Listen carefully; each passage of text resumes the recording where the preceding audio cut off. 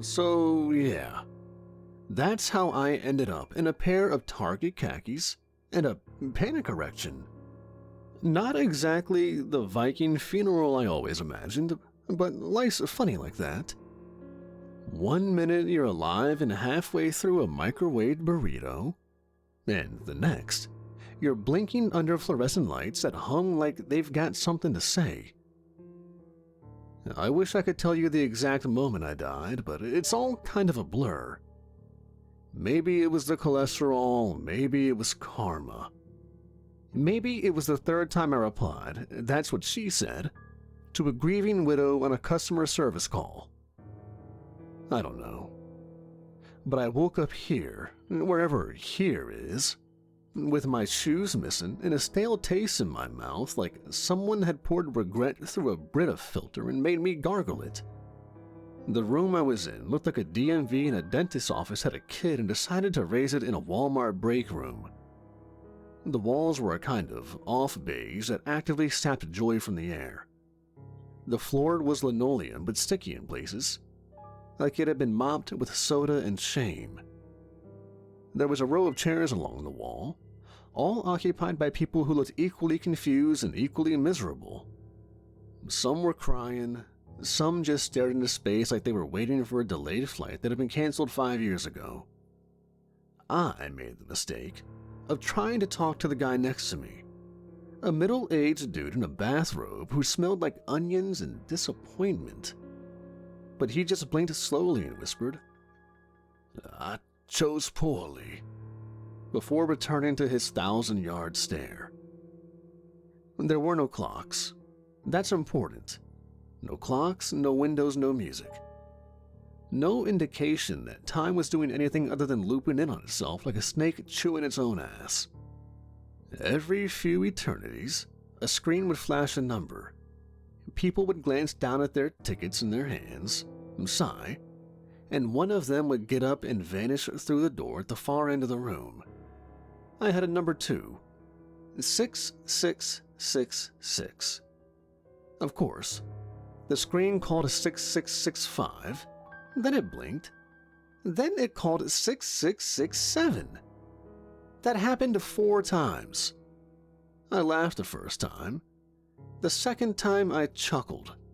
The third time, I flipped off the screen and said, "Nice guys, real original." By the fourth, I was ready to pull a fire alarm, if I could find one, or if I believed the laws of physics still applied. But that's the thing, right? You're not in Kansas anymore. You're not even in a place with states or countries or oxygen you can trust.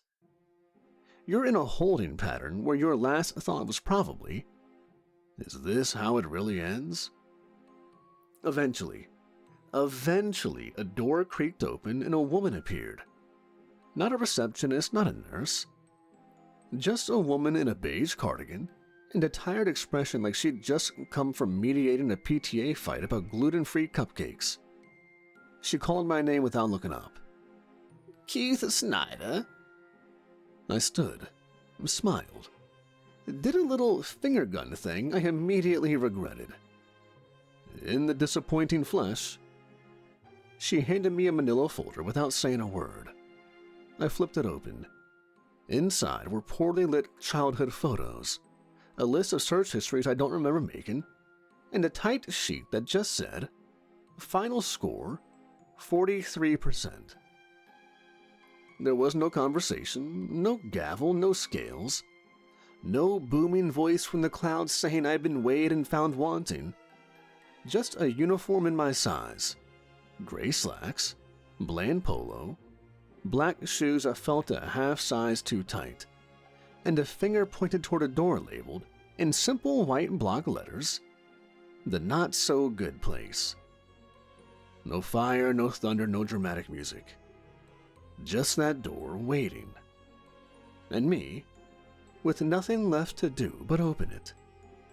I stood there longer than I meant to, folder in one hand, polyester polo in the other, staring at the door like it might change its mind. Like maybe, just maybe, there'd been a clerical error and the real Keith Snyder was still out there, flipping off pedestrians and microwaving sadness in burrito form. I glanced back at the waiting room, hoping for what, I don't know.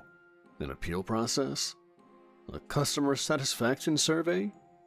But no one looked up. No one cared. The receptionist had already disappeared, her chair slowly swiveling to a stop like she'd melted out of existence. It was just me now in the door. It wasn't even a scary door, that's the thing. You expect hell to come wrapped in barbed wire or to be made of bones, or at least to smell like sulfur and childhood trauma. But no. It looked like something you'd find in the back hallway of a vape shop. Matte black, slightly chipped around the handle, scuffed near the bottom from too many shoes. The words, "The not-so-good place," were printed in big, dumb Helvetica. Someone had stuck a faded employees-only sticker just below the knob, like the devil had outsourced maintenance to a guy named Ron who doesn't believe in email. I laughed, or tried to. It came out weird, tight and dry. Not my usual kind of laugh, the one I use when I'm pretending everything's fine. This one sounded more like it was clawing its way out of me, like something that had been waiting for this moment a long time. So I said something, because silence felt dangerous. "Well, this is gonna suck." I slipped into the uniform. It fit, of course, too well, like it had been measured for the exact shape of my regrets. The collar itched, the waistband pressed just slightly into my gut. It wasn't uncomfortable, not really. Just enough to remind me I didn't have a true body anymore. Not the way I remembered it.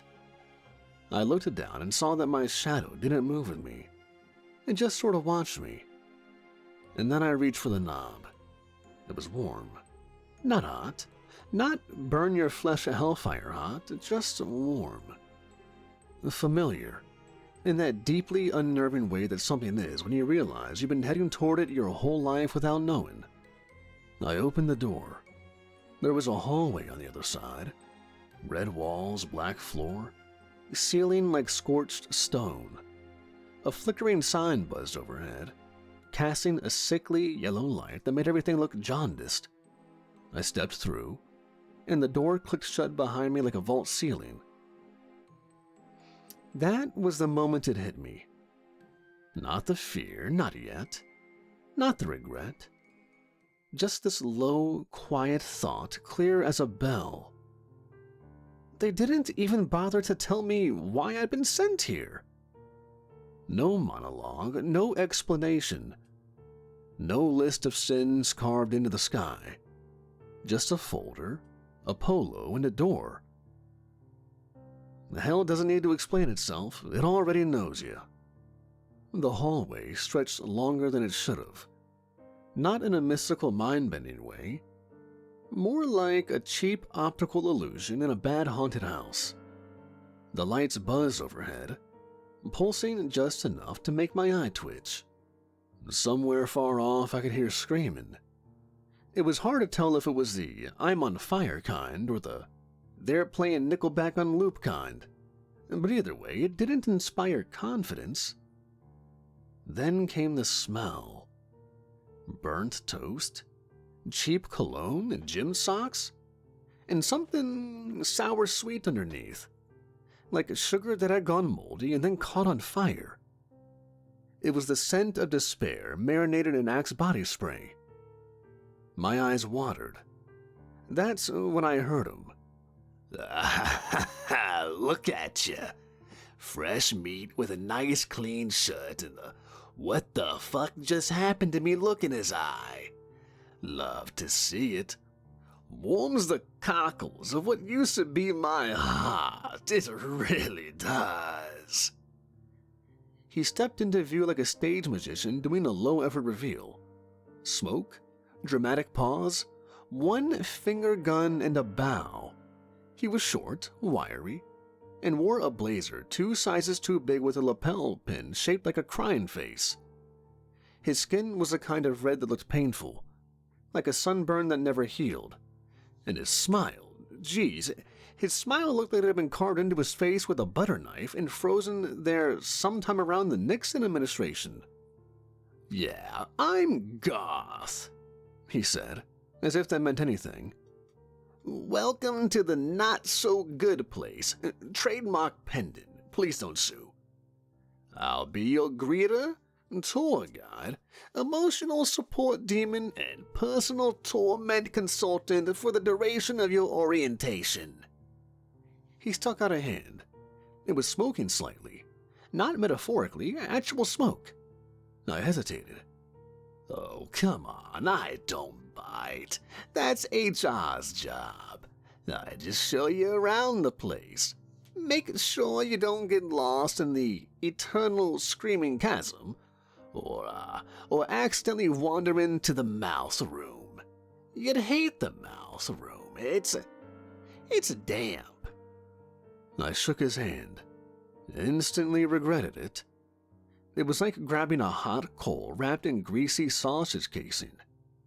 He winked like we were old pals. Look at that face. You're thinking I'm some crusty little troll here to make your afterlife miserable. And you're right. But hey, chin up. At least you get the deluxe package. Most souls just get thrown into a pit and told to figure it out on the way down. I don't remember signing up for a tour. Nobody remembers, Garth said, spinning on his heels like a game show host. But don't you worry. You've got potential. I can smell it. Not like the guy before you. Gary Glenn. He pissed himself twice before we get past the welcome mat. You're a talker. I read your file. A sarcastic little shit. I like that. You'll last longer. Last where? Garth looked over his shoulder, grin sharpening. In the system, mate. Then he turned back to face me fully, arms wide like he was showing off a used Toyota with 3 missing doors and a squirrel living in the engine. Now then, shall we begin our tour of hell's most underappreciated and overpopulated district?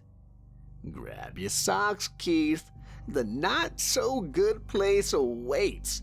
And oh boy, does it have plans for you. And with that, he started walking. I followed, because what else was I gonna do? We walked in silence for a while, Garth humming something that sounded suspiciously like Karma Chameleon, except the lyrics had been replaced with variations of burn forever, send your soul. I was too busy trying to keep my shoes from sticking to the floor to ask questions. The ground felt like someone had poured syrup over hot linoleum and then walked through it in despair. Every step made a little wet schlup sound. It wasn't comforting. We stopped in front of a large archway made of what looked like melted IKEA furniture and crying. Hanging above it was a neon sign flickering just enough to cause a headache. It read, "Welcome to the Hall of Minor Inconveniences." Because eternal suffering doesn't always have to be dramatic. Garth clapped his hands and turned to me with a salesman's grin. Right then, time to get your toes wet.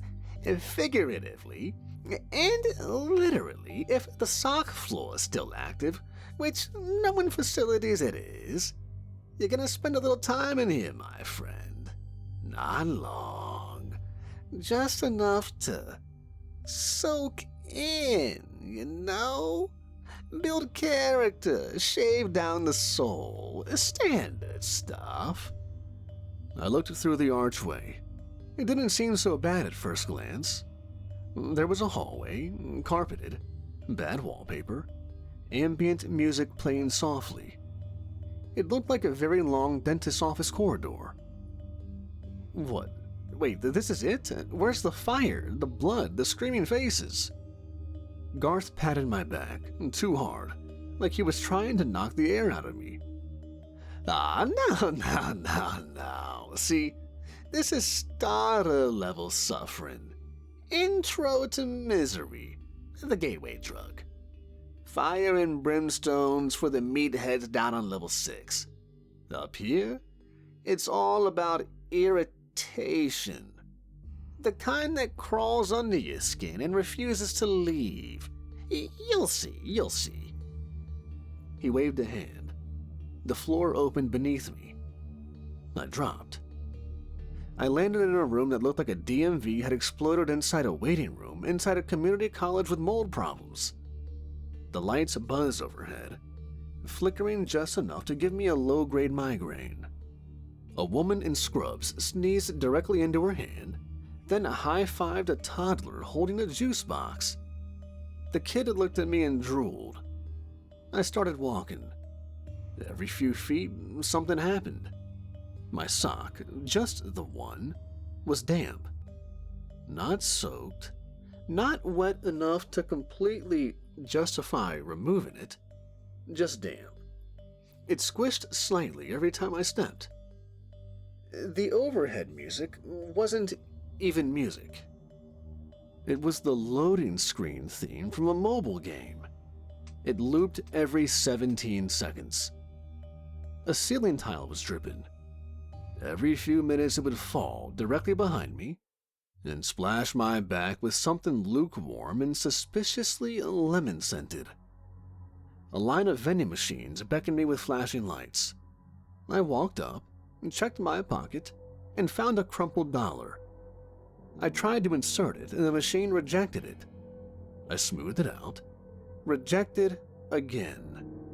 I turned it around. Rejected. I tried 6 more times. The slot swallowed it and spit out a coupon for 1 free breath you won't enjoy. There were chairs, dozens, all plastic, all shaped just slightly wrong. No matter how I sat, one part of my spine was in open revolt. A phone rang in the distance. It never stopped. No one answered it. A man walked past me muttering passwords, and trying to remember his own name. I tried to laugh. It came out like a wheeze. I realized my lips were dry. I went to lick them and they cracked. It went on like that. For hours, for days, for years, I couldn't tell. Time got weird in there. And the worst part? It never escalated. No dramatic twist, no giant flaming spider bursting through the wall. Just the same crap over and over, until it ground something down inside me. I found myself begging to be impaled, just something big, something sharp. Anything that didn't feel like death by paper cuts and frozen yogurt machine beeps. Then, just as I was contemplating licking the floor out of sheer rebellion, a trapdoor opened under me again, and I dropped. I landed at Garth's feet. He was sipping from a coffee cup labeled Tears of the Recently Deceased. "Well, what did I tell ya?" he said. I glared at him. My sock is still damp. "Perfect. That means it's working." He extended a hand. I didn't take it. He shrugged. "Suit yourself. All right, sunshine. Next stop's a personal favorite of mine. Little place we call the Q." He winked. "Hope you like waiting." At first, it felt manageable. Just a line. I mean, I've waited it worse. Black Friday electronic sales, a Kanye West pop-up merch truck in 2017. Hell, I once stood in line for 2 hours just to get rejected from a club that I'm pretty sure was just a back alley with speakers. So yeah, I know lines. But this wasn't a line, this was a sentence. There was no visible movement, no announcement, no sense of progression. Everyone around me stared forward, not speaking, not blinking. A man behind me occasionally muttered apologies to someone who wasn't there. A woman in front of me was sobbing quietly, holding a ticket that read, "Now serving infinity." The ticket machine at the front had no numbers, just a screen that pulsed occasionally with the word, "Soon." After what felt like hours or days, someone finally moved. Just one step. That tiny, shuffling inch forward rippled down the line like a whisper through the dead. Everyone else followed in eerie synchrony, as if the very act of stepping had become holy. I shuffled forward too, my shoes making that same sickly slop noise as before. Damp socks still intact, excellent. Then the wait resumed. I tried to talk. The man next to me shook his head before I could even speak.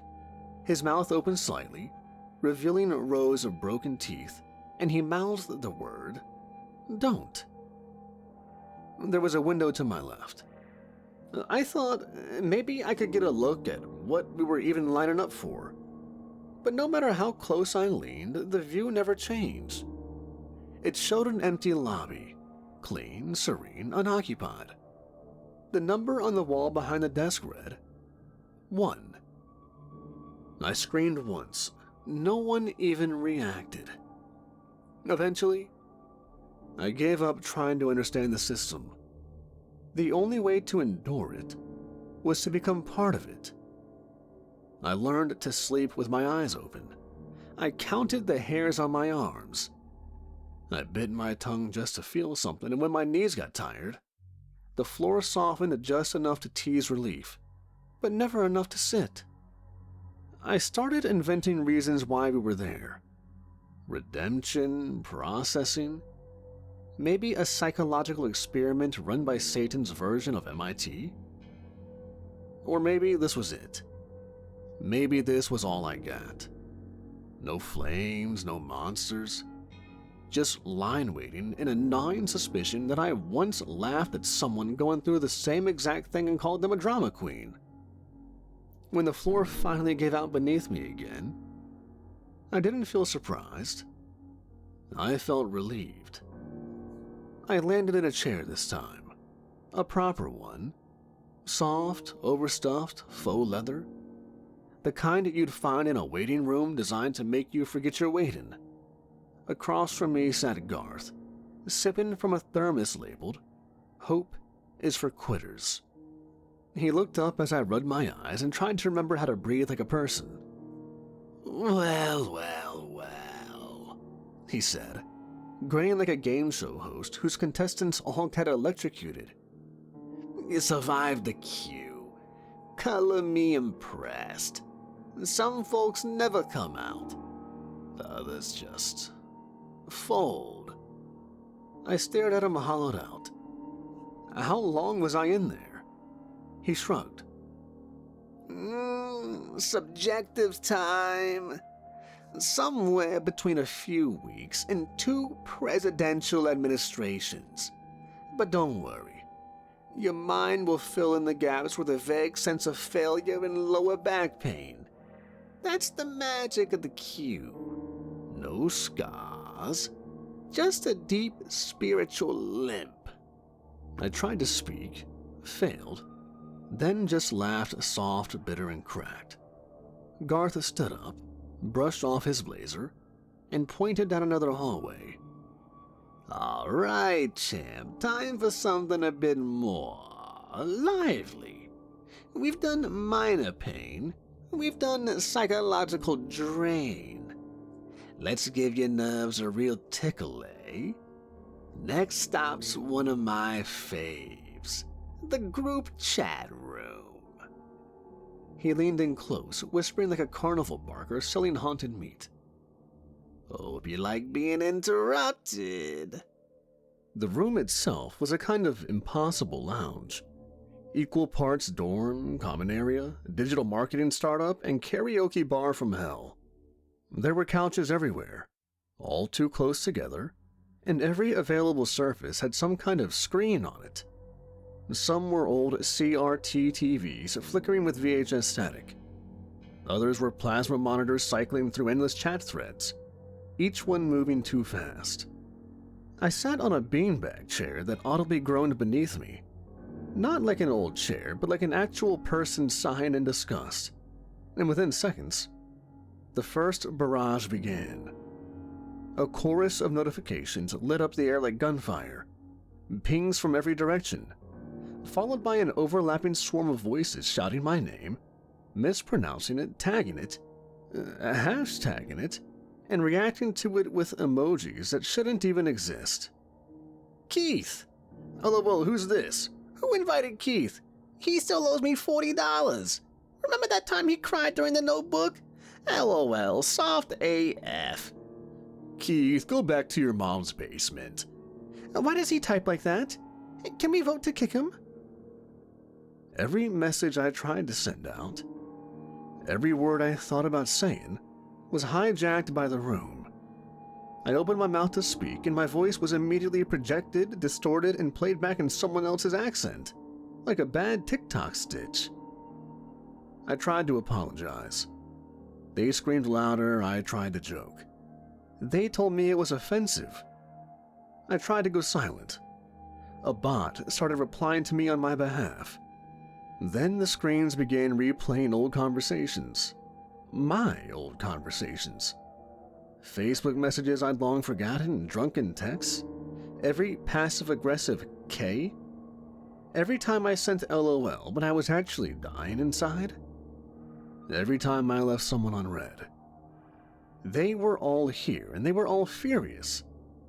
A giant scream dropped from the ceiling. It played a loop of me typing, "I'm on my way," while still in bed with no pants on. Below it, a scrolling mark read, "Keith Snyder, serial liar, unfunny texter, you up enthusiast." People I hadn't seen since high school emerged from the walls, tagging me in old threads I didn't remember joining. My cousin Dan kept asking why I unfollowed him. An ex-friend sent me an e-card. A frickin' e-card. It sang. The singing was off-key. I screamed. No one listened. I whispered. Everyone heard. I covered my ears. The sound got inside anyway. My phone appeared in my hand, unasked. The screen unlocked itself. The chat was open, the typing bubble was pulsing. I wasn't typing, but something was. I don't know how long I was in there. Time worked different, of course, more elastic, like a bad data plan. Minutes stretched, hours collapsed. I started hearing my own thoughts and hashtags. I began reacting to my emotions with gifs. When the door opened beneath me, I didn't even flinch. I fell. This time I landed face first on Garth's desk. He was sharpening a pen with what looked like a human incisor and humming to himself. All right, there he is. So, how'd it go? Make any new friends? Stir up some old trauma? Get called cringe? I peeled myself off the desk and glared at him. That room is weaponized embarrassment. Of course it is. Most of hell's digital now. We barely use pitchforks in this part anymore. Just force people to relive every typo they ever made while someone shouts ratio in their ear. He slid a thermos across the desk. It was labeled Keith's Tears, Organic. Drink up. Hydration's hell. But you gotta keep that anguish flowing. I pushed it away. My throat felt like it had been dry for the past 10 years. Garth stood, straightened his crooked tie, and motioned toward another hallway. This one pulsed with a kind of raw, rhythmic energy. Low, thunderous, like a club beat made from broken dreams. You've done petty pain. You've done bureaucratic stagnation. You've even done performative public shame. Now it's time for something a little more personal. He grinned wide, teeth catching the flickering light. Next stop's the diner of regret. And, buddy, I hope you brought your appetite.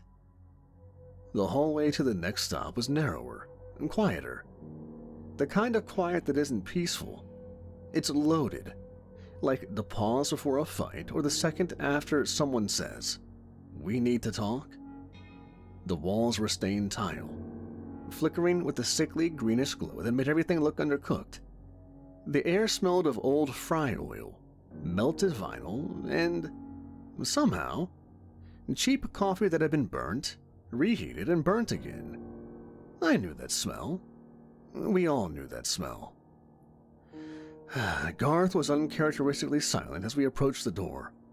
No snarky commentary, no jazz hands. Just a grunt and a thumb pointed toward the rusted push bar at the entrance. A sign above the door said, "The Diner of Regret. Open always. No substitutions and no takebacks." He didn't even look at me this time. Just said, "You're not gonna like this one. And that's the point."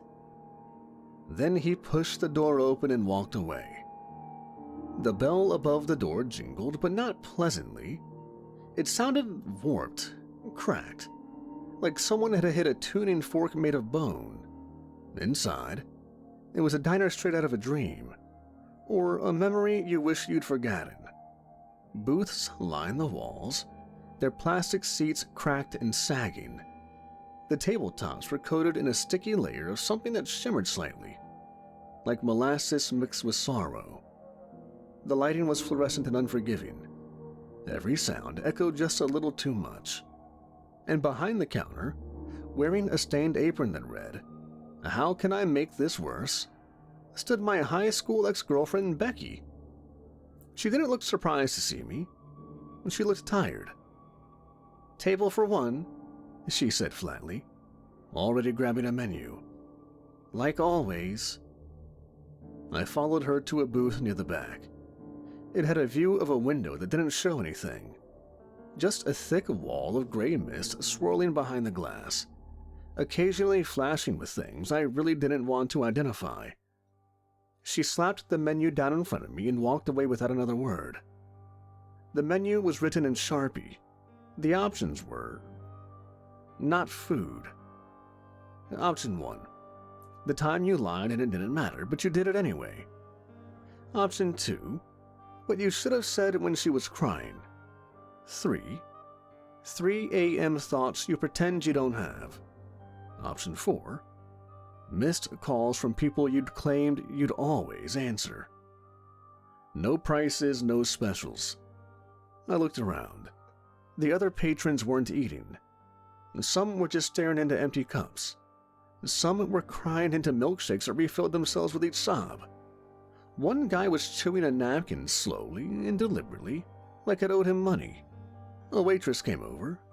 She looked familiar. My old boss, Danielle, from the coffee shop I got fired from for excessive sarcasm and underwhelming team spirit. She still had the same disappointed frown. "So," she said, chewing gum like it was a threat, "what'll it be?" I opened my mouth, closed it, finally muttered, "I don't know." She scribbled something on her pad anyway. "House special, then. That's what most of you order, eventually." She walked away. A few minutes later, she came back and set a steaming plate in front of me. It was a heaping pile of memories. Not metaphorical ones, actual ones. They shimmered on the plate like heat waves. Little scenes playing out in looping detail. Me ghosting people who didn't deserve it. Me saying something clever instead of something kind. me choosing silence when someone needed me to speak, and me laughing off something that hurt someone just a little too much. Each bite tasted like guilt in different flavors. Some were sharp and immediate, like biting into a bad text at the worst possible time. Others were slow burns. Things I didn't even realize had hurt someone, but they had. I chewed and I remembered. I chewed and I cringed. I chewed and I hated myself just a little bit more. Halfway through, I started to cry. I didn't want to. I didn't mean to. But the food made it happen. It wasn't about remembering. It was about feeling it again. Exactly the way the other person had. Not from the outside, from inside them. Their confusion, their pain, their disappointment. It was excruciating. But I couldn't stop eating. That was their rule. You don't leave until the plate's clean. When I finally finished, Danielle came back, picked up the plate, and looked down at me with something close to pity. You always say you're the funny one, but not one of these memories made anybody laugh. She walked away without waiting for a tip. Garth reappeared without ceremony, like a magician pulling himself out of a cigarette cloud. He sat down across from me and slid a coffee cup in my direction. It was already half empty, and somehow it was still warm. No one likes the diner, but it's effective. It gets under the armor. You wouldn't believe how many tough guys fold over a little regret a la mode. I didn't speak. I couldn't. My mouth still tasted like the moment I told my friend I was too busy to talk, knowing full well I wasn't. He'd been crying, I'd made a joke, and I hadn't even asked why. Garth sipped his coffee and tilted his head. You think the big tortures break people? The flaying, the pits, the fire and brimstone? Nah, that's dramatic, sure, makes a hell of a mess. But this right here, the quiet booths and the memories that talk back, that's where the real damage happens.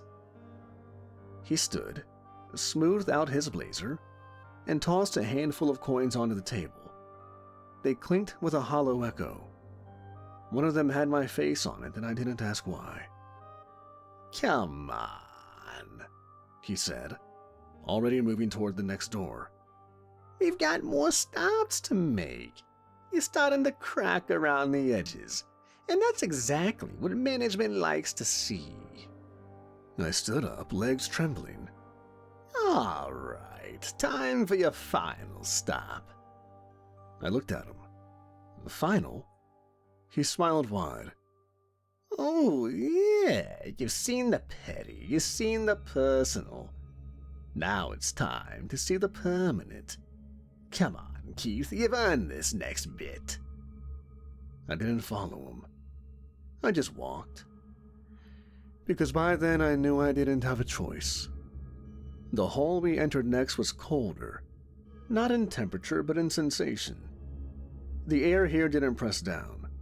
It didn't buzz or whisper or hum. It just hung, still and heavy, like it was waiting. Ahead of us stood a set of iron gates, blackened with age and soot, carved with screaming faces whose mouths never moved. No signs, no jokes, no branding. The light here was dim, reddish, but not in that theatrical way. This wasn't a horror movie aesthetic. This was the glow of slow, deep fire, ancient and patient. I slowed, unsure. Garth didn't.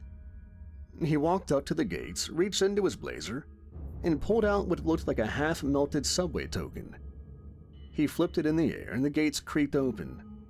No fanfare, just rusted metal groaning against its hinges like it was waking from a long, angry sleep.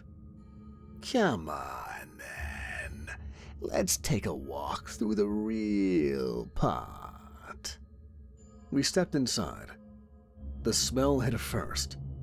Not like anything I'd encountered before. Not just rot, not just fire, not just blood or brimstone. It was the stench of pain. Not metaphorical.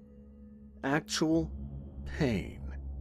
Leaking out of the walls like steam from a pressure valve. It clung to the air, sticky and oily, sliding down your throat when you breathed. My stomach churned, my eyes watered instantly. The floor here was stone, rough and pitted and streaked with black, not scorched, stained. Each mark was a history of agony written in something more permanent than blood. And then came the sounds. Screams. Not frantic, not dramatic. These were the low, long, hopeless screams of people who'd run out of options centuries ago. No rhythm, no structure. Just misery, echoing impulses that made my bones hum. We passed through the first chamber. A row of suspended bodies, upside down, their skin peeled in perfect spirals, regenerating just fast enough to be flayed again. Their mouths were sewn shut, but their eyes pleaded constantly. Garth waved as one as we walked by. She was a trafficker. Ran a kids for clicks ring on the surface. Her soul's on a loop. Every time she thinks it's over, the stitching loosens just enough for her to scream. Not that anyone hears, except her. Another chamber opened to our left. This one was filled with cages, hundreds of them, each one the size of a small coffin. Inside, people were folded in on themselves, bone crunched and bent like paper dolls. Their eyes never closed. A gas seeped in from above, igniting invisible fires beneath their skin. They burned, but nothing charred. Just endless nerve endings dancing on the edge of combustion. Bankers, but not the ones you're thinking of. These were the ones who preyed on dying people. Reverse mortgages, medical loans, predatory scams. We've got a whole wing just for financial sadists. I didn't speak. I couldn't. The pain was thick in the air now. It vibrated, got under the skin, like guilt you could wear. The hallway twisted, widened, and then dropped. We descended a staircase of uneven stone that echoed beneath our feet. As we went deeper, the torment got quieter. Not because it stopped, but because it became internal. We passed a chamber lined with translucent cylinders, each containing a person curled in the fetal position, their faces twitching in terror. They were hooked up to something. Metal wires, tubes, neural ports, and inside each glass tank a projection played. Personal silent, looping over and over. Self-loopers. This is hell's efficiency model.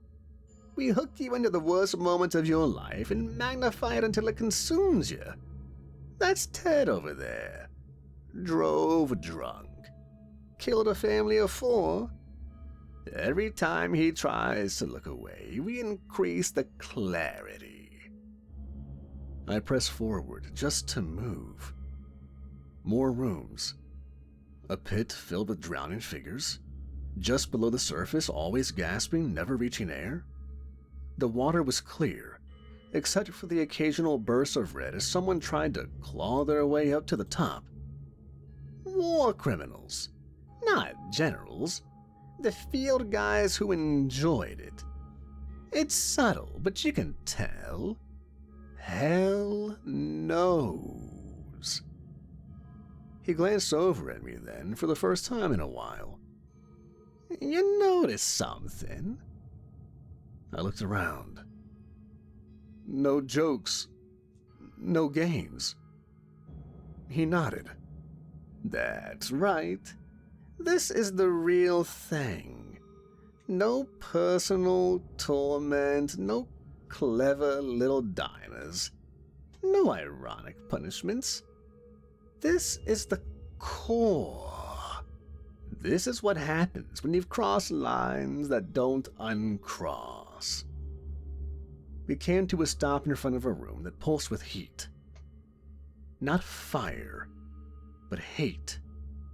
It was thick, palpable.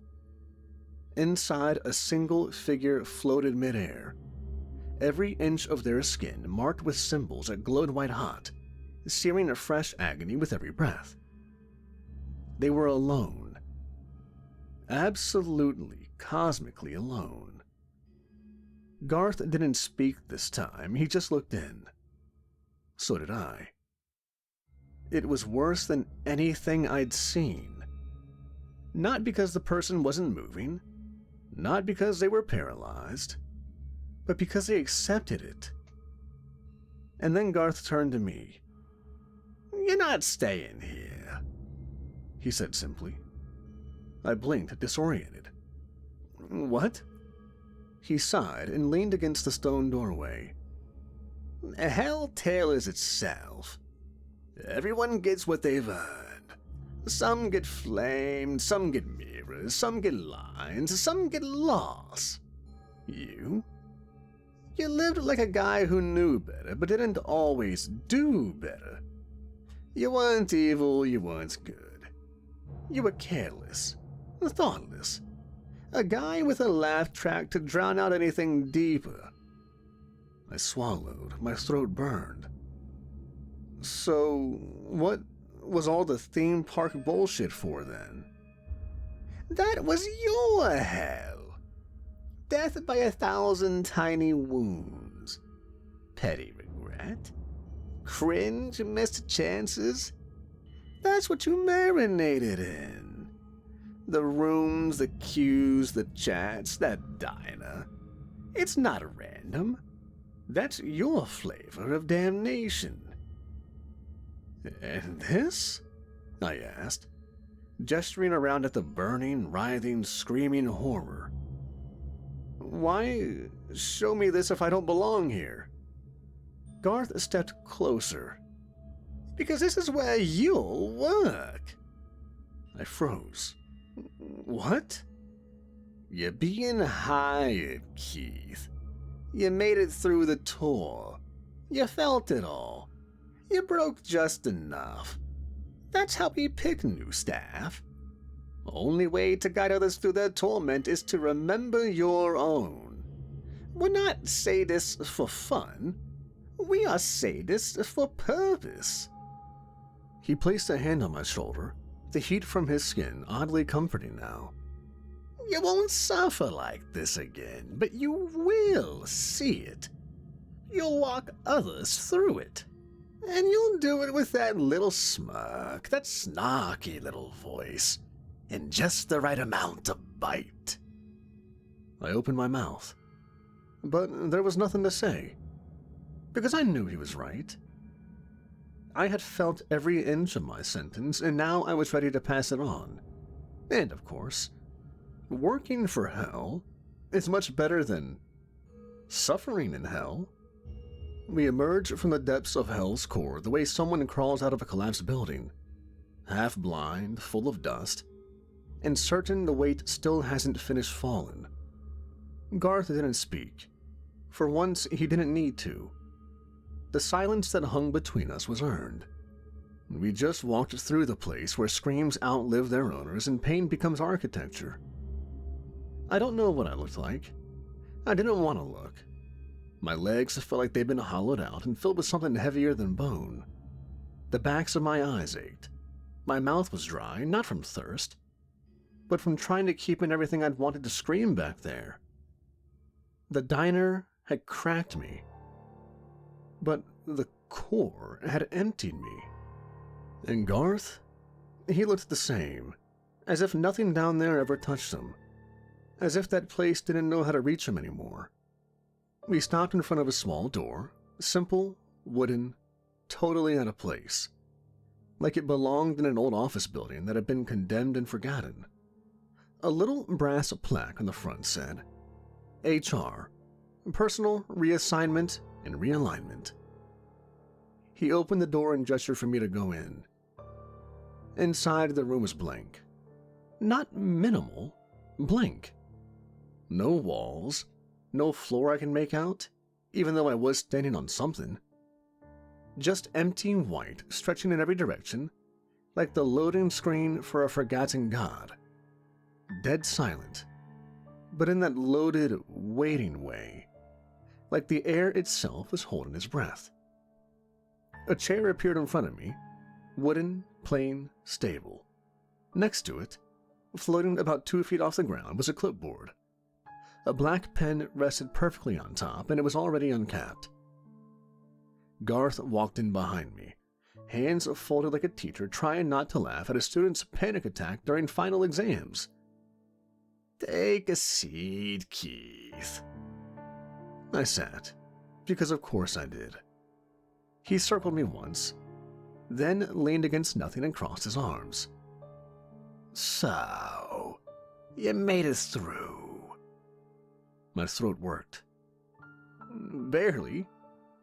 "Barely's enough. That's the trick. We're not looking for saints.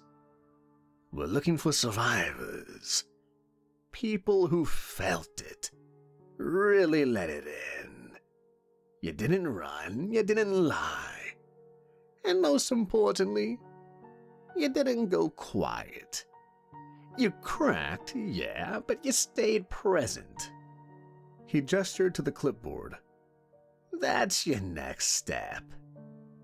I picked it up. The form was deceptively simple. 1 page, short questions. Name of soul, Keith Snyder. Status, transition eligible.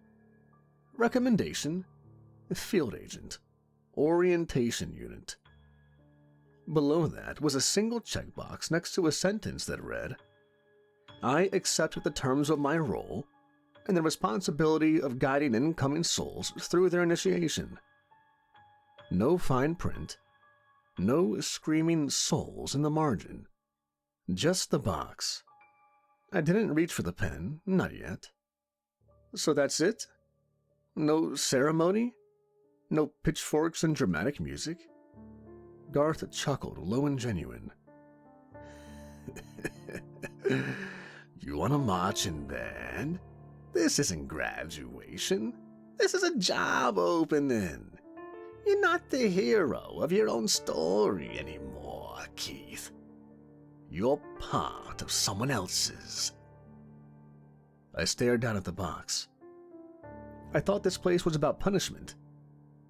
It is, but it's also about continuity. Hell doesn't run on fire.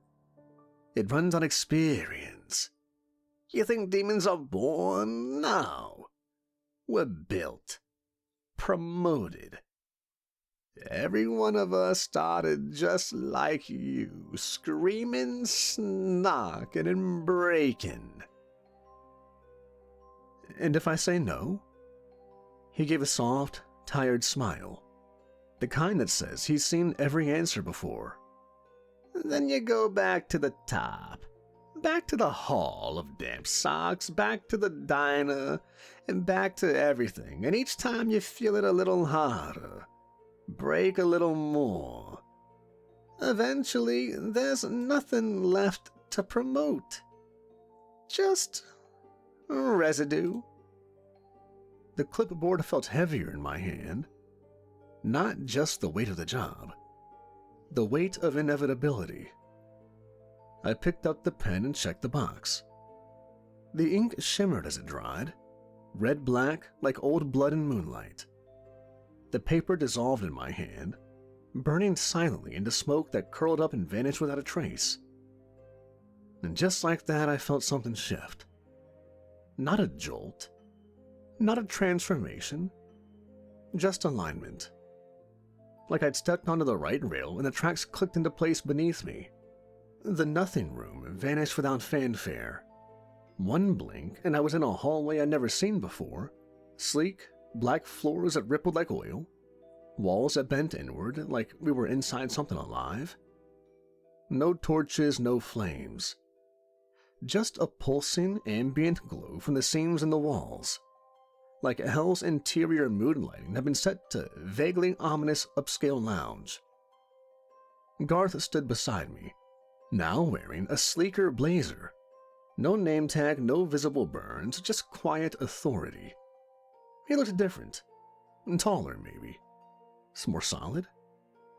Or maybe I was just starting to see him the way he really was. Right then. Transfer's done. Contract signed. Welcome to management. Come on, really? No initiation rite, no branding iron? No chanting ancient tongues while a goat plays the bongos? He smirked. Ah, please, that's for the fanatics. We keep things lean in orientation. A mirror slid out of the wall beside me with a quiet shink. For a moment, I didn't want to look, but curiosity's always been stronger than self-preservation, so I did. It still looked like me, mostly, but there were changes. My skin had taken on a subtle, unnatural hue, not red or charred, just off. Like the color you see on TV static when the signal's dying. My eyes reflected lights in strange ways. Not glowing, not evil, just wrong. Give it time, Garth said, watching me. Your face will catch up with the rest of you. Most of the changes are internal anyway. You'll think faster, hear things before they're said, read souls like menus. I touched my chest. My heartbeat was still there, but it was slower. And it didn't quite feel like it was beating for me anymore. He led me to a side room. It looked like an old break room from a failing tech startup. Cracked coffee machine, chairs missing legs. A vending machine full of snacks labeled things like guilt chews, shame puffs, and oatmeal, no hope on the far wall. A corkboard held yellowing memos. Do not let souls wander into the mouth room unsupervised. Stop leaving bodies in the lost and found. Keith, if you're reading this, congrats. You're one of us now. There was a uniform hanging on a rack near the corner, tailored just for me. It looked a lot like Garth's. Faded charcoal suit, blazer slightly too long, a lapel pin shaped like a spiral that seemed to shift when I wasn't looking at it directly. Attached to the hanger was a note that read, Smile. You're the first face they'll see. I put it on. It fit perfectly, because of course it did. As I adjusted the cuffs, Garth handed me a thin black folder. Inside was a single profile. Name redacted. Status fresh arrival.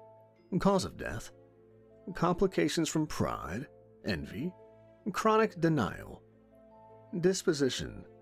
Sarcastic. Resistant. Not without potential. I frowned. No name? He grinned. You'll find out soon enough. Trust me, you're gonna love this one. He checked a battered watch that may or may not have been made of teeth. Right then, I'm off. Got a dismemberment shift down in Circle 6. Lots of screaming, not enough supervision. You've got the floor, Keith. I blinked. Wait, I'm on my own? Yep. Garth pointed back toward a hallway I hadn't noticed until now. Arched, flickering at the edges, with the faintest glow of red behind it. You'll know what to say. You've lived it. He started to walk, then paused, turning back over his shoulder. Oh, and Keith? Yeah. He smiled, wide, wolfish, and proud. Make it hurt. And then he was gone. Just like that.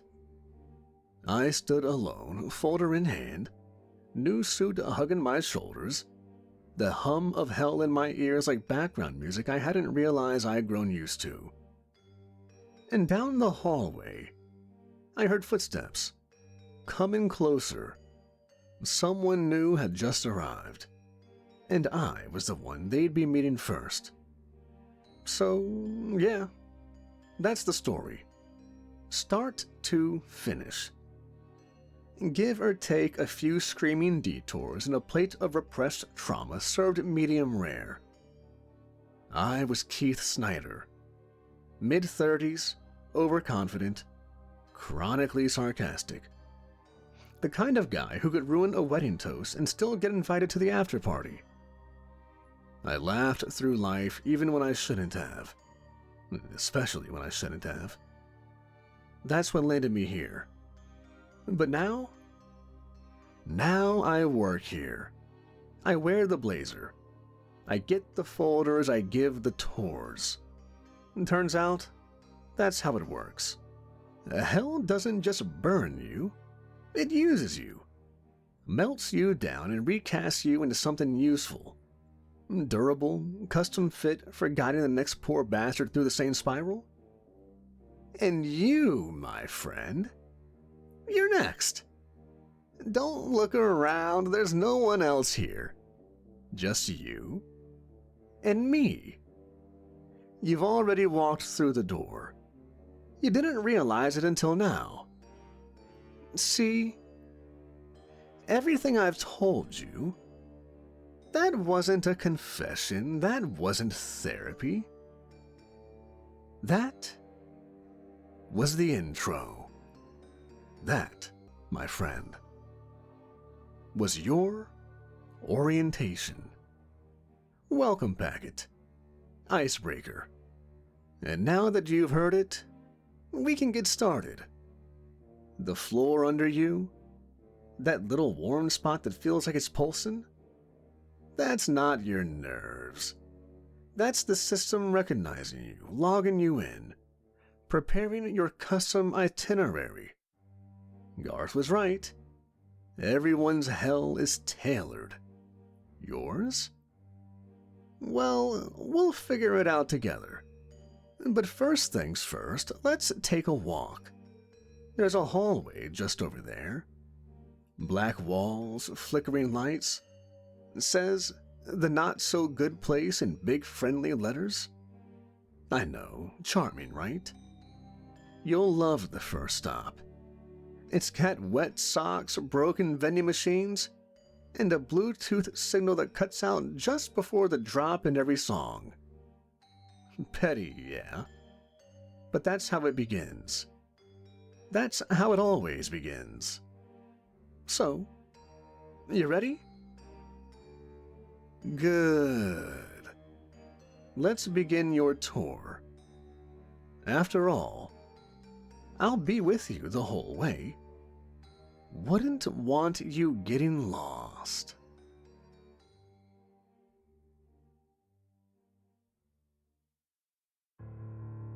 The diner sat like a fossil in the white nothing, half buried by years that never happened.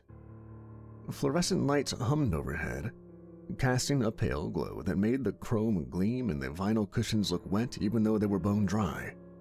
It smelled faintly of bleach, burnt toast, and something older. Dust in the vents, maybe. Or memory. Casey moved in total silence. She wiped down a counter that didn't need wiping, checked the thermostat, turned the coffee maker off, then on again. Her movements were smooth, practiced. She didn't glance at what she was doing. She never did. She'd done it all 1,000 times, maybe more. The door was locked, but the open sign flickered anyway. Not bright, just enough to cast a faint red ghost across the linoleum floor. Outside, the world was gray, not overcast, hollow, as if the sun had stepped out for a smoke and forgotten to come back. Clouds hung low, but not heavy. Nothing was moving. No wind, no birds. Not even the electrical hum of passing trucks on the highway. Then, one snowflake. Small, sharp-edged, and it landed on the window with a microscopic tick. Then another. Casey didn't react. She poured a cup of coffee and set it gently on the counter. No customer, no plate. Just the mug. Steam rose like a thread. She waited a moment, then placed a napkin beneath it, straightened it, and turned it just so. The clock above the register said 3:17. She glanced at it once, blinked slow, and moved on. The radio on the back shelf clicked on without her touching it. Static, thick, and layered. A long moment passed. Then music. Old and scratchy. A hymn. The soul that on Jesus hath leaned for repose. Her eyes shifted to the speaker. No surprise, just recognition. She turned at the dial and the music snapped off. Silence again. She stared out the front windows as the snow picked up. No traffic, no taillights. Just white beginning to settle into the edges of the frame. Casey touched the counter lightly with one hand. Her fingers lingered like she was reading something beneath the formica. "They'll be here soon," she said. Her voice was quiet, not soft. She turned back to the coffee pot and refilled the untouched cup. It hadn't cooled. The bell above the door gave a brittle jingle, almost embarrassed by the suddenness of the cold that followed. Frank Dalton shoved his way inside like the weather had chased him. He stood in the doorway for a second, thick breath fogging up his glasses, parka coated in a crust of snow that hadn't had time to melt. He looked around. The place was too clean, too still. "Ah, damn road's a death trap," he said mostly to himself. "Whiteout came out of nowhere. Damn near drove into a ditch." He stomped his boots against the mat, more habit than necessity. The snow slid off like it was already dead. He rubbed his hands together, muttering, and scanned the place like he didn't trust it. Casey was at the counter before he even saw her. "Coffee?" she asked, not like a question. Frank paused. Something about her tone scratched at the back of his neck. "Yeah, sure." He dropped onto the stool with a grunt. She poured without looking. Steam rolled upward.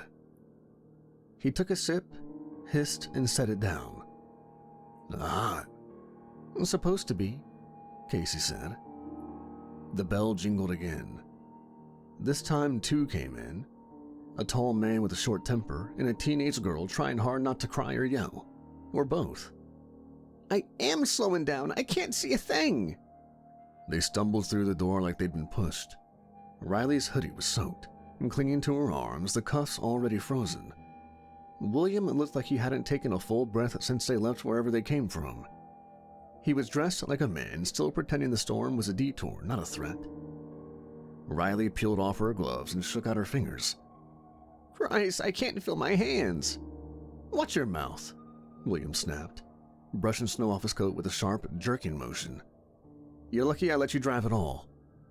Riley opened her mouth to respond, saw Casey watch it, and shut it again. "Sit," said Casey, not unkindly. Riley slid into the corner booth without a word. William stood stiff for a moment before following. Casey brought them coffee without asking. 3 mugs again. One stayed at the counter. "Thanks," Riley muttered. William said nothing. Outside, the snow had gone from polite to predatory.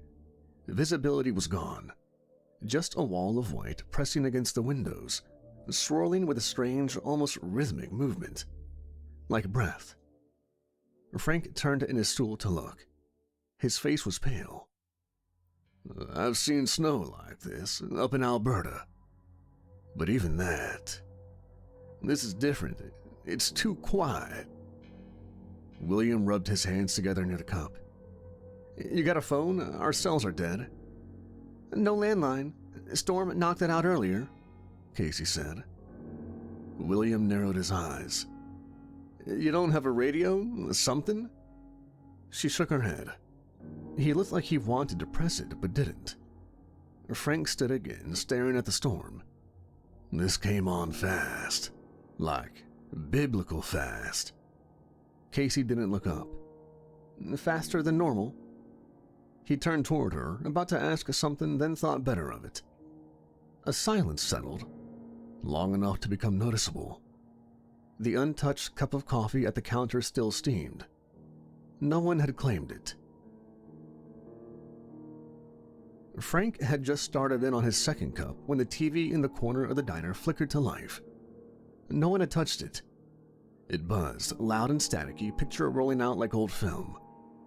Riley jumped in her seat. William turned, eyebrows furrowed. Casey just stood at the counter, staring at nothing, like she'd known it was coming. The image struggled, warped between black and white bars, then clearer. A news anchor's face, tight-lipped and pale. His suit was askew, tie loosened like someone had yanked on it mid-broadcast. Unseasonal Arctic conditions, expanding faster than predicted. Entire swaths of counties are under whiteout emergency. Behind him, a map filled the screen. Red and orange alerts bloomed outward like bruises. The camera jittered, then flickered again. The anchor continued, voice thin and warped through the bad signal. Authorities advise shelter in place. Visibility at 0. Rescue crews are unable to respond. This is not a typical weather pattern. Frank stood now, arms crossed. Well, no shit. The screen cut to static for a beat, then back on the anchor. But his face had changed. Sharper now, eyes wider. The background behind him, a window, maybe, was all white. Summer reporting phenomena. Lights in the storm, figures moving through the snow. Unconfirmed, remain indoors and remain calm. William stepped forward. Turn it off. Riley didn't move. No one touched it. The TV glitched. Horizontal lines tearing across the screen, then blinked off. Just black. No standby light. Like it had never been on at all. No one spoke. The only sound was the slow drip, drip, drip of melted snow off of Frank's boots. William cleared his throat too loud. It's panic media. They always blow things out of proportion. Frank looked over at him like he'd grown another head. Buddy, we can't even see the road. And you heard him. Rescue's not coming. It's a freak storm, William muttered. Riley laughed once, low and sharp. You think this is just weather? Her voice cracked at the end. They all looked at her. She stared into her coffee like it might show something different. Outside, the wind howled, long and low, like a horn echoing across a frozen lake. By nightfall, the storm was a wall. No moon, no stars, just blank, endless white. The diner windows looked like frosted glass on a morgue drawer. Shapes shifted in them, but maybe it was just the light, or the wind, or something was trying to find a way in. The heat was failing. Casey stoked the back room oven and brought out another pot of coffee.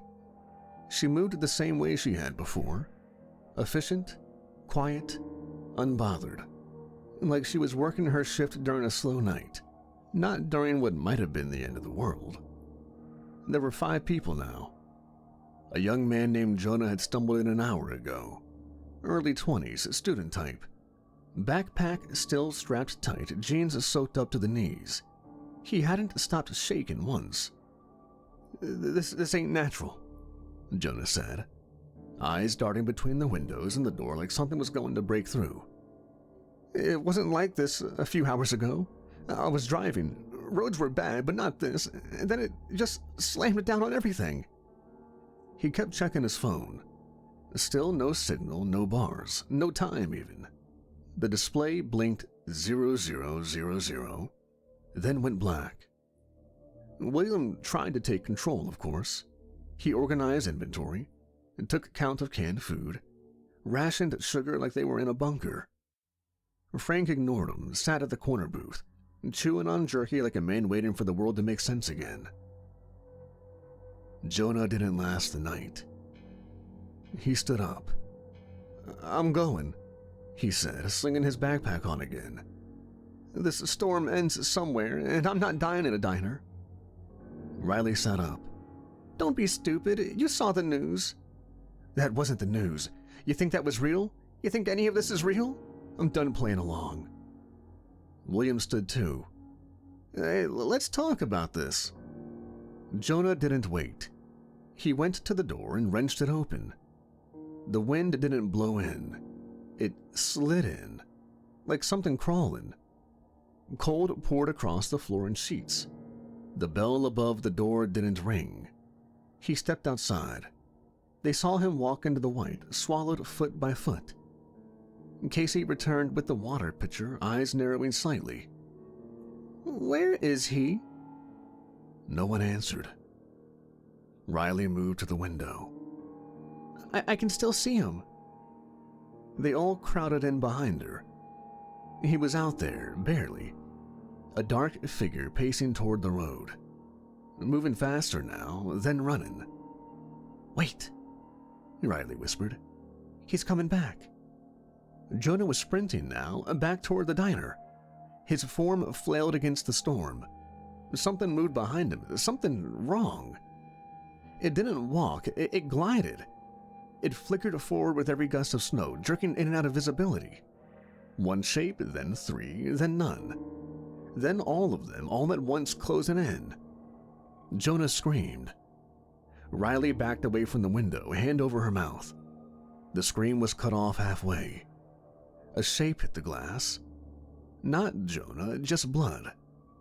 Just red smeared across the frost, steaming slightly before freezing into a dark streak. Then silence. William stepped back like he'd been hit. Frank muttered, "Jesus." Casey picked up the untouched coffee mug from the counter. She poured it out slowly, steam curling upward into the dark. No one slept that night. Not really. They drifted into silences that weren't rest. More like short deaths. Fractured dozing, eyelids twitching, minds circling the image of Jonah's last moment over and over again like a prayer said wrong. No one talked about it. They didn't need to. The sound of his scream, the way it had stopped mid-breath, mid-word, had done something permanent to the air inside the diner. It had settled into the walls, thick and invisible, like smoke that wouldn't lift. Outside, the storm hadn't let up. If anything, it had gotten quieter, which somehow made it worse. No more wind hammering the glass, no banshee wails through the vents. Just a slow, patient hush, as if the blizzard had eaten well and was now digesting. Riley sat curled in a corner booth, knees up, arms wrapped around herself. Her coat was zipped high, covering half her face, but you could still see the way her eyes tracked the window like prey watches a predator.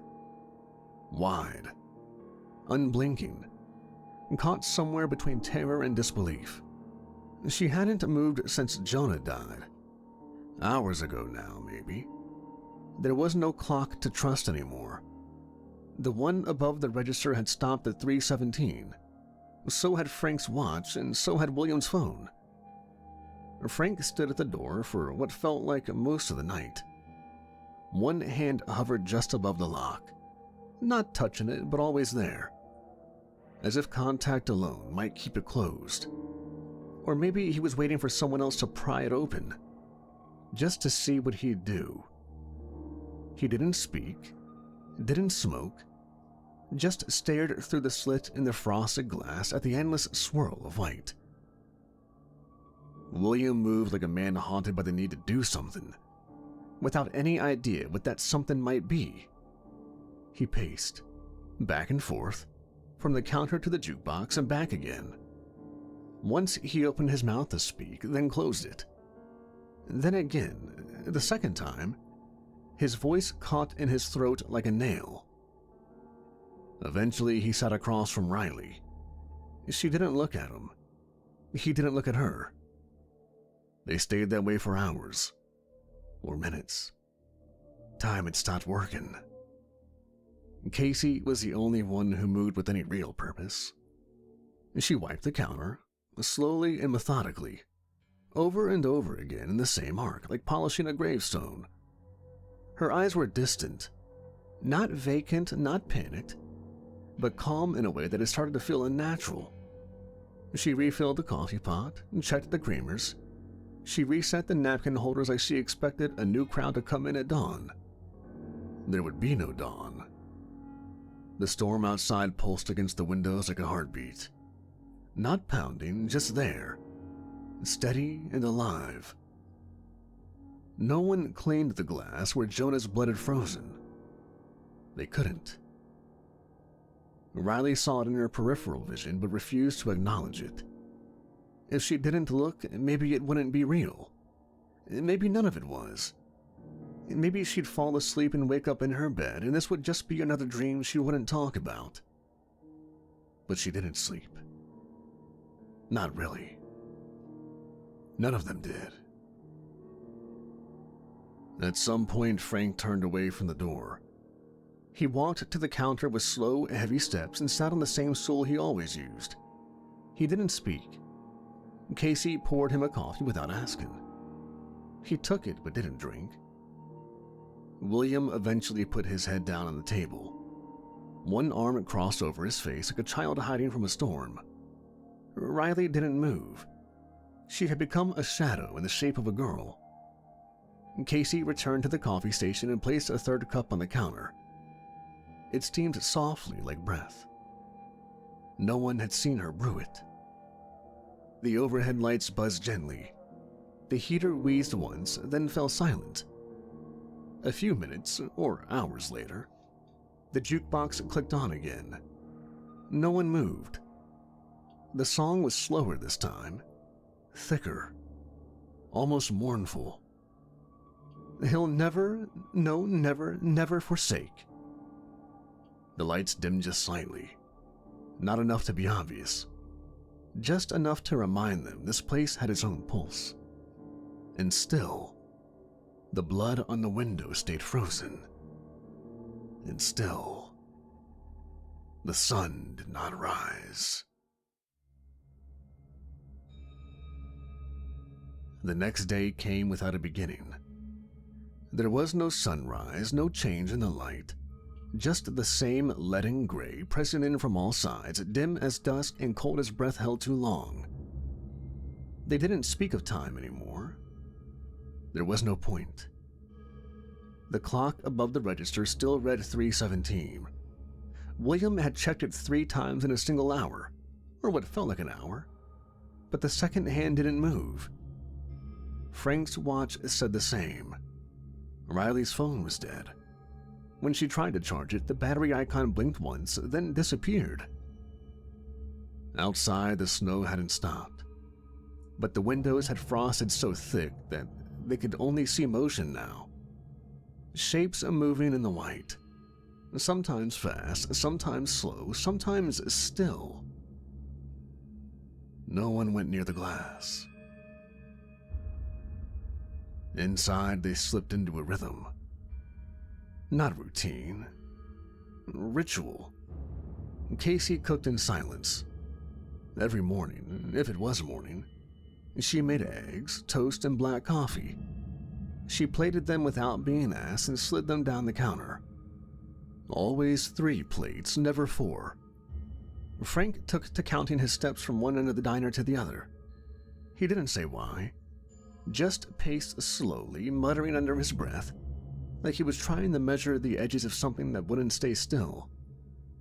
William started writing in the margins of a water-damaged crossword puzzle he found near the register. Not words, time codes. Day 3? Second loop? Sun? His handwriting got smaller with each entry, more frantic.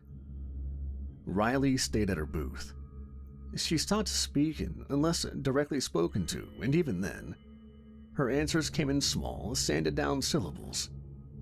She chewed at the corner of her thumb until it bled, then started again.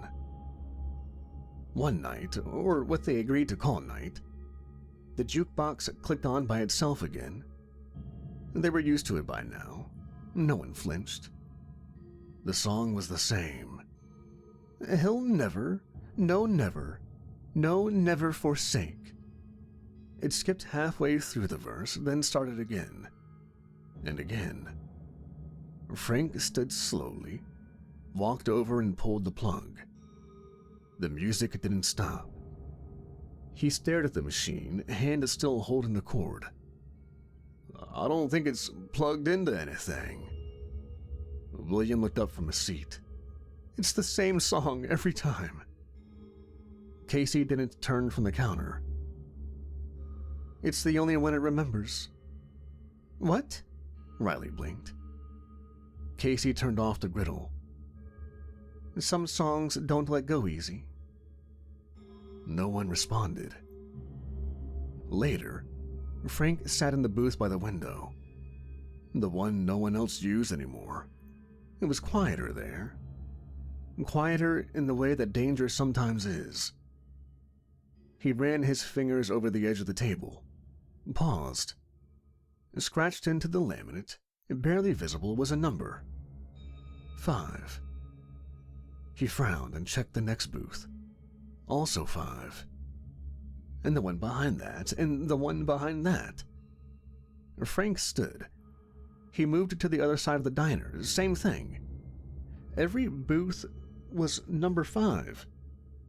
He went back to the counter and didn't say anything for a full minute, then went to Casey. Were these always labeled? She didn't look up. Only when you're counting. What does that mean? She turned to him and smiled. Not cold, not warm, just enough to say, that's all you get. In the freezer that night, Riley found a can of soup that didn't exist in any brand she recognized. Plain white label, black lettering. Repentance. She turned it over in her hand once. No ingredients, no barcode, no expiration date. Just that one word. Like a command. The door opened behind her.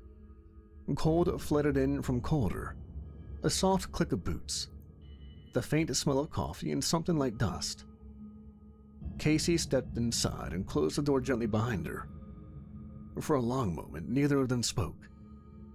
The hum of the overhead fan vibrated quietly, like a distant throat trying not to clear itself. Riley's breath misted faintly in the dim light. Casey didn't seem to breathe at all. Riley held up the can, voice flat. Is this your idea of a joke? Casey didn't answer. Riley set the can down on the metal shelf harder than she meant to. The clang echoed in the steel box around them. It isn't funny. It's not clever or deep or whatever this place is trying to be. Casey tilted her head. You think the diner's trying to say something to you? I think something is. I don't know. She turned around and leaned against the shelving, arms crossed. Her hoodie looked too thin for the cold, but she didn't shiver. Why does it feel like we're being watched? Not just by the snow, by this place, like it's waiting for something. Something from us. Casey leaned against the opposite wall. Places remember people. That's not what I asked. I know. Riley stared at her for a long second, then looked away. Another silence. Thicker this time, deeper. When Riley spoke again, her voice cracked like thin ice. My mom was in the back seat. Casey didn't react. Riley stared at a crack in the freezer floor. It was my fault. I was driving. My dad let me because he wanted to show he could trust me again. We were fighting before, all of us, and she was crying. Her hands started to shake, but she didn't notice. It was raining, not like this, just steady, cold. I took a turn too fast and we slid. I tried to steer out of it, but my dad panicked. He grabbed the wheel. He didn't trust me. She swallowed. We went off the road into the ditch. It was steep. The car flipped once, and maybe twice. I blacked out. Casey's eyes stayed on her, soft and unmoving. When I woke up, she wasn't breathing. Riley's voice was barely audible now. The front was crushed in. My dad was... He wasn't moving either. But she was in the back. And she had blood on her face, and I kept thinking she wasn't even supposed to be in the car. She blinked hard. Tears welled, then spilled over, slow and angry. She wasn't supposed to be there. And you left. Yeah. More tears. She didn't wipe them away. I keep thinking about that moment right before we lost control. If I hadn't been looking at the dashboard or adjusting the mirror or something, if I had just focused. The silence again. The kind that hurts in your ears. I see her face sometimes. In the snow. In the window, just for a second. Then it's gone, like it never happened. She looked up at Casey now, eyes rimmed red but defiant. You think I'm crazy? Casey shook her head. No. You think it was my fault? Casey took a long breath before answering. I think guilt is heavier than most things we carry, and harder to set down. Riley let out a sharp, wet laugh. That's a non-answer. I know, Casey said. Riley turned her back to the wall, and slid down slowly until she was sitting on the cold floor. Casey didn't move. I miss her, Riley said, almost inaudibly. Even though it's my fault she's not here. She pressed her fists into her eyes. I miss her so much, I forget what she sounded like. Casey knelt across from her.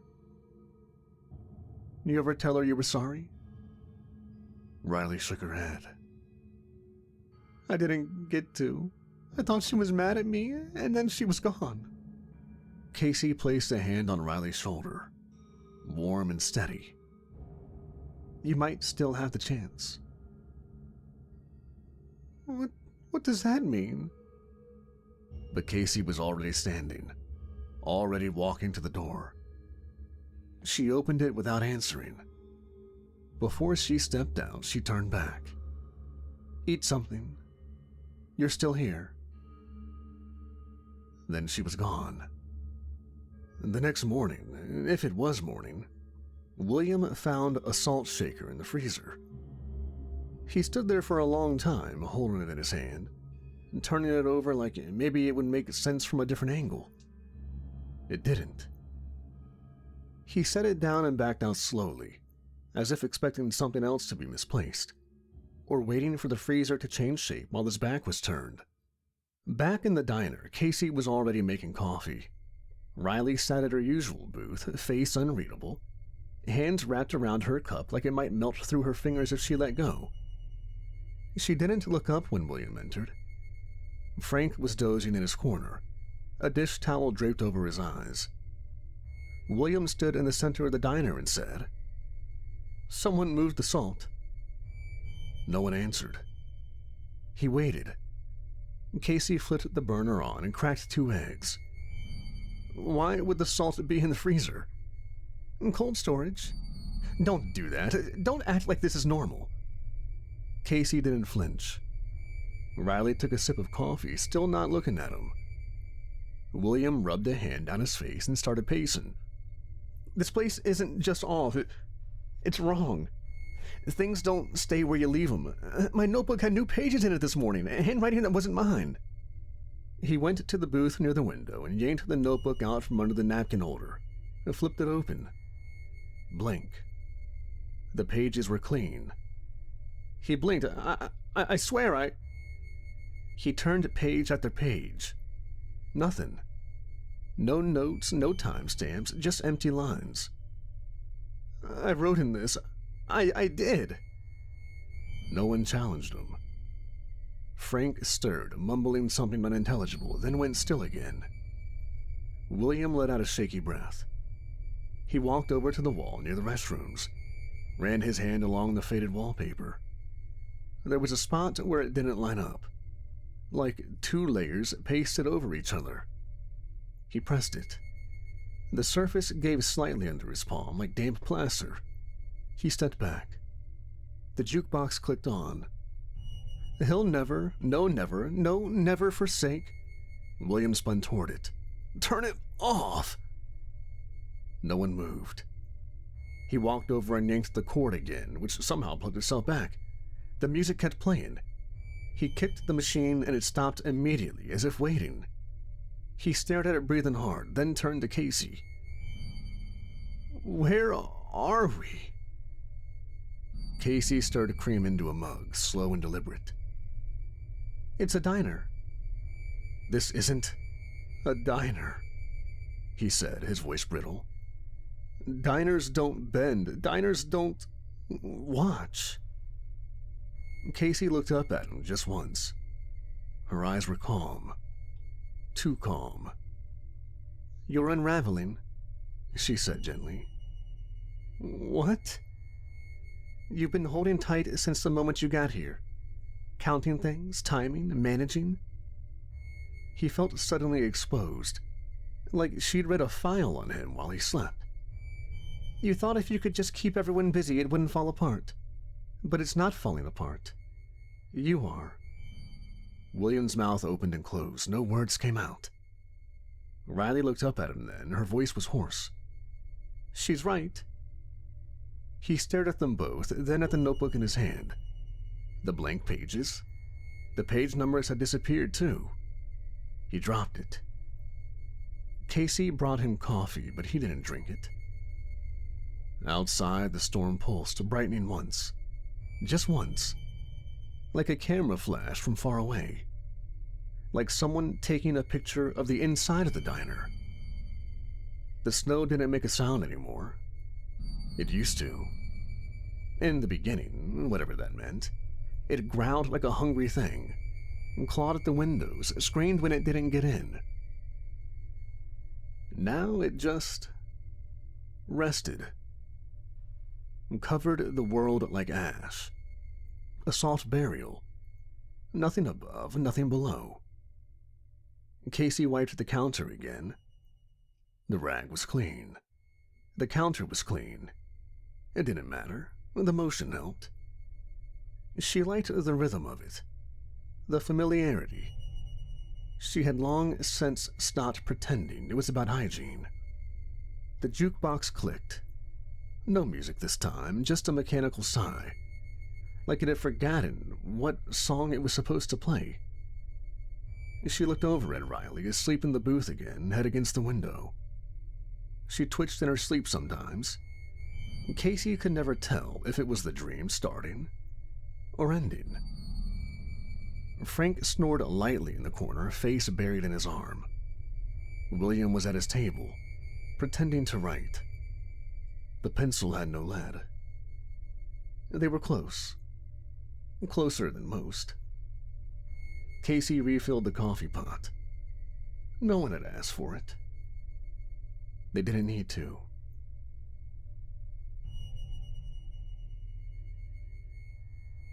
Sometimes she tried to remember how long she'd been here. She never could. It was like trying to remember the beginning of a dream after you've already woken up 3 times inside of it. She'd wiped this same counter 1,000 times. Maybe more. The same plates, the same mugs, the same cold that didn't seep into her bones anymore. There had been others before them. So many others. Faces she half remembered. Regrets that hung in the air long after their voices were gone. Some stayed too long. Some never figured it out. Some never even knew what they were being asked to face. This group was different. They felt different. She reached into her apron pocket and pulled out a small silver ring. Just held it for a while. Turned it over in her fingers. She didn't wear it anymore. Didn't need to. She poured a fresh cup of coffee and set it on the counter. 5th cup. Always one more than needed. He would show up and claim it eventually. It used to bother her, that empty place, the waiting. Not anymore. She looked out at the snow. Sometimes she saw things in it. Shapes, flickers of light, the soft silhouettes of hands pressed to glass that weren't there. She never flinched. Let the others see monsters. She knew what the storm really was. A filter, a sieve. It didn't want to hurt them. It just wanted to know who could move on and who still needed more time. She touched the formica. The heat from the cup had already left a faint ring. "This is my last cycle," she said aloud, but softly. There was no one to hear. "I've done my penance. I've helped enough move on after this." She meant it. She'd never said it aloud before, but tonight it felt true. She turned back to the room. Riley stirred. Frank muttered something in his sleep. William's hand paused mid-scribble, then kept moving. Casey smiled. Almost. Then she turned back to the window and waited for the shape to appear again. It always came before the end. The storm hadn't stopped, but Riley noticed something different when she woke up. It was quiet, the same as always, but not the same kind of quiet. Not heavy, not choking, just still. She sat up in her booth, stretching slow. Her body ached the way it did after a long cry or a fever break-in. Her hoodie was damp from where she curled into herself, but she didn't feel cold. Casey had left a glass of water on the table and a biscuit, fresh and still warm.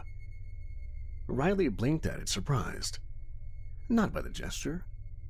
Casey always took care of them, but by how hungry she suddenly felt.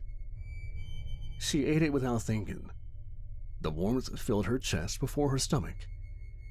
It felt like something small inside her had unclenched. She didn't cry. She didn't smile either. But for the first time since the crash, she didn't feel like she needed to disappear. Casey lay on her back behind the counter, wrapped in a thick olive green sleeping bag. A candle flickered beside her, the flame barely disturbed by the draft that slipped in under the front door. The windows were fogged. The snow was still falling outside in a slow, endless hush. In her hands was a battered paperback, faded, dog-eared, spine long broken. Dante's Inferno. She read by candlelight, the pages glowing faintly, her eyes moving slow and deliberate over the verse. Like she'd read it before. Like she'd been there. Footsteps approached. Not rushed, not uncertain, just heavy and tired. William stepped around the counter and peered down at her. "You reading bedtime stories from hell now?" he asked, a ghost of a smirk tugging at one corner of his mouth. Casey turned a page. "Some nights call for it." He nodded, then slowly lowered himself to the floor beside her. It wasn't graceful. His knees popped, his back groaned, but he settled in without complaint. For a while they just sat there, candle between them, snow on the other side of the world. William ran a hand down his face. "You ever notice the way the silence here isn't empty?" Casey didn't look away from her book.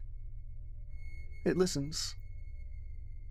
"Yeah, that's what it feels like." He leaned back against the counter. His voice was soft when it came again. "She thinks I don't trust her." Casey closed the book. I do. Or I want to. I never figured out how to let go. Not after what happened to her mom. I thought if I kept control of everything, I could keep her safe. Casey didn't speak. William rubbed his eyes with the heels of his hands. I remember when Riley was 5. She used to hide under the kitchen table when she got scared. Thought if she couldn't see the thunder and the lightning, it couldn't get her. And that was her logic. He smiled, just barely. It faded fast. She doesn't hide under tables anymore. She hides behind being angry. Behind sarcasm. And I keep pushing, thinking I'm helping, but all I'm doing is pushing her further away. Casey's voice was gentle. What are you afraid of? That I've ruined her, he said. No hesitation. No breath between the question and the truth. That I couldn't stop the crash, that I was the one who panicked, that if I had just let her steer. He trailed off and shook his head. She blames herself. The candlelight danced in the silence that followed. The jukebox clicked faintly in the corner but didn't play. William's voice cracked. I love her. More than anything, but I don't know how to show her that without turning it into a leash. He turned to Casey. I never wanted to control her. I wanted her to survive, that's all. Casey looked at him. Not with pity, not with judgment. With recognition. She knows. William laughed, bitter and small. You think so? I do. He looked away. I don't know how to fix it. Casey leaned back, eyes closed now. Maybe fixing it isn't the point. William didn't answer. He just sat there. A man who had built his whole life around protecting someone and had no idea how to let her grow up. The candle burned lower. Eventually, Casey opened her eyes and looked at him again. You're not a bad father. You're just a scared one. William closed his eyes. Yeah, he whispered. I am. They sat in the quiet for a long time after that. Nothing outside but snow.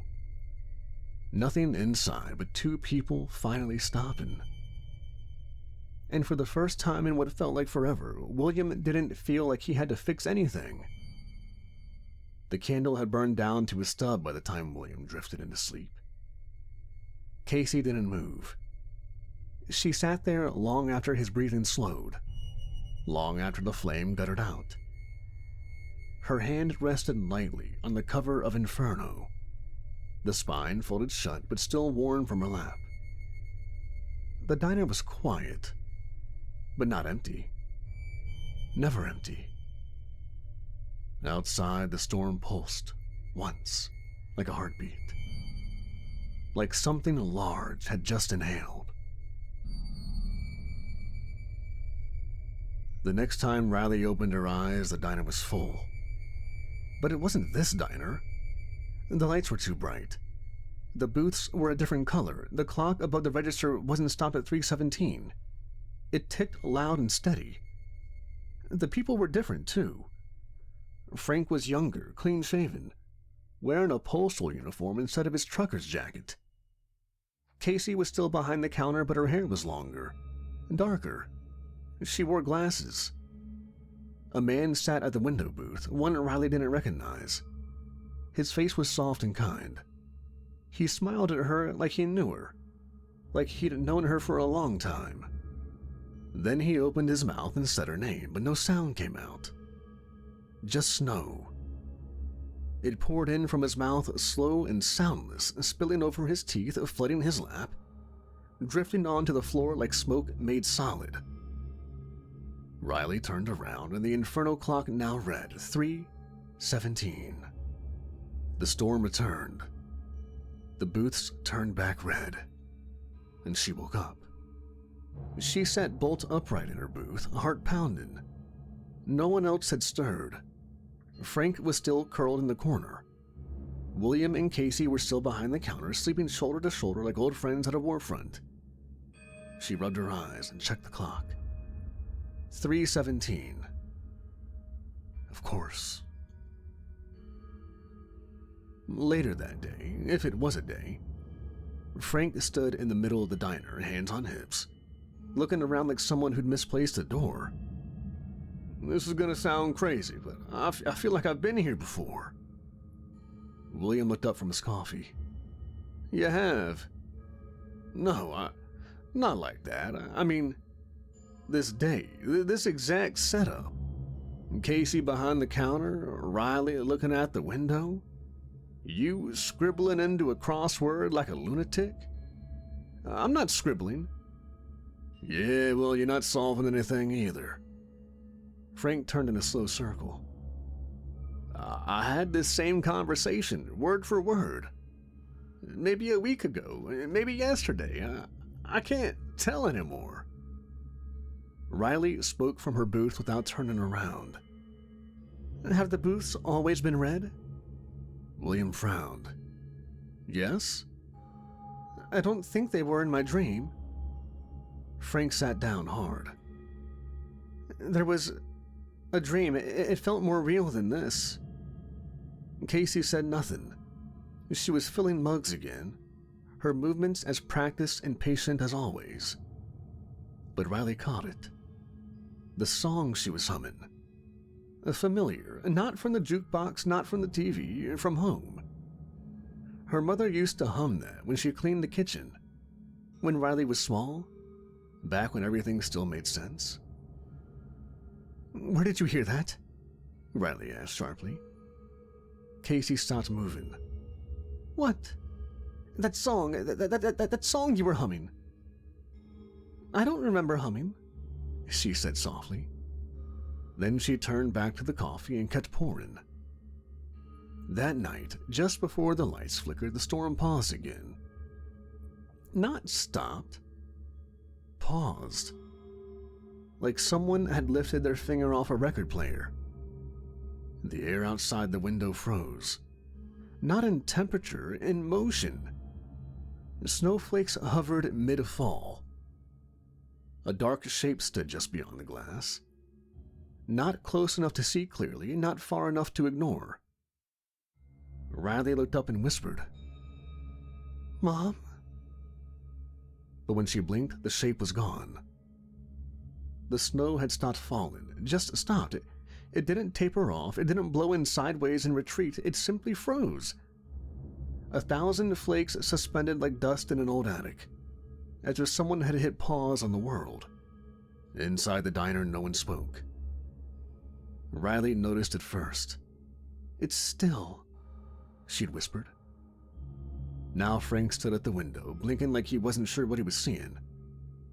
William was the one who moved. He stepped forward slowly, boots quiet on the tile. His hand hovered over the latch of the front door. What are you doing? Frank asked, not taking his eyes off the snow. Just looking, William said. Riley stood now too. Don't. William's fingers closed on the handle. Casey, behind the counter, didn't raise her voice. William? He hesitated. She didn't say more. Just his name, like a warning, like a prayer. I need to know if it's real. This stillness, it could mean something. He pulled the door open. The snow resumed instantly. It didn't fall. It plunged. The quiet shattered as a wall of wind slammed into the diner's threshold, ripping through the silence with a sound like tearing fabric. Flakes poured down in torrents, blinding and furious. A roar of white filled the doorway. The lights flickered and the jukebox clicked. Riley gasped and stumbled back. William slammed the door shut, but Casey was already there, pushing it closed with one hand. The other pressed gently against his chest like a mother stopping a child from walking into traffic. Her voice was calm and final. It's not time. The storm roared again. Hours had passed since William opened the door, maybe more. Time didn't move properly in the diner anymore, as if it ever did. But the snow had returned with a vengeance. Wind slicing sideways, white piling like dust in a forgotten room. The windows frosted so thick they were nearly opaque. Frank, restless, stood near the front again. He'd cleared a palm-sized circle in the window, just enough to peek out. Maybe hoping, maybe expecting nothing. Then he froze.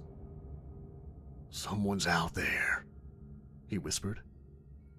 Riley was immediately up, heart in her throat. "What?" William moved beside them, squinting into the ice-smudged glass. There, at the edge of the lot, stood a figure. Not stumbling, not running, just standing.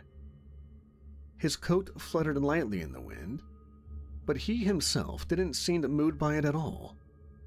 No gloves, no hat, no visible breath. He didn't wave, didn't shout, just watched. Riley's voice broke the silence. "Is he staring at us?"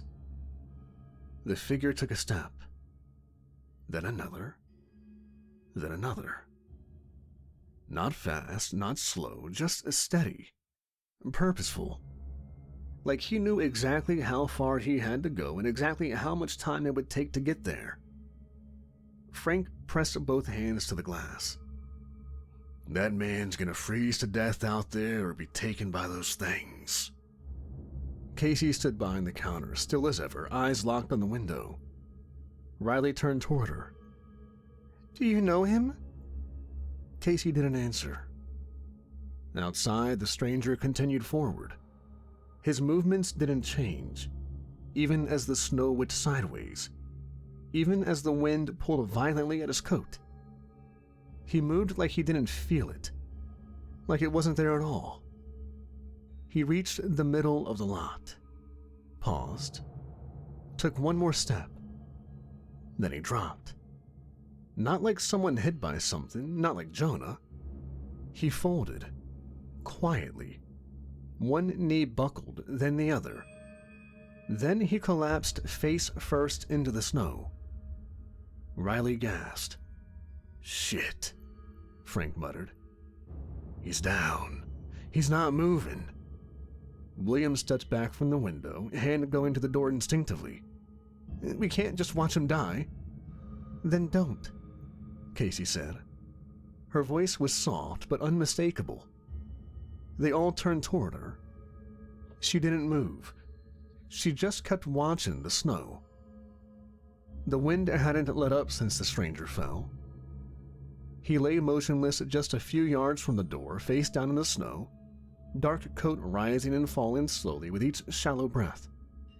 If not for that tiny motion, they might have thought he was already dead. Inside the diner was a vacuum of indecision. Frank stood closest to the door, one hand on the handle, the other balled into a fist at his side. "We just gonna leave him out there?" he asked. Not accusing, just flat, tired. William sat at the counter, elbows on his knees, jaw locked tight. "We don't know who he is." "He's freezing, that's who he is," Riley snapped.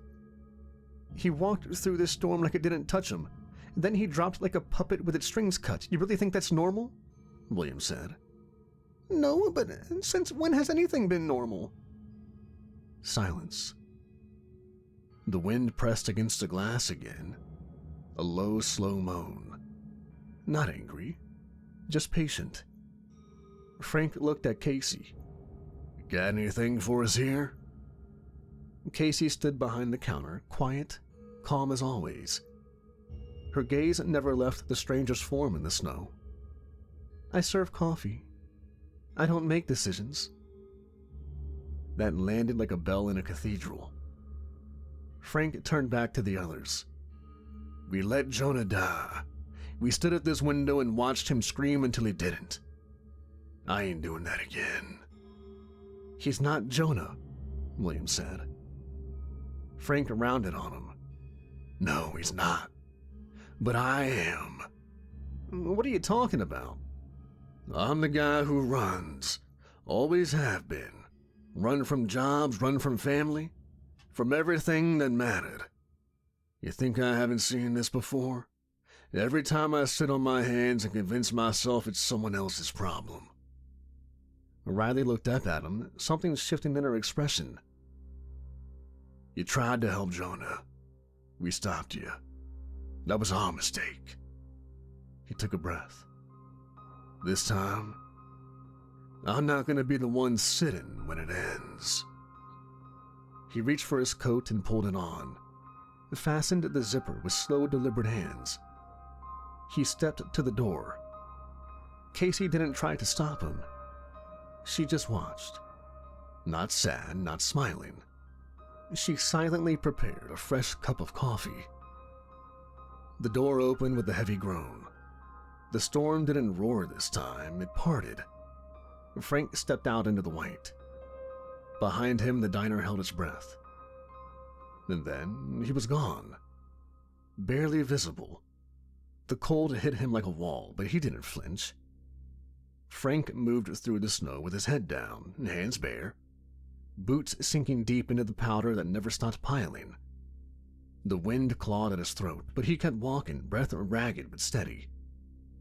The stranger lay still, just 20 feet from the diner, face turned toward the ground, half buried now, like the storm was trying to erase him. Frank knelt beside him. His knees sank instantly, snow filling the cuffs of his jeans. All right, come on, he muttered, hooking his arms under the man's shoulders. I didn't walk through hell to play dead man carry with you. The stranger groaned softly. His eyelids fluttered, but he didn't speak. Frank gritted his teeth and lifted. The wind howled harder now. Not everywhere, just behind him. Something was coming. Not fast, not loud, but inevitable. He dragged the man step by step, boots slipping, breath steaming. The diner seemed farther away than before, like the parking lot had stretched while no one was looking. He didn't stop. Each footfall was heavier than the last, like the snow didn't want him to give up. 10 feet. 5. Shapes moved in the storm, not close yet, but circling. Frank pulled the man the last few steps and shoved him hard through the doorway. The stranger hit the tile floor inside, limp but breathing. Frank didn't follow. Something grabbed him. No sound, no scream. Just a violent blur of white and shadow. His coat disappeared first. Then his arm. Then nothing. The door slammed shut behind him. The stranger sat upright with the ease of someone getting out of bed after a long nap. His coat was soaked, boots caked in snowmelt, but there was no urgency in his movements.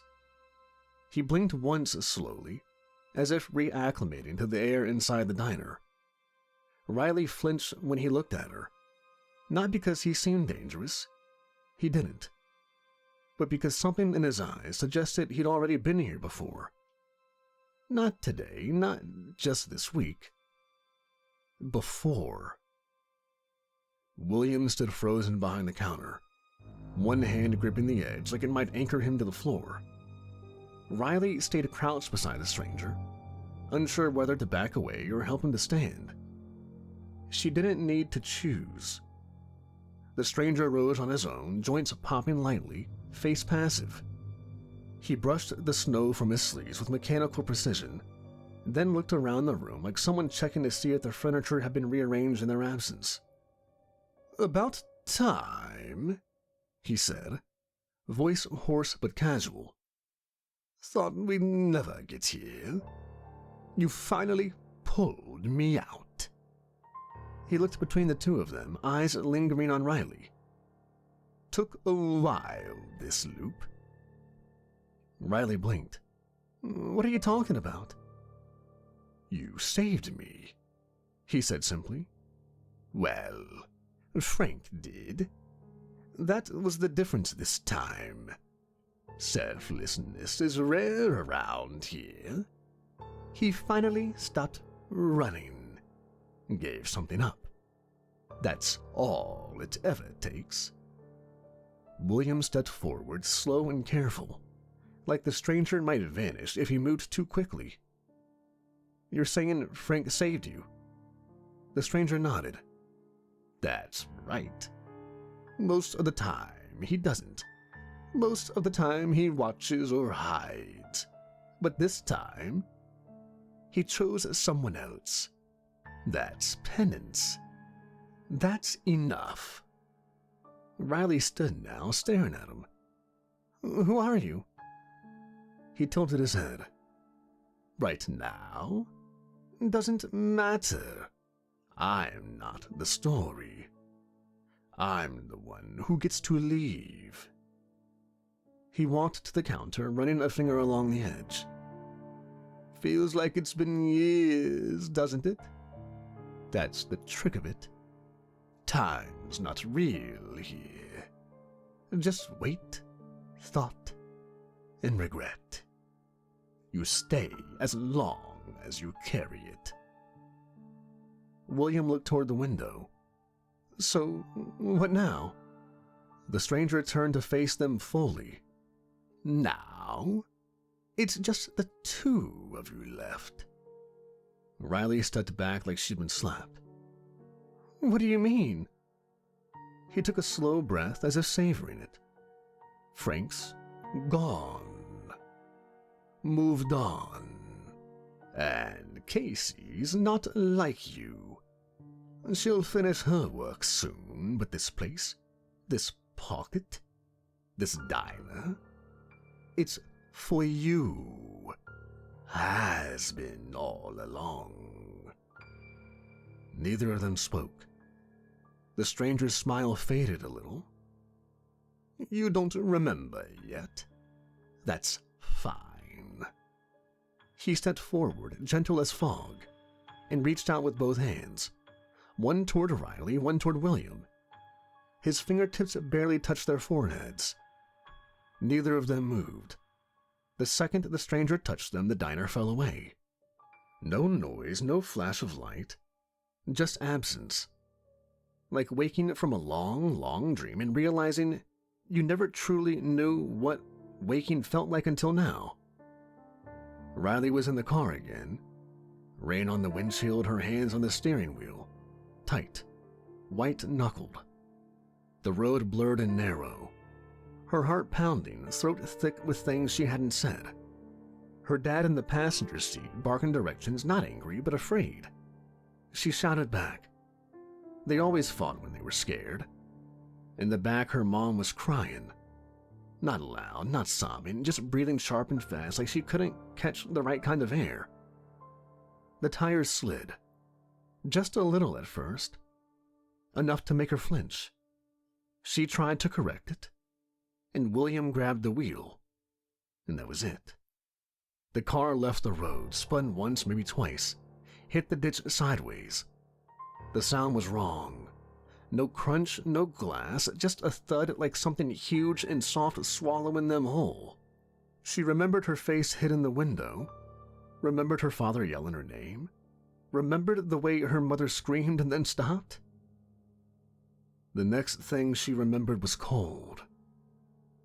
William saw the same, but from the passenger seat.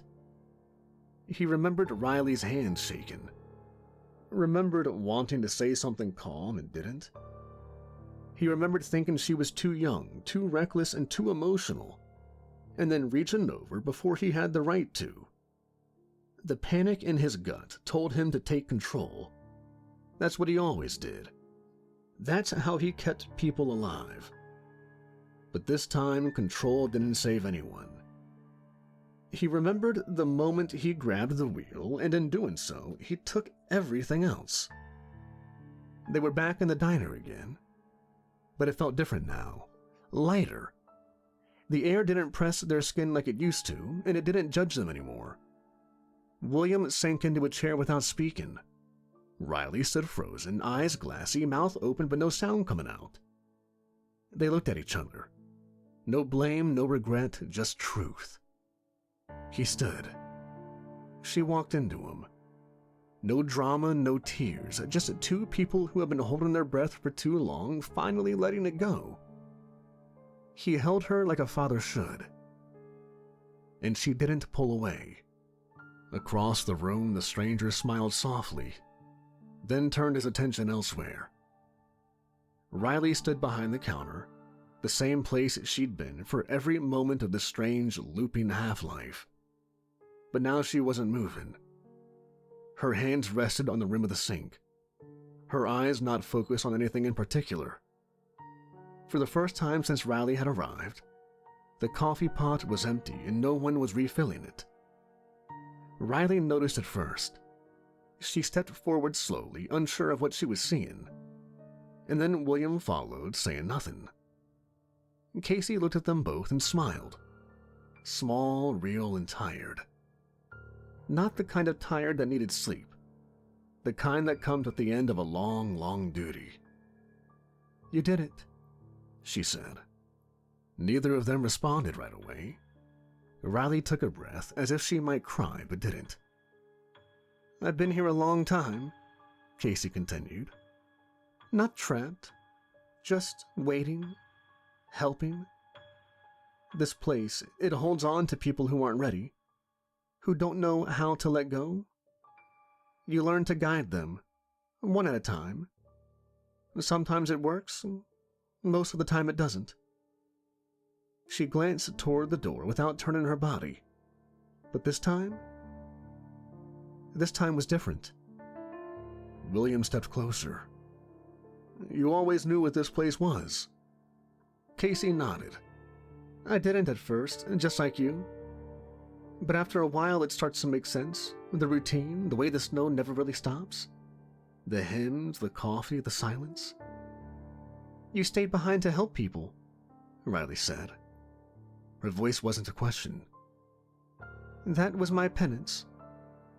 Now it's over." She looked down at her hands, turning them slightly. Light crept into the diner. Not from outside, but from within.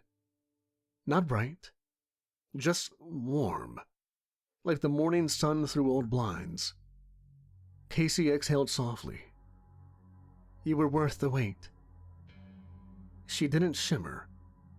She didn't fade in a burst of light. She just started to soften at the edges, like fog burning off at dawn. Her figure held its shape, but it grew transparent, quiet as breath. The air smelled faintly of cinnamon and something older, like the very last page of a beloved book.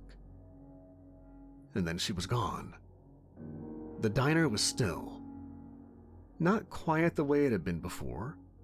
The breath-holding, time-breaking silence that clung to the walls during the storm. But truly still, as if the room had finally exhaled. The storm was gone. Outside the windows, where once there had been only white, there was now a soft pale light. Not sunrise, not heaven. Just something clear, unburdened. The stranger stood by the door, one hand resting gently on the frame. He didn't look eager to leave, just ready. Calm in the way that only those who've seen everything can be. William and Riley stood behind him. Changed, but not transformed. They didn't shine, they didn't glow. But something in the way they held themselves had shifted. Like the weight had finally slid off their shoulders and into the floor behind them. Riley was the one who spoke first. "Frank, he didn't have to die." The stranger looked over his shoulder, not with pity, but with respect. "Well, he didn't. But he chose to. He carried his guilt like a curse, ran from it every time. Until this loop. Until you. You said this wasn't the first time. It never is. But that's the thing about penance. It only works when you stop trying to skip to the end." Frank found peace by giving something up. For once, he didn't run. He made the choice that no one made him make. And us? You didn't have to sacrifice yourselves. You had to face what you were avoiding.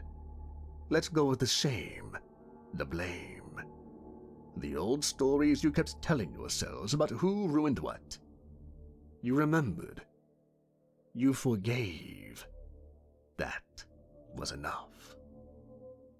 He opened the door. There was no music, no wind, just light. Not beckoning, but allowing.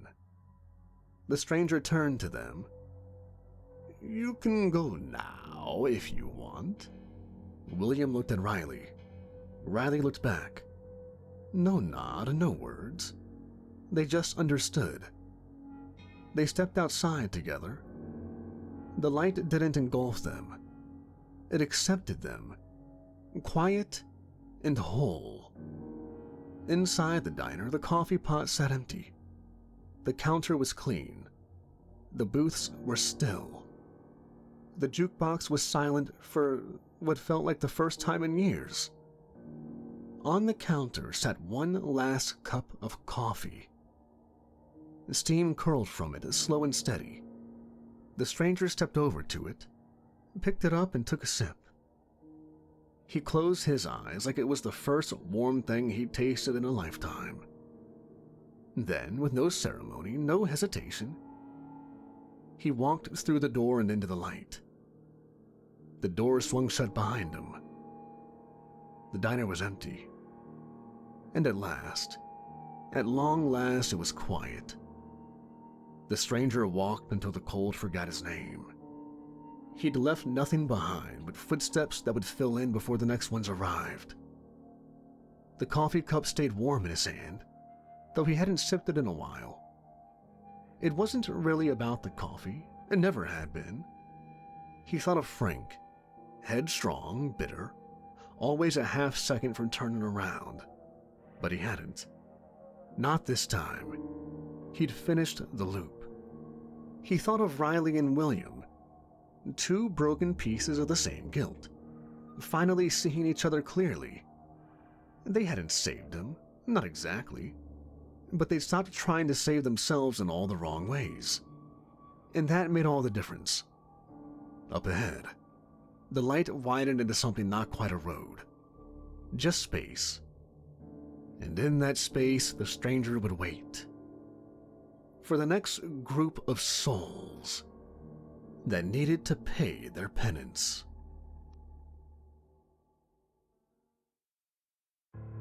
Where the wind once carried rain, it now carried ash. It scraped across the flats like a rasp, tugging at the folds of Elijah Mandrake's coat as he rode alone through the wastes. Each gust stirred the powdery surface of the land, lifting fine gray dust into the air where it clung to his skin. It worked its way into his teeth, his eyes, his lungs. You didn't breathe easy in the broken world. You breathed what was left. The town of Grey Ditch appeared on the horizon like a mirage, except there were no illusions left in men like Elijah. It was real, and it was dying. The way all towns were these days. Some slower than others. The town was a collapsed collection of splinters and smoke, warped signs and crooked crosses. Buildings that leaned into one another like old men with bad backs. A windmill creaked in the distance, its vanes missing teeth, and turning slow and irregular like the tick of a broken watch. Overhead, the sky was wide and empty. A colorless expanse stretched taut above the earth like God had wiped his brush across the heavens and called it done. Elijah adjusted the brim of his hat. The leather was cracked. Everything he owned was cracked. His horse, Luther, plodded forward with the unhurried patience of something that had learned not to expect much from life. Elijah didn't blame him. You didn't get to be a creature of this world without learning how to drag yourself across it with the kind of resignation that bordered on reverence. A wooden sign welcomed them into town. The paint was gone, but Elijah had passed through Grey Ditch once before long ago, when his hair was darker and his belief in silence was less absolute. He remembered the old town slogan, Hope's Last Shop. A joke now, if it hadn't been one back then. and people watched him as he rode in. Not many. Just enough to know the town still drew breath. A woman sleeping on her porch with more motion than purpose paused to track his approach. 2 children leaned against a broken cart axle, chewing dried roots and whispering. One of them had a slingshot, but made no move to raise it. Their eyes were old. Eyes that had already seen too much and still expected worse. Elijah said nothing as he passed. Just outside the main street, he saw it. A wooden cross staked into the red soil at a crooked angle. Something had been nailed to it. A crow. Dried. Black, wings outstretched as if crucified. Its feathers were burned at the edges, and one eye was missing, leaving a hollow socket staring up toward heaven. Elijah pulled the reins gently. Luther stopped without a word. He studied the crow for a long moment. Signs. They came in all kinds. He'd seen them in rot, in blood, in broken mirrors and backward songs. God didn't speak clean anymore. Not since the world fell out of favor. Not since the sundering. Now the word came laced in disease and death, wrapped in riddles if it came at all. He didn't like it, but he didn't question it. Not subtle, Elijah muttered under his breath. The wind didn't answer. He nudged Luther forward and a cross fell behind them. The town proper was a single street, flanked by what had once been stores, now just fronts for whatever kept people clinging to their last scraps of community. A feed shop with no feed, a butcher's stall with no meat, a post office used only to store the dead until someone had time to bury them. And at the end of the road, like every town still pretending it had a heartbeat, a saloon. The Pale Mare. Elijah dismounted slowly, joints cracking as he did. He took the time to check the revolver at his hip. Not out of paranoia, just habit. In this world, habit was often the only line between survival and the hole they'd throw you in until after sundown. He tied Luther to the rail and stepped up onto the warped boards of the porch. The swinging doors hung lopsided, one lower than the other. As he pushed them open, they gave a soft groan, like they were warning the room before he even stepped inside. The air changed the moment he entered. Thicker, mustier. It smelled of old sweat, bad whiskey, and the slow decay of men who didn't dare dream anymore. Inside were half a dozen patrons, spread thin across broken stools and uneven tables. No music. Just laughter. Just the steady clink of glass and the occasional grunt of someone losing at cards.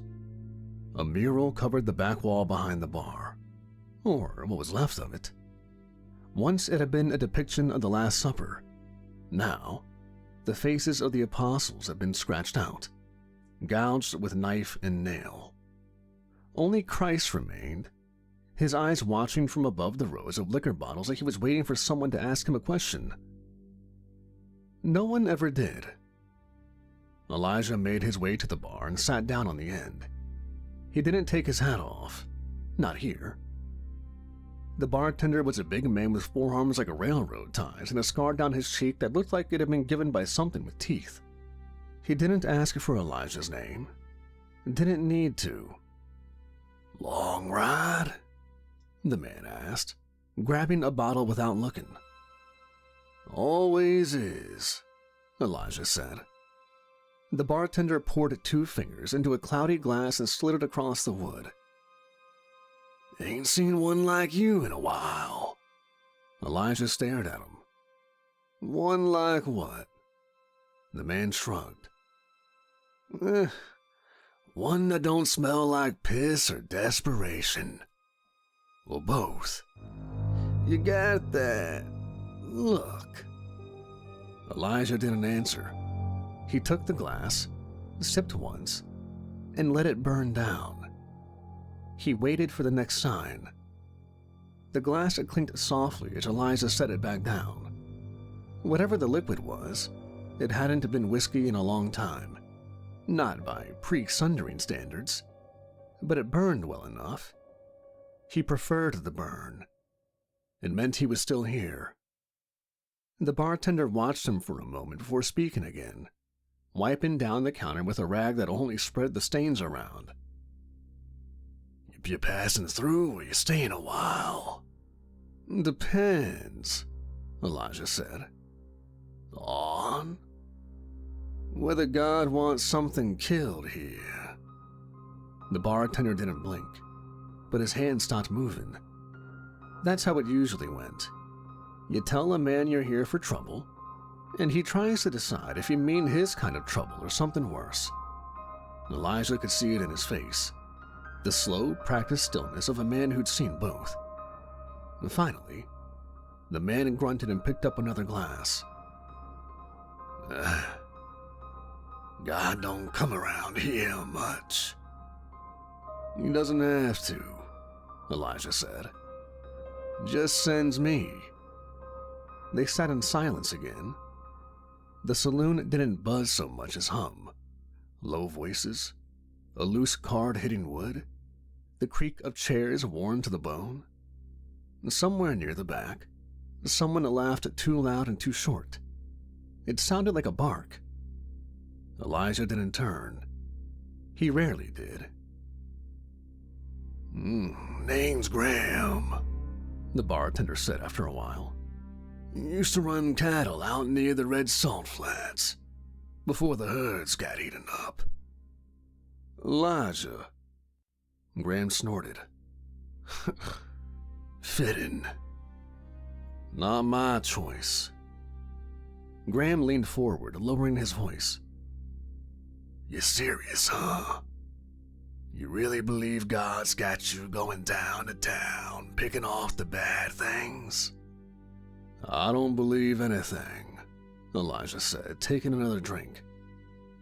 "I just know what I've seen, what I hear." "And what do you hear now?" Elijah looked down at the glass. A crack ran through the base, spidering outward, as if the drink itself were trying to break free. He swirled it gently, watching a tiny black speck float to the top and sink again. He didn't recognize it. That was enough to pay attention. "I'll hear it soon," Elijah said. Graham studied him with the eyes of someone who'd lost too much to argue but still had enough left to care. "You might not have to wait long. There's been trouble." Elijah said nothing and just looked at him. Graham took the cue. "There's a village 10-12 miles southeast of here. Asheville. Old place. Used to trade in silver root and pelts. Quiet. God-fearing, far as anyone cared. But, past 3 nights, something's been killing families." Elijah's jaw tightened slightly. "First night, old couple. The house torn open. Looked like a bear, but not. No tracks. Blood sprayed like someone took a paintbrush to the walls." "What about the second family?" Elijah asked. Graham hesitated, then nodded. "Whole family. 6 of them. 2 kids, same story. Screaming woke the whole village. But by the time anyone got there, it was just parts." Elijah's hand drifted near his coat, fingers brushing the edge of his revolver, not pulling it, just remembering it was there. "What about the third night?"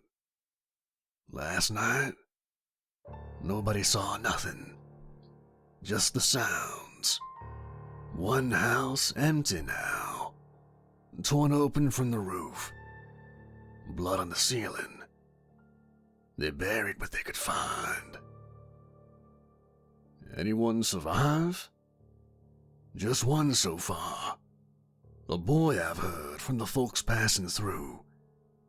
People are talking about leaving, They think it's a curse. Or a punishment.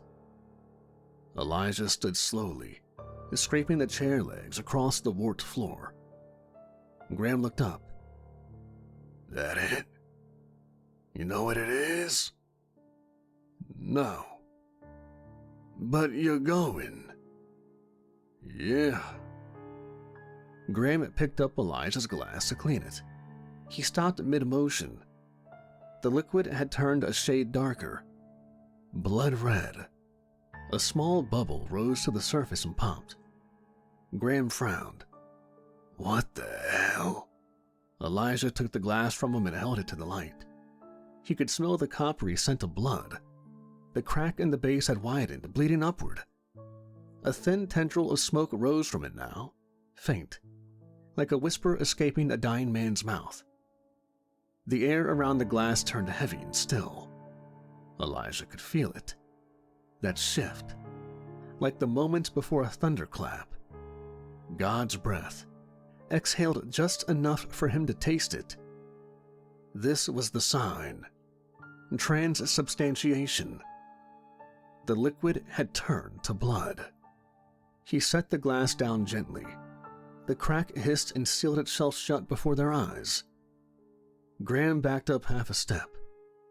What the hell was that? Elijah didn't answer.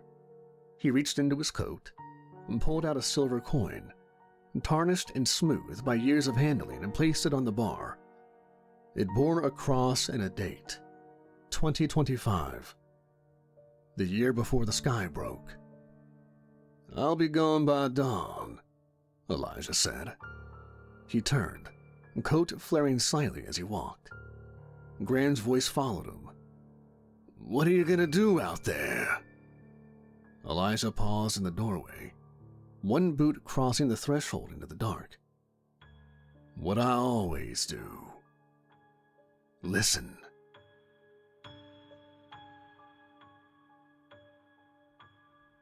Elijah worked in silence, the kind that fills your ears like pressure before a storm. The pale mare's stable sat behind the saloon, half collapsed, patched with mismatched boards and old sheet metal. The hay inside was dry and stale, but it would do. Luther stood tethered in the corner, chewing at something that might have once been straw. The light through the slats was golden and warm, the kind of light that made liars of dying places. Grey Ditch looked almost peaceful, but Elijah wasn't here for peace. He knelt on an oilcloth near his saddlebag, unbuckling the straps like he was opening a casket. Everything he carried, everything that mattered, was inside. He laid the items out one at a time in precise order, as he always did. This was his right, not a prayer, but close. Saint Breaker came first, the long-barrel revolver. He held it in both hands like a relic from a ruined temple. The metal was dark, dulled with years of ash and use, but the scripture on the barrel still gleamed faintly when the light hit it just right. Judgment is mine, saith the Lord.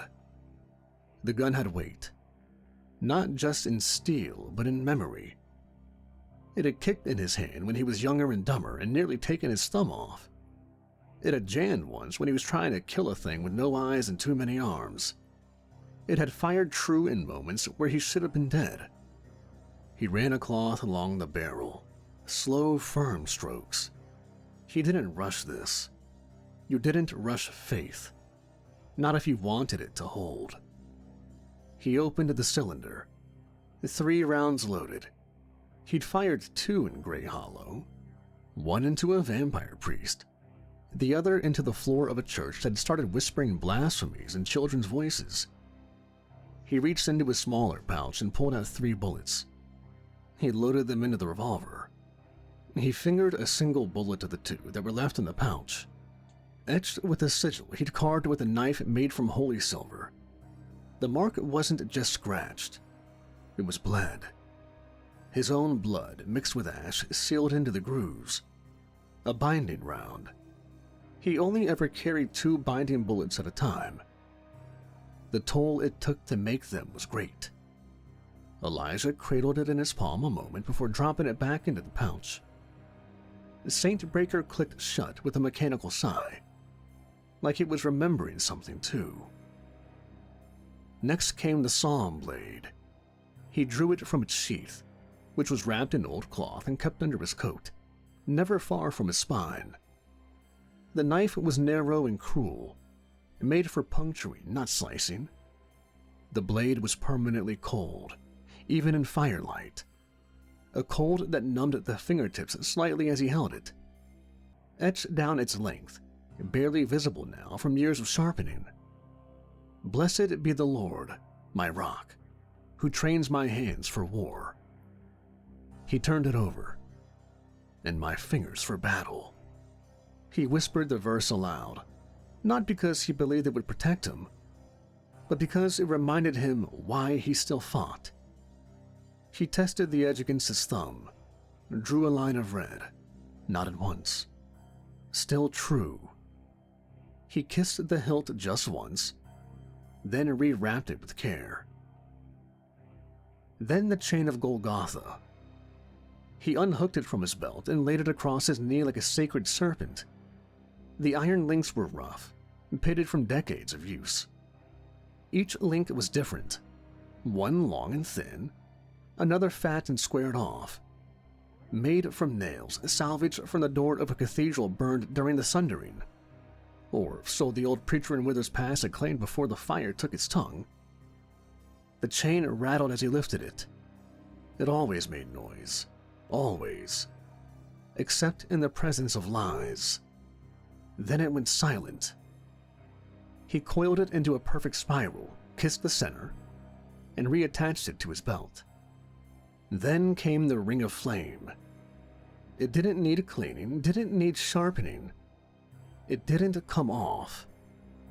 Elijah held up his hand, right finger raised. The obsidian band gleamed like wet glass in the dim light. From the inside, carved in a looping, non-human script, the angelic symbols glowed faintly, warm now, though earlier they had burned. It hummed softly, a sound beneath sound. The ring had once whispered his father's voice to him. Dead for 30 years, it had turned a bowl of water to steam during prayer. It had refused to be stolen, fused itself to his bone, and lit a man on fire in his sleep for trying to take it. It never lied. It carried the voice of God. He studied it now, watching the light shift in its reflection. One word echoed in his mind, not from the ring, but from deep within. Ashvale. Elijah's final preparation was the scourged Bible. He unwrapped it carefully. The linen cloth was stained from years of sweat and blood, but it had done its job. The Bible was battered, a leather binding held together by rawhide and stubbornness. Its edges were scorched. Pages were dog-eared and creased, filled with margin notes and tight, methodical script. Creature names, town names, words spoken by angels, warnings. It was more than scripture. It was a ledger of the damned. He opened to the first page. The name Mandrake Elijah was scrawled there in a child's hand, his own from years ago.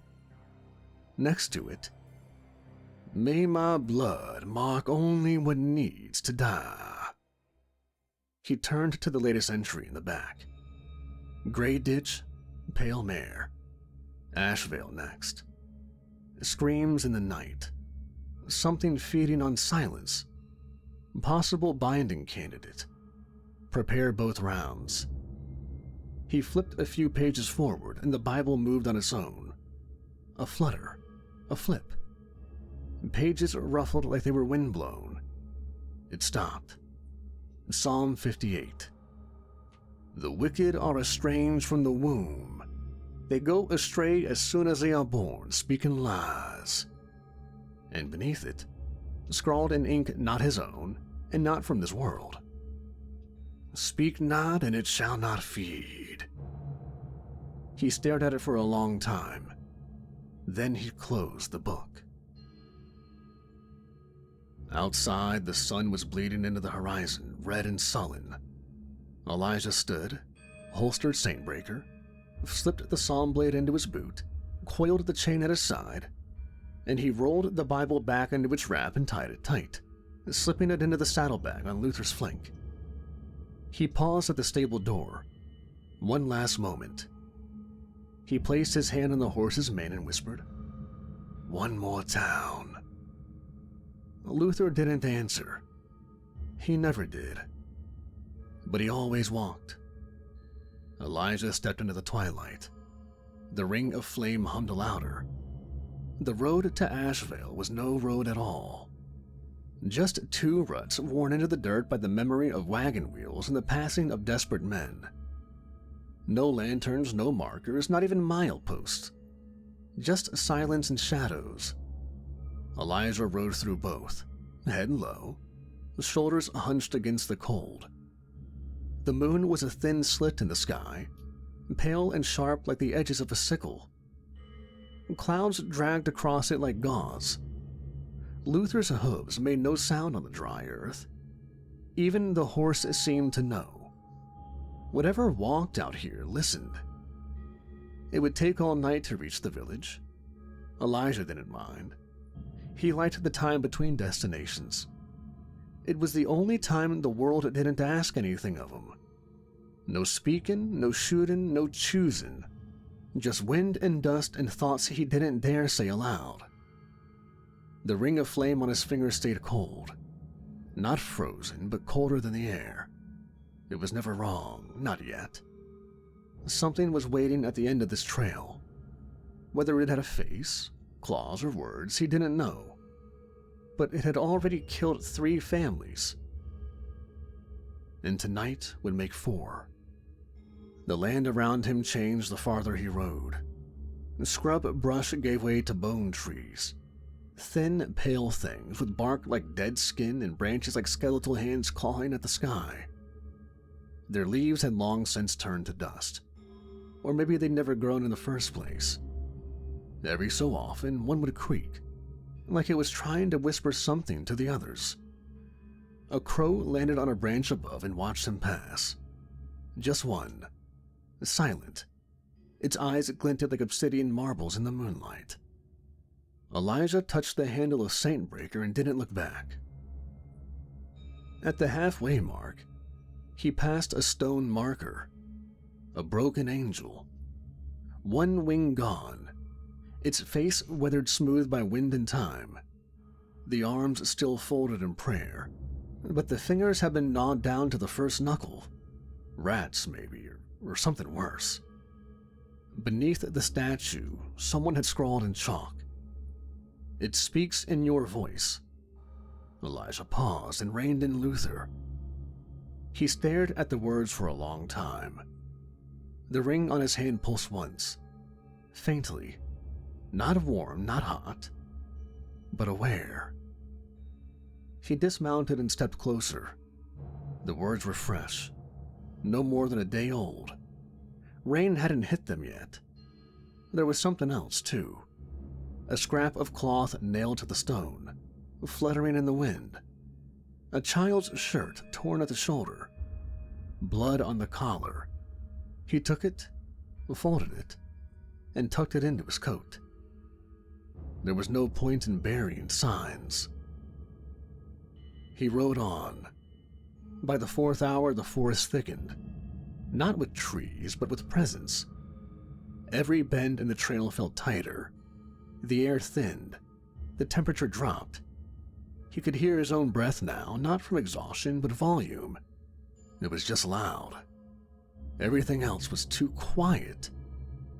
The ring began to hum softly. The scourged Bible, wrapped and stashed in a saddlebag, vibrated once against his thigh. He didn't reach for it, not yet. He knew what it meant.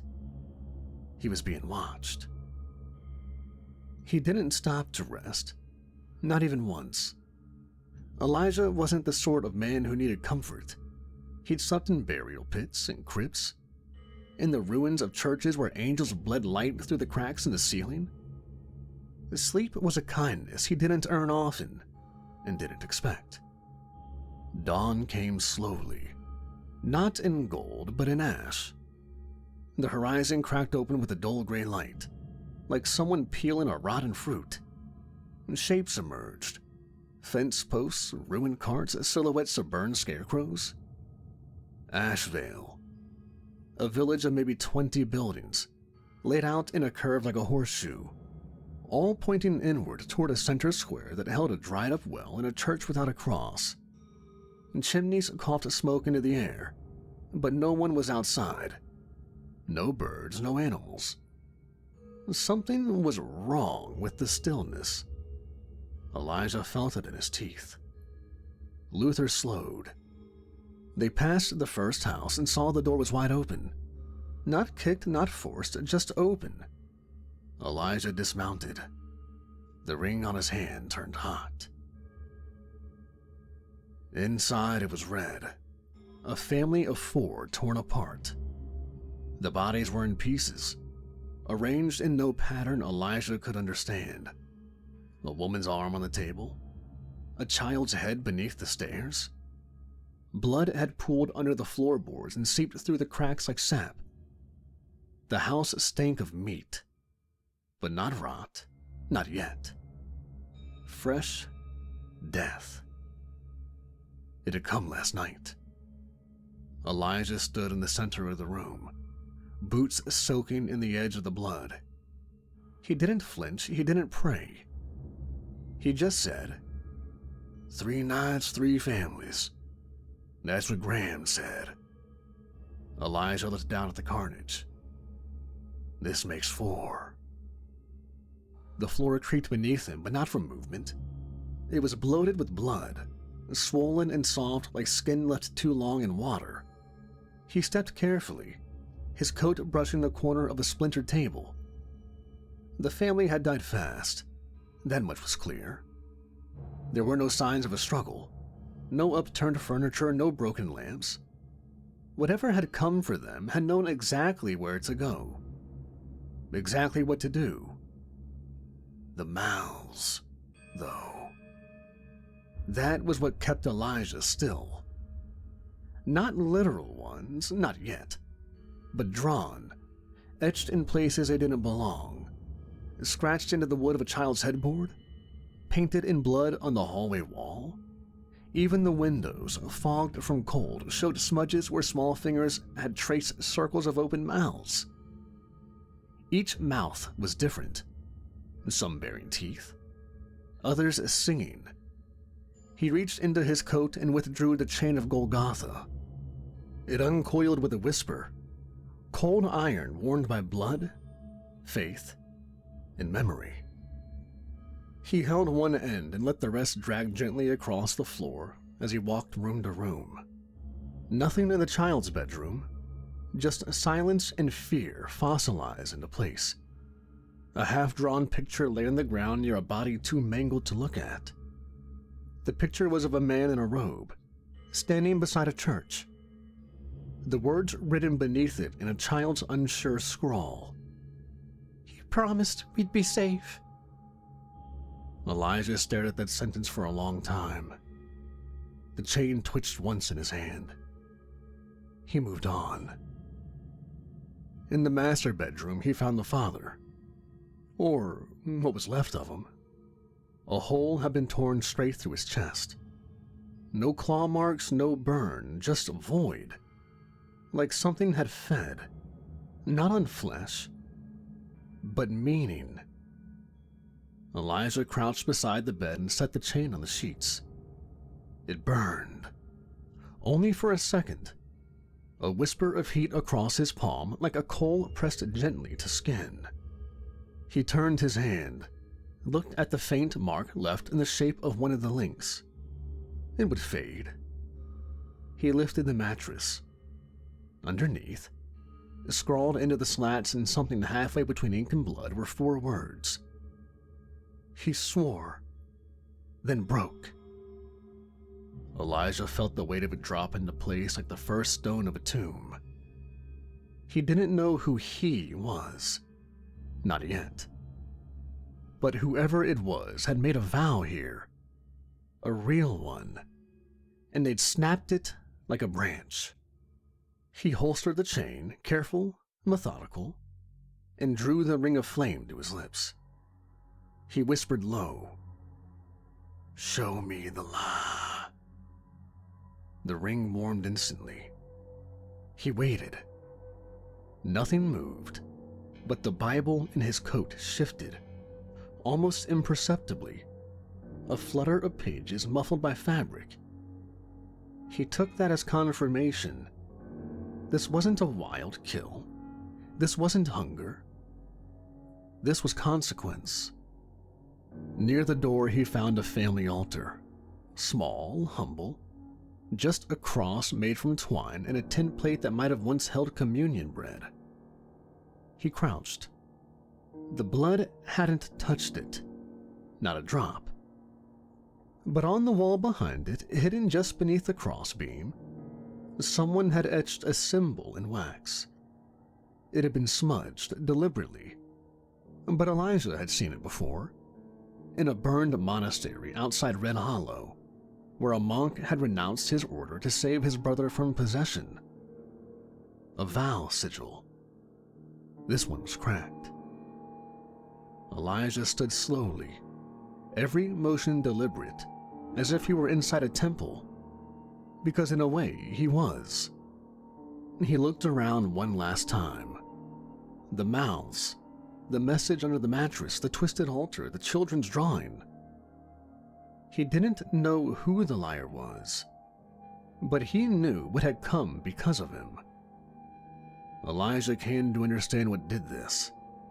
It was a mouther, and the mouther was no accident. It was invited. A creature born not of hunger but betrayal, made when a sacred vow is broken in a place meant for faith. It feeds not on flesh but on speech, on broken promises, whispered denials, and prayers turned sour. The more it's spoken of, the stronger it becomes. Elijah had seen their signs before, once in Withers Pass, once beneath a chapel in the Divide. They always came the same way, quietly, crawling through lies like rats in the walls. And then, as he reached for the door, the chain in his hand shifted all on its own. One of the links clicked, then another, then silence. Elijah opened the door. The sun was just now rising, staining the frost-covered rooftops a dull gold. The light touched nothing warm. Across the street stood someone on a porch, pretending not to look. Another peered from a window, unmoving. No words, just watching. Elijah took a breath, exhaled through his nose, and stepped out into the silence. He would speak to them now, not to ask who sinned, but to see who was still lying. He stepped back outside. The sun was crawling over the horizon now, casting a thin yellow light across the frost-glazed roofs. In the distance, a man peeked out from behind a curtain. A child stared from a porch and didn't blink. A dog howled once, then stopped halfway through as if remembering. Ashvale was awake, but it wasn't alive. Elijah pulled the scarf up over his mouth, rested one hand on the chain in his belt, and walked toward the square. Time to find someone who still had a voice. The door shut behind Elijah with a sound like a coffin being sealed. He stood on the porch for a moment, letting the silence settle again. It wasn't peace, just the kind of silence you find at the bottom of a well. Deep, still, and waiting for something to fall in. The house behind him stank of death and the kind of sin that didn't wash off with prayer. Across the street, the town had begun to shift. Doors hadn't opened, but curtains had. Faces lingered just beyond the window glass, Elijah stepped down in the street. His boots crunched frost on dirt. No one came to meet him. That was fine. He didn't expect welcome. The first person to break the standoff was an old woman, wrapped in wool so thin it was more memory than garment. Her back was bent, her face lined with creases carved by more than age. She sat on a stool near her front door, a small wooden rosary clutched between her fingers. "Elijah Mandrake," she said as he passed. Not a question. He stopped and turned to her. She nodded at his coat. "I've heard whispers of you for years now. Never thought I'd have the misfortune of getting to meet you. That and the badge gives you away." He glanced down. The upside-down tin star pinned to his chest hadn't gleamed in years, but it still caught light when it needed to. A dead sheriff's badge, inverted. An emblem of justice with no law behind it. "Your name?" Elijah asked. "Agnes Teller." "You knew the family?" "I knew all of them. I buried half this town over the years, but I never had to bury pieces." Elijah said nothing. Agnes looked up at him, eyes watering from the cold. "You've seen things like this before."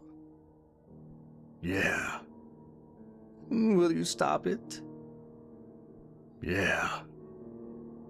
She looked away then, down to the cracked rosary in her lap.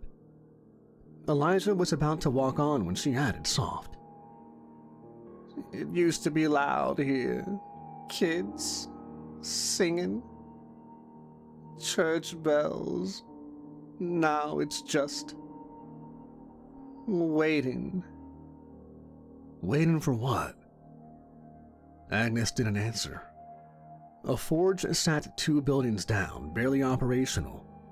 The chimney was dark, the bellows limp, but the blacksmith stood out front just the same, arms crossed, an old hammer hanging from his belt.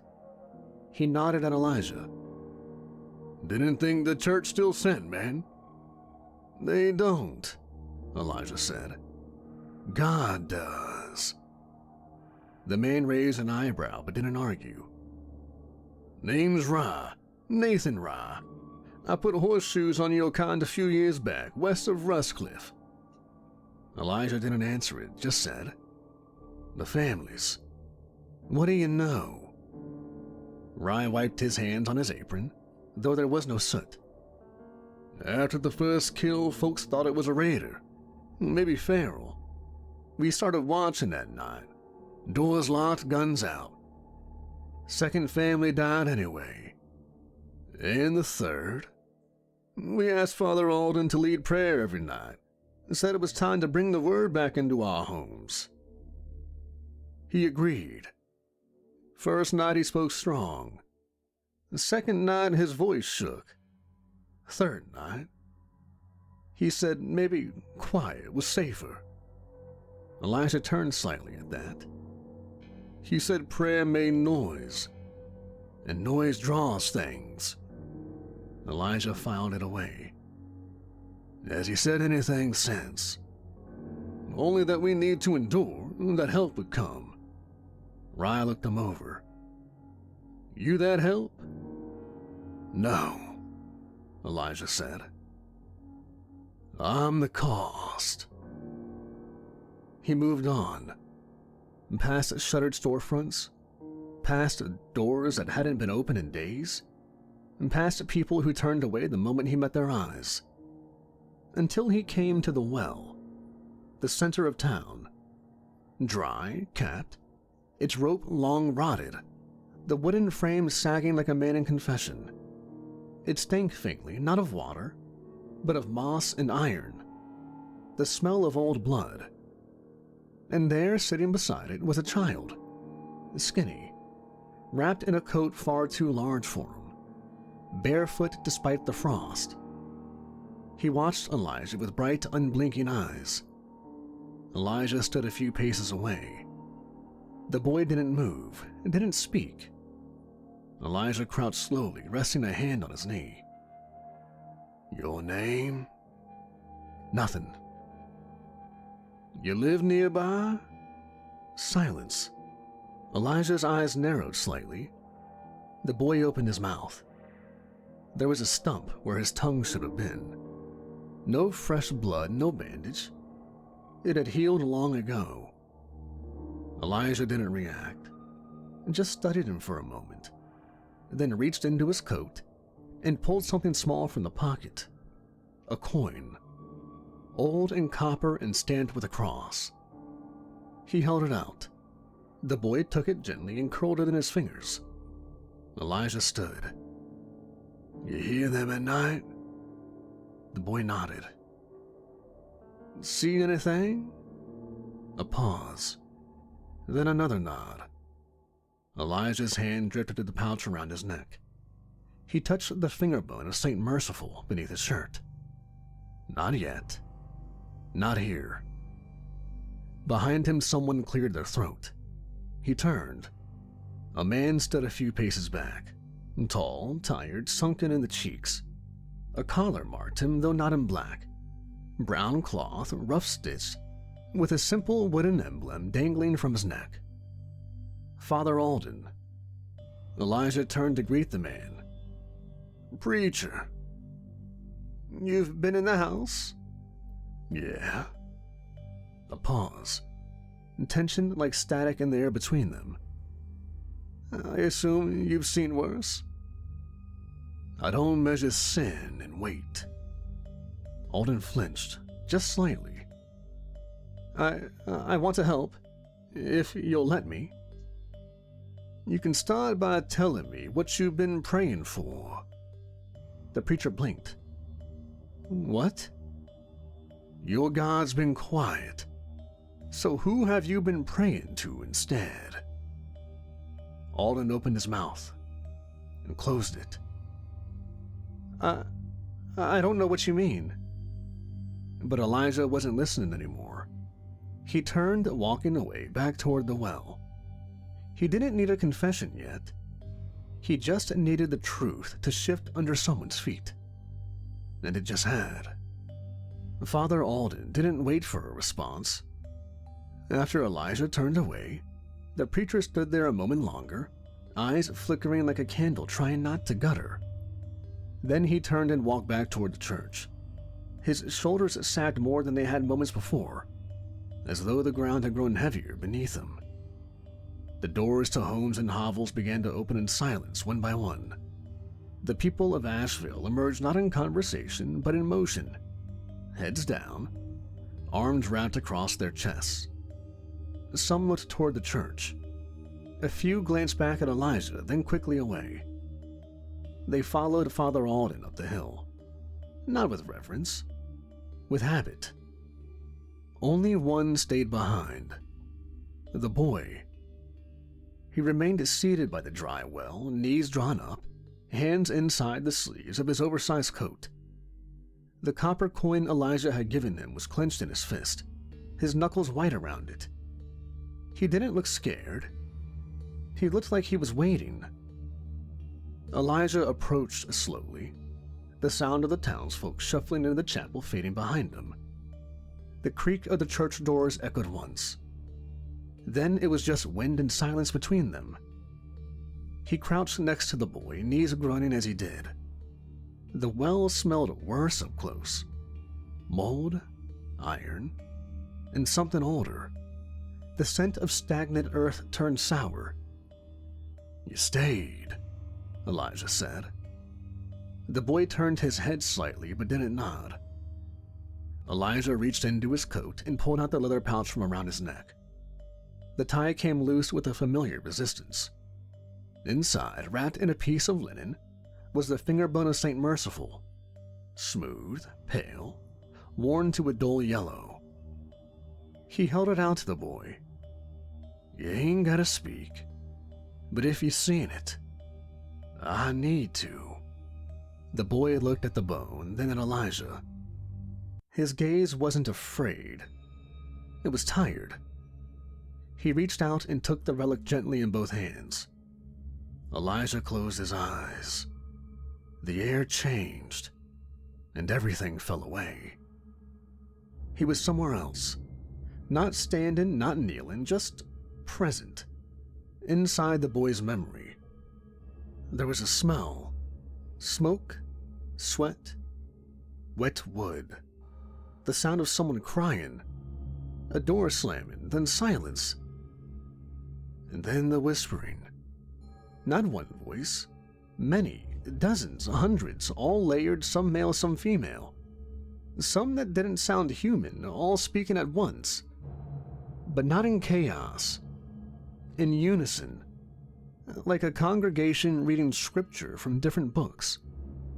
He turned, or thought he did, and saw the hallway of a home. The boy's house, maybe. The walls pulsed. Not literally, but with sound. It moved through them. And then it appeared, crawling sideways out of the ceiling. A shape like melted wax, limbs folding wrong, skin slick and rippling with holes. Mouths. Dozens of them, hundreds. Some big, some as small as pinpricks. Some toothless, some jagged. Each one moving independently, whispering in different tongues all at once. It didn't walk. It flowed. When it passed through the wall, it didn't break it. It bled into it like ink-soaking cloth. Then reformed, still whispering. One mouth was larger than the others, centered on what might have been a chest. It opened wide, and Elijah heard a voice. Not the creature's, a man's voice. He couldn't place it at first. It echoed through too many mouths. But one sentence struck him cold. She was dying. I asked him to stop it. He didn't, so I did. Elijah opened his eyes. The boy sat still, relic in hand, breathing shallow. Elijah reached out and gently took the bone back, wrapping it again. He said nothing for a while. And then, "Thank you." The boy watched him carefully, still clutching the coin. Elijah stood slowly and walked back to his saddlebag. He opened a side flap and pulled out a narrow, folded piece of leather. Inside were 2 bullets etched with symbols. The grooves stained dark with dried blood. Binding rounds. He picked one up. The one he carried for the unknown. Elijah loaded it into the cylinder of Saintbreaker, slow and silent. The revolver clicked shut with the weight of finality. He holstered the gun and looked back toward the chapel. The doors were closed now, but something inside was watching. He could feel it, and the ring on his finger began to warm. The church was empty by the time Elijah pushed through the doors. The pews creaked in the cold, their wood dry and splintered. Dust clung to the corners of the windows, haloed by the last silver of dying daylight. Whatever warmth had once filled the place was long gone. It didn't feel forsaken, just hollow. Like something had lived here and left its skin behind. He walked the aisle slowly, his boots dull against the boards. The pulpit stood crooked, as if the weight of its sermons had finally broken its spine. A lantern burned low near the altar. Someone had lit it before leaving. A kindness, maybe. Or habit. Elijah didn't go to the altar. He sat in the third pew from the front. Not out of tradition, just because that's where he always did if he had a choice. Not too close, not too far. Close enough to be heard, far enough to be honest. He took off his Stetson and set it beside him, bowed his head. He didn't start with the Lord. He never did. I don't ask for safety. You know that. Never ask for long life. Never ask for comfort, so I won't start now. He laced his fingers, elbows on his knees. I've got the signs, got the burn. Got the words you flipped in the book. I know what it is. It's a mouther. You've shown me that. He paused. The wind whistled faintly through a cracked pane. I think I know who brought it in, too. Man standing behind the pulpit with his soul folded up in his pocket. He glanced up toward the cross hanging above the altar. Lopsided. Carved, not cast. The kind made by hands that believed once. I'll deal with the creature, Elijah said. But if I'm right, if he broke a vow in your house, then I'll need strength after to finish it. He looked back down at his hands. I don't want to kill a preacher. Don't want to look a man in the eye who used to believe and see what it costs when that belief breaks. But I will, if you ask it. Another pause. If I die tonight, that's fine too. No drama in it, just fact. If I fall in the dark, don't send me back. I've walked enough. He sat in silence then, let the stillness stretch. It wasn't peace, but it was enough. After a while, he reached into his coat and pulled out the Scourge Bible. It was wrapped in cloth, bound in worn leather, edges charred from a long time past. He undid the ties with the care of a man handling a relic that had already saved him more than once. He flipped past maps, notes, drawings, names, found a blank margin beside a scorched page. He wrote in the cramped hand he'd developed over years of one-handed field notes. Ashvale. Mouther confirmed. Pattern matches divide. Victims pulled apart mid-prayer or post-argument. Tongueless case. A passive survivor. Chain reacted to altar frame. Sigil present and damaged. Suspect. Father Alden. Circumstantial signs align. Witness testimony, Agnes Rye, suggests altered preaching habits post-deaths. Will execute Mouther. If confirmed, will return for the preacher. He paused, tapping the pencil lightly against the paper, then added, God give me the strength to do what's righteous, not what's easy, not what's merciful, what's righteous. He closed the Bible and retied it, slid it back into the saddlebag by the pew. His hands moved next to Saintbreaker. He unholstered the revolver and cracked the cylinder and spun it slowly. The bullets gleamed faintly in the lantern light. He turned it until the binding round clicked into the lead position, marked with blood and sigil, carved by fasting and pain. The first and only gift tonight. He closed the cylinder. The ring on his finger burned. Outside, somewhere beyond the chapel's thin walls, something screamed or whispered. It was impossible to tell the difference. Then silence again. Elijah stood, Stetson on, gun loaded, Judgement ready. He stepped out into the cold dark. The doors closed behind him like a final verse. The cold cut deeper now. Elijah moved through the dark with deliberate steps, the ring on his hand burning like a coal. It wasn't just hot. It ate. It pulsed with the certainty that he was walking into the heart of the rot. The streets of Asheville had gone still. Doors barred, windows dark. Even the wind had gone quiet, holding its breath. The only sound was the steady thud of Elijah's boots on the frozen dirt. He reached the dry well, the place where the boy had waited, where the screams had ended, where the Mouther had been born. He paused beside the old stone rim, The ground stank of bile, rust, and something deeper, like wet teeth. With one hand, Elijah reached into the strap across his back and pulled the Scourge Bible, still worn from his time in the chapel. He flipped through the pages until he found the margin where he'd written the truth in pencil and quiet hands. A mouther. Alden's lie. God's judgment waiting. He slid the book into a secure slot on the back of his coat, tied it with a thin leather cord looped around 3 points, fast and tight. He didn't know if he needed it yet.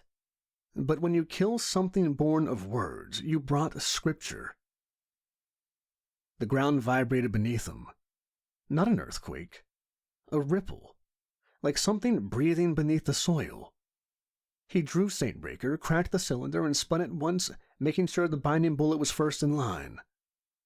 He closed the cylinder and muttered without thinking, "Let it find its mark." Then the ground erupted. It didn't leap from the trees or the shadows. It came from beneath. It came from the confines of the well, dragging with it the stink of old rot and holy things left too long in the dark. Elijah was already moving, but not fast enough. A mass of slick tendrils shot toward him, mouths lining the ends like lampreys, and one caught his coat by the shoulder. The force ripped him sideways, slamming him into the ground. Saintbreaker flew from his hand and vanished into the dark. Elijah rolled, came up to his knees, and drew the psalm blade in a fluid practice motion. The mouther unfurled itself in the moonlight. For a moment it had no form, just writhing, pulsing tissue. Mouths opening and closing like gills all over its shape, some speaking in tongues, others crying in familiar voices. One of the mouths whispered, faint and exact, "I didn't do it." Elijah's heart froze. That was his voice, his first lie. A long time ago, before this calling, before the war. The voice of him as a child. The creature lunged again, not fast, but in every direction at once. Elijah ducked under a swing of limb flesh and slashed upward. The psalm blade tore through the edge of the creature's mass. 3 mouths sealed shut, spraying something thick and black across the ground. It screamed, not in pain, but as if repeating someone else's. The mouther lashed at him with an arm of mouths, each biting, gnashing, and shrieking. Elijah leapt back, breathing hard. He couldn't fight what had no face. He planted his boots in the dirt and yelled with voice and spirit, "By the word that cannot lie, I name you in the light of truth. Take your shape, cursed thing. Be judged in flesh." The air snapped, like a whip cracking through bone. The mouther recoiled, spasming mid-motion. Then it screamed in a sound that made Elijah's ears ring. Its mass tightened, folding in on itself, becoming less cloud, more creature. Bones snapped into place beneath the skin. A spine formed. Shoulders. A long, narrow skull.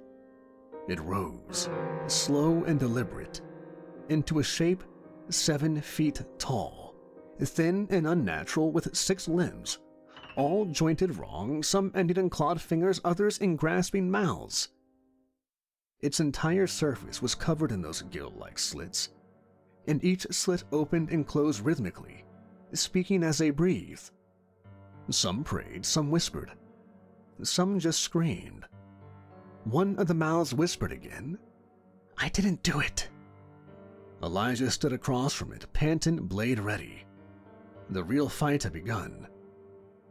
The thing moved like no living creature, its 6 limbs bent in ways that mocked symmetry. One arm was too long, one ended in a mass of fingers that opened like petals into a yawning maw. Its mouths flexed with every twitch, opening, gasping, biting at the air. One whispered Elijah's name like a prayer. Another called for his mother in his dead brother's voice.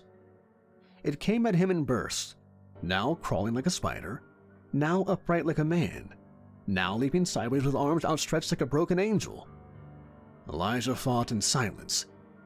He ducked under a swing of those grasping limbs and drove the psalm blade into a joint where shoulder met chest. The blade pierced deep, and the mouth it struck clamped down, nearly biting through the steel. Elijah ripped it free just as another limb swung for his legs. He went down hard. His back hit the frozen earth. The air slammed out of him, his ribs lighting up in white heat. The thing loomed above. A mouth opened in its chest, wide, vertical, human-like, and whispered something terrible in a child's voice. "He died because you didn't say a word." Elijah flinched. For the first time, his hands shook. The creature reared back a limb to strike.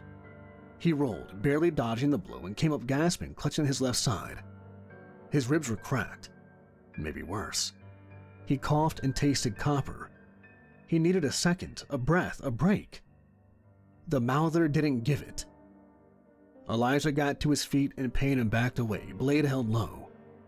The mouther circled, slinking on 6 limbs like a heretic beast made of twisted scripture and lies. His shoulder throbbed.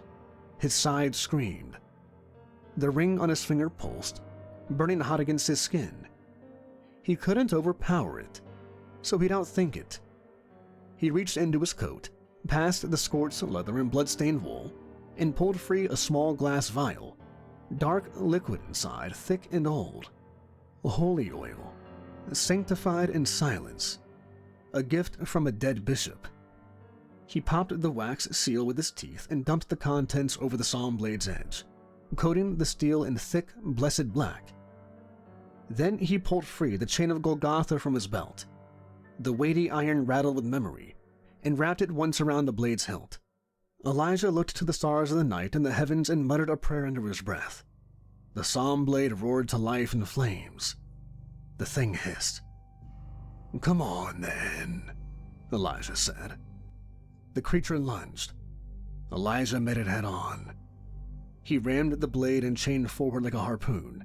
It pierced a chest mouth, and the mouther wailed in agony. The limb spasmed. 3 mouths fused shut. One wailed in a language that hadn't been spoken in 1,000 years. The creature screamed and staggered back. It lashed out, striking Elijah across the ribs again. He went down. This time he didn't get up quickly. The world spun. He rolled onto his side, gasping and reaching blindly. The ring burned his hand with a ferocity he wasn't used to. Elijah thrust his hand into the cold dirt in reflex to cool himself, and in doing so, his hand met the cold steel of his revolver. His hand closed around something metal. Saintbreaker. It was half buried in the dirt, cool to the touch. He coughed blood, chambered the revolver, and stood slow. One eye swollen, one leg dragging, blade in one hand, gun in the other. The thing turned. It saw the weapon and it screamed. Elijah didn't. He took one step forward, then another, then raised the barrel. "You were born from a vow," he said, voice low and final. "And you'll die by one." And he fired. The creature screamed in every voice it had stolen. As the bullet shot into the mouther, it was shackled by chains of light that now bound it to the earth. The scripture seared into the air itself, burning across the dirt, the stones, the trees. Verses in a dozen forgotten tongues. Every line a sentence past. Elijah leaned forward. His coat hung in tatters. His side ached with every breath. Blood ran down his ribs in slow, patient lines. But he didn't stop. The mouther thrashed, bound by the binding bullet, its limbs writhing in place. Mouths open and closed in unison, no longer screaming, but speaking. It begged. It spoke in the preacher's voice, offering penance. It whispered in Elijah's own voice, pleading for mercy. It cried out in a woman's voice, one Elijah had once heard in a dying town long buried in sand, calling for a son who never came home. He didn't flinch. He held the psalm blade in his hand. No fire this time. Just steel. Steel and silence. The mouthers' mouths fell quiet. Then, all at once, they began to speak together in unity and clarity. The words were almost scripture, twisted, close, and familiar. "Blessed be the broken vow, for through it truth is born." Elijah stepped in close, face set like carved stone. "You were made of broken vows," he said, voice steady. "From a broken man." He raised the blade, eyes locked in the central mouth, the one that mimicked humanity, shaped like something meant to speak prayer. "Let this here broken man end you." And he drove the saw blade home. The mouth didn't scream. It opened wide as if to answer, then froze. A white light bloomed from within. Not fire, not heat. Purity. It spread out through the creature's core, filling it from the inside, cracking the limbs, bursting the mouths. Then silence. No bang, no roar, just light. And when it was gone, there was nothing left but ash, gently fallen, and fragments of burned scriptures scattered across the earth like fallen leaves. Elijah stood over it, breathing hard. The ring on his finger glowed faintly, then dimmed. But not all the way. It was still warm. Not burning, not cold, just waiting. He looked down at the scorched soil. It wasn't over. Not yet. Elijah knelt beside the hollow where the mouther had died. There was no body to burn, only ash, scattered like bone dust in the shape of something that should have never lived. All around him, scripture fluttered on the air, pages that had never been written, or that had been erased from memory, now lay across the dirt like snow. He gathered the remnants in silence. No chanting, no ritual, just his hands, his breath, and the ring burning softly on his finger. From his coat he retrieved the pouch of salt and sprinkled it on the site. Then from another a charred bundle of cedar, lit from the tip with a flint and held in his palm until it smoldered. Smoke rose in thin blue strands that curled like script in the wind. He opened the scourged Bible on his back and let the wind flip the pages. When it stopped, he tore a piece from the chosen page, blank, except for a single handwritten line he didn't remember writing. Clean not the flesh, but the root. He dropped the page into the ashes. The smoke curled, changed, and deepened, and the ground stilled. Then the doors of the town opened, one by one, all around him. Ashvale creaked to life like a sleeping thing. Shutters unlatched, doors opened halfway, windows eased up just enough to let the wind through. Dozens of faces appeared, silent, pale in the moonlight. No one spoke. They'd been watching the whole time, watching Elijah move like a priest over something too sacred and too wrong to name. They saw the smoke rise, saw the chain, the blade, the pages, the end. They said nothing. They didn't have to. This wasn't gratitude. It was awe. Elijah didn't look at them. He closed the Bible. The ring on his hand stayed warm. Not the warning heat of a hunt, nor the dead chill of completion. Just a steady, constant burn. Waiting. Elijah didn't need to open the Bible again, but it flipped anyway, right there in his hands. Not by the wind, not by chance. A page turned and stopped with weight. It held a verse he'd never seen before. There was no chapter, no number, just words.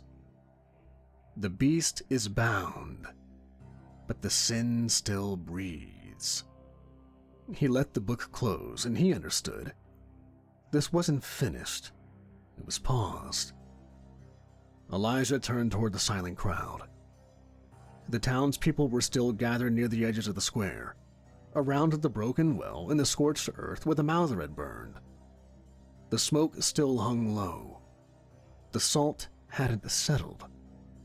He looked over them, eyes wide, mouth shut. No one spoke until he did. "Where does he live?" His voice wasn't loud. It didn't need to be. The ring on his finger still burned. "Elijah?" It was Agnes who stepped forward. She looked smaller now than she had hours ago. Her shawl clutched in one hand, the boy with no tongue in the other. It would seem she had taken him in. "Who?" "Father Alden. Where does he live?" Gasps, hushed and raw. A man in the back, someone who'd watched the whole fight through his window, spat on the ground.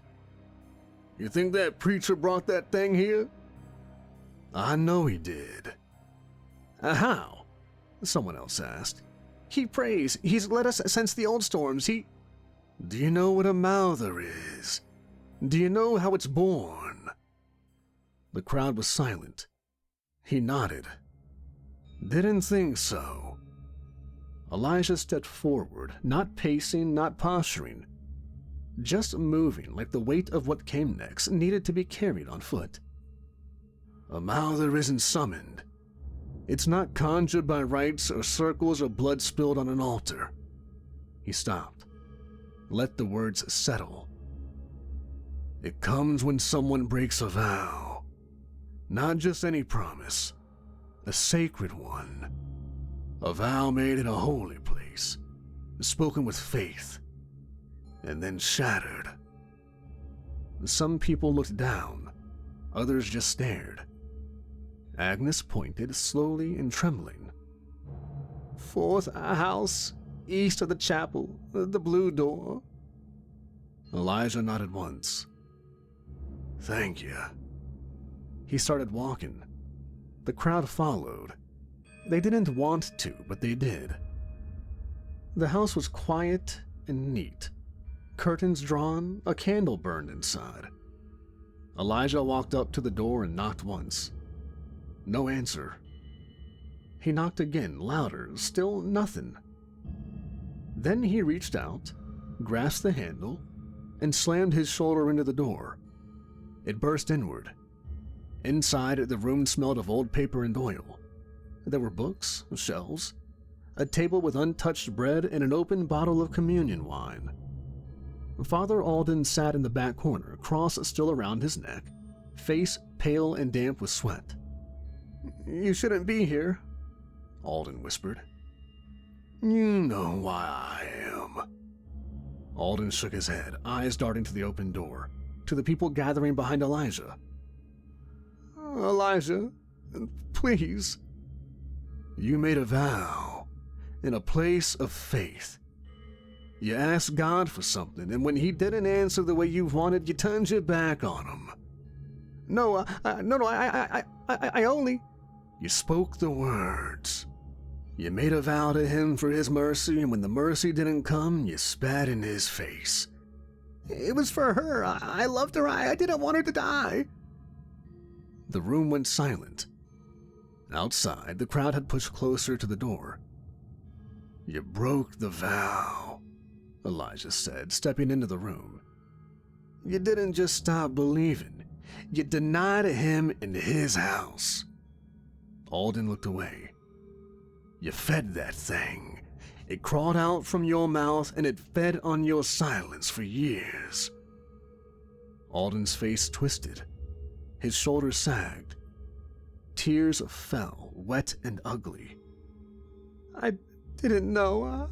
I didn't." Elijah didn't let him finish. He grabbed the preacher by the collar and dragged him out into the street. The crowd parted without a word. Alden stumbled and tried to resist, but Elijah hauled him forward like a sack of meat, through dirt and blood and moonlight. He pulled him into the center of the square, the spot where the Mouther had died, and then let him fall to his knees. The townsfolk gathered in a half circle. Some looked away, others didn't. "What are you doing? You can't. This is Father Alden," someone finally asked, a voice cracking. "He brought the thing that killed your neighbors. 4 families torn apart. Because this man prayed with a lie in his throat." "Is that true?" someone else shouted. Alden sobbed. He didn't answer. "Is it true?" Agnes asked, stepping forward. Alden nodded once. It broke the crowd. They turned on him like a tide, roaring all at once, not attacking but condemning. "Why didn't you tell us? You said it was safe." "My nephew is dead, you bastard." "You said he was still listening." Alden covered his ears, weeping and shaking. Elijah raised a hand and the noise stopped. He looked down at the man. Alden was on his knees in the dirt, eyes wide, mouth moving, words spilling out like blood from a split lip. I didn't know. I thought he'd forgive me. I didn't mean to. Please, I'm sorry. Let me speak before the town. Let me ask for..." Crack. Saint Breaker kicked once in Elijah's hand. Alden's head snapped back, and he collapsed, folding in on himself like an empty robe. The sound of the shot echoed down the streets and into the hills beyond. No one screamed, no one moved. A silence settled that wasn't fear anymore. It was understanding. Final and absolute. Elijah stood over the body. He didn't speak. He didn't holster the gun. He didn't need to. He just watched the blood pool in the dirt until the ring on his finger cooled against his skin. Cold. Finished.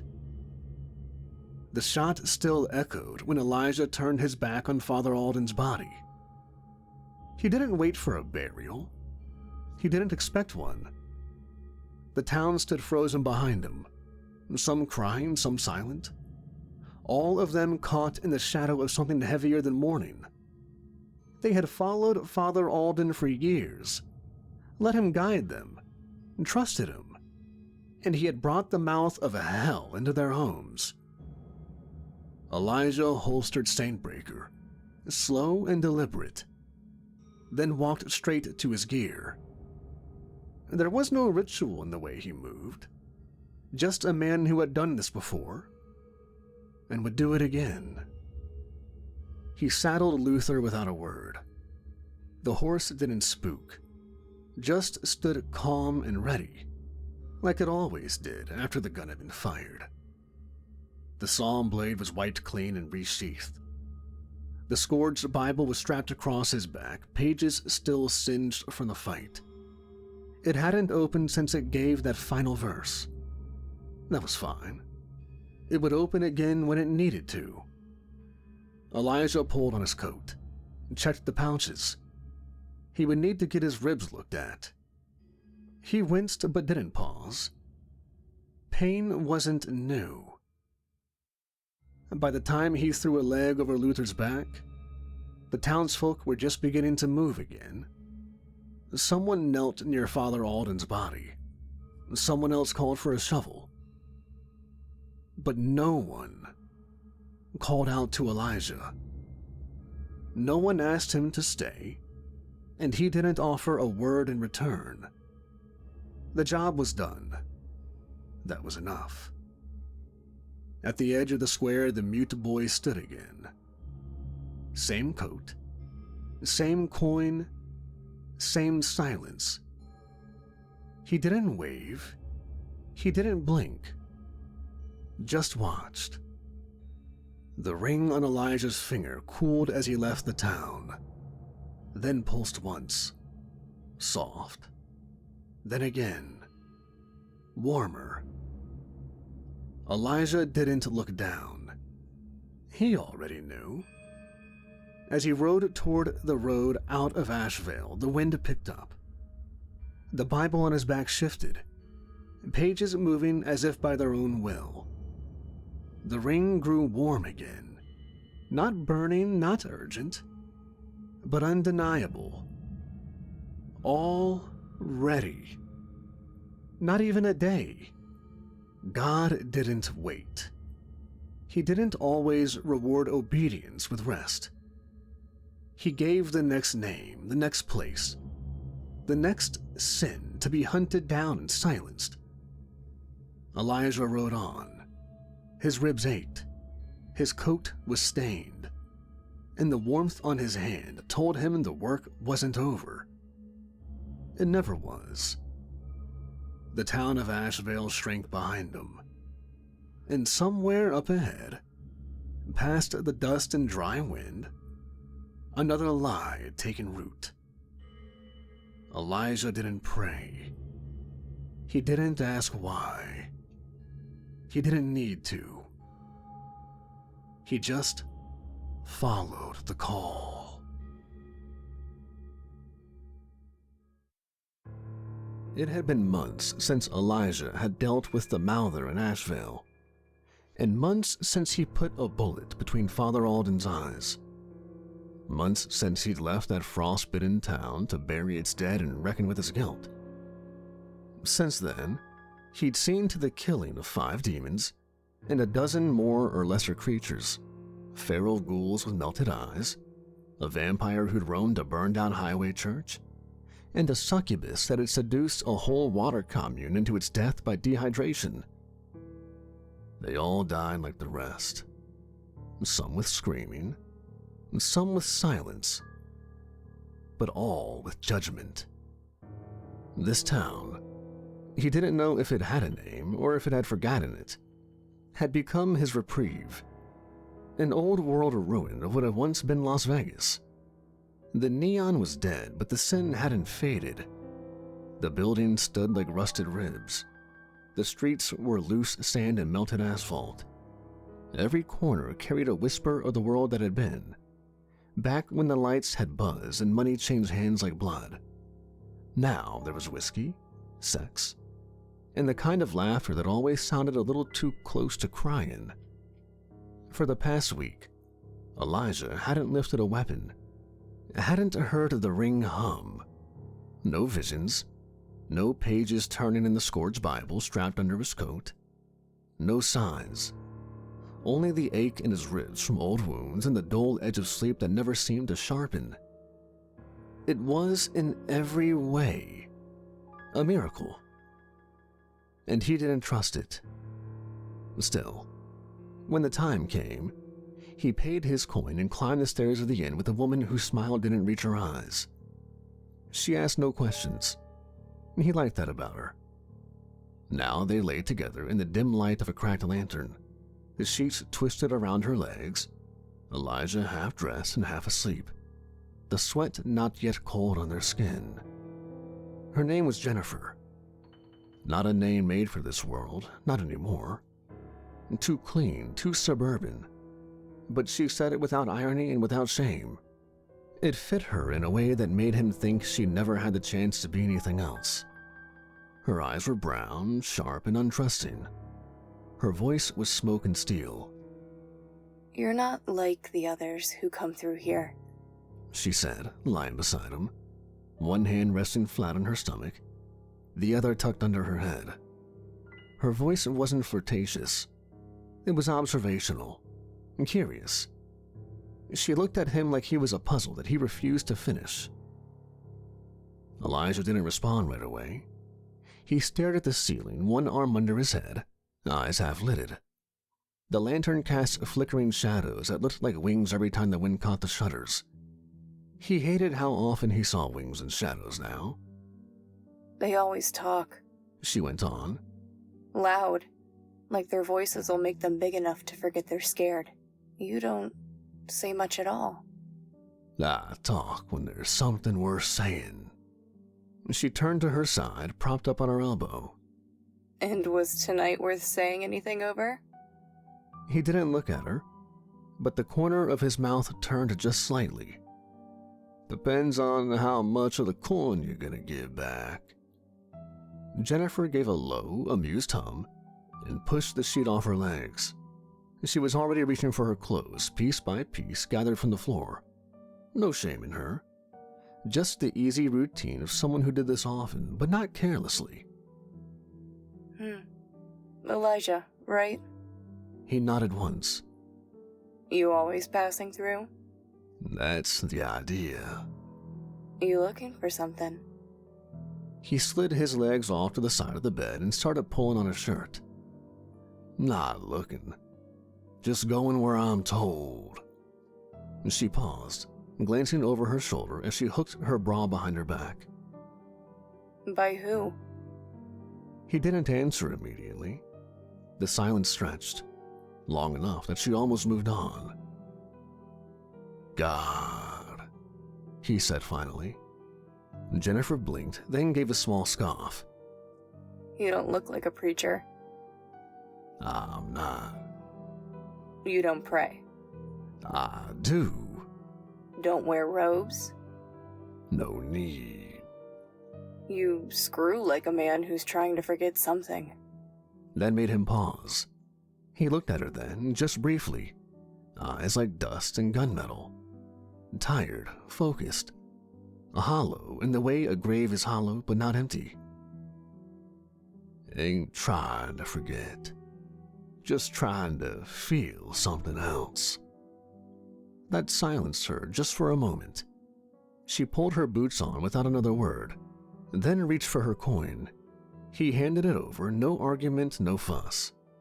You ever been east? She asked, turning the coin between her fingers. Once or twice. There's a place called New Galilee, she said, watching him closely now. 2 days out. Built it from scratch. Big church in the middle. Real serious folk. Call their preacher Saint Michael. Elijah froze at the name, only slightly. Enough that Jennifer noticed. Saint Michael, he repeated. She nodded. That's what they call him. Like he's more than a man. They say he heals people. Grows crops in sand. Said he called an angel down once and it kissed a blind kid's eyes open. Elijah felt the ring warm slightly on his finger. Not enough to burn, not yet. Jennifer continued, quieter now. But I've heard things. From clients. From drunk mouths that forget how to whisper. People vanish out there. Not run off. Vanish. And the ones who stay start talking in tongues. Sometimes their voices change. Sometimes they don't come out of it. Elijah pulled on his coat. She watched him fasten the buttons and slide the scourge Bible into place beneath the leather. You one of those men who runs toward fire? She asked.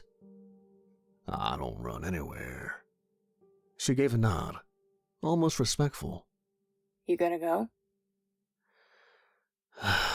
I reckon I am, Elijah said, as he felt the ring begin to pulse, begin to call him. Jennifer stood in the doorway, silhouetted by the hall light. He might be the real thing, you know. Elijah paused and looked at her.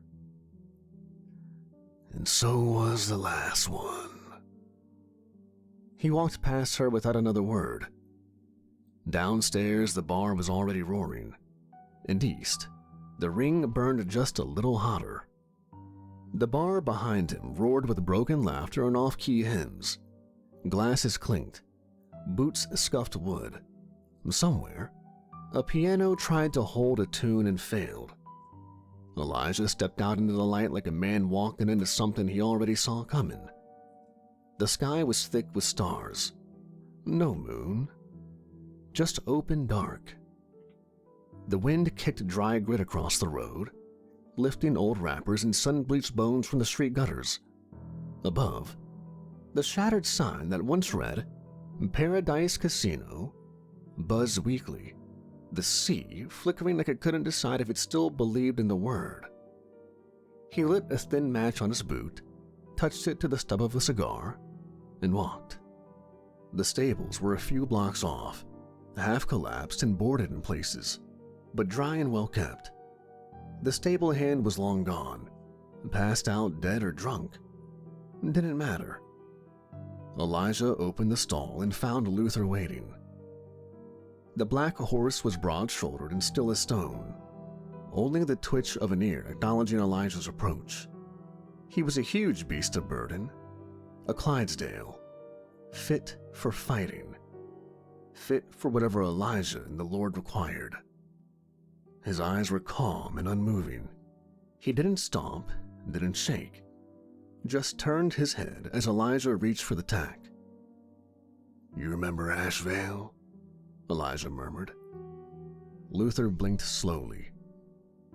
"Good. I sure as hell ain't forgot." The ritual was quiet.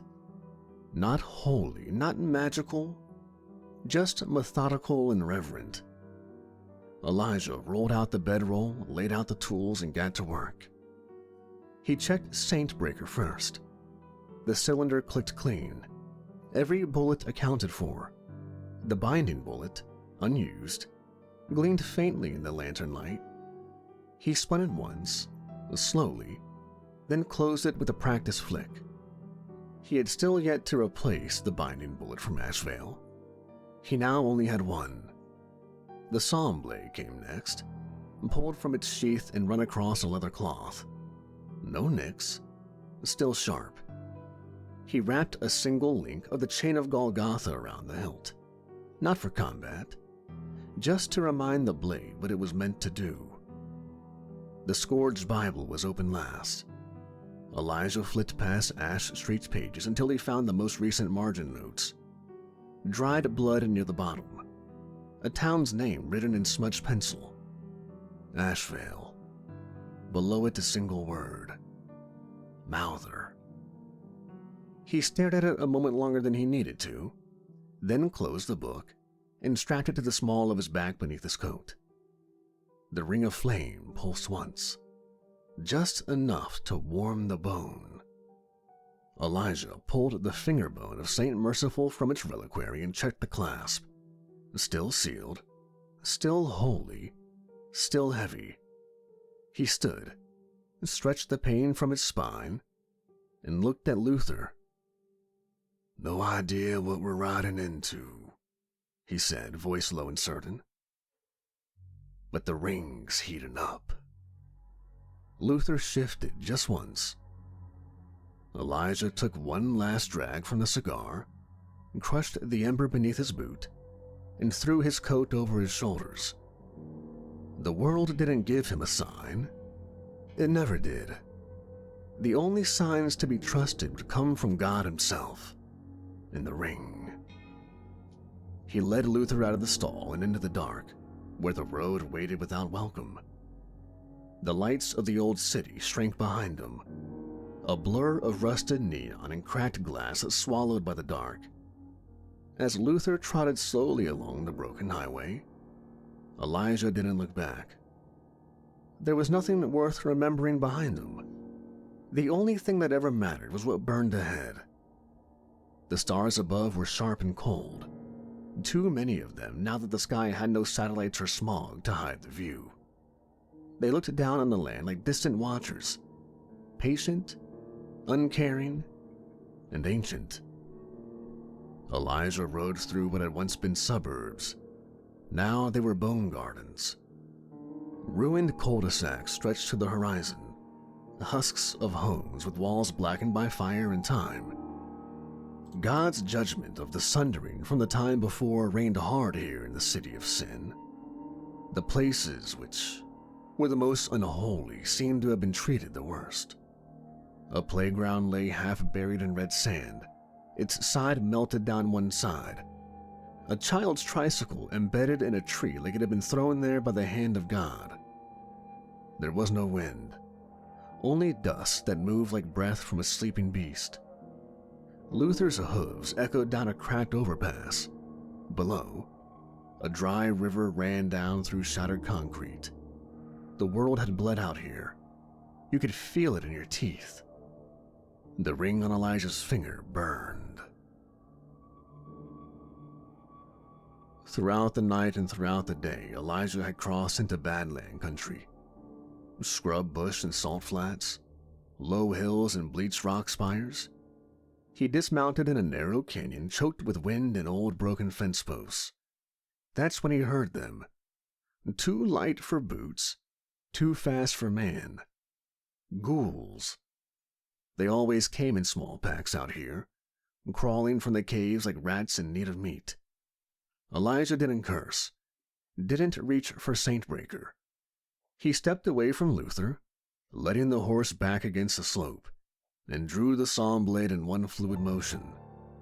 They came out of the shadows, half-hunched, bones jutting where they shouldn't, eyes glowing pale like blind fish that had learned to hunt. Their mouths were open too wide. One of them hissed, long and sharp like a cat in heat.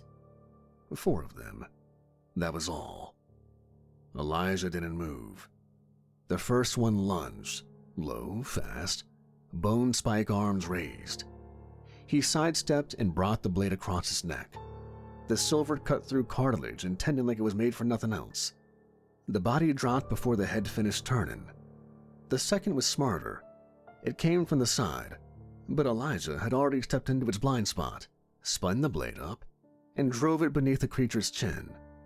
The tip punched through the crown of his skull like a wet crack. He pulled the blade free and ducked. The third swiped at him, a jagged claw, but the saw blade came up and caught the arm at the elbow, then the knee, then the throat. Fast and surgical. It crumpled, twitching. The last one hesitated. Its jaw clicked open, unhinging sideways like a spider's mandibles. Elijah locked eyes with it. The ghoul ran. He let it.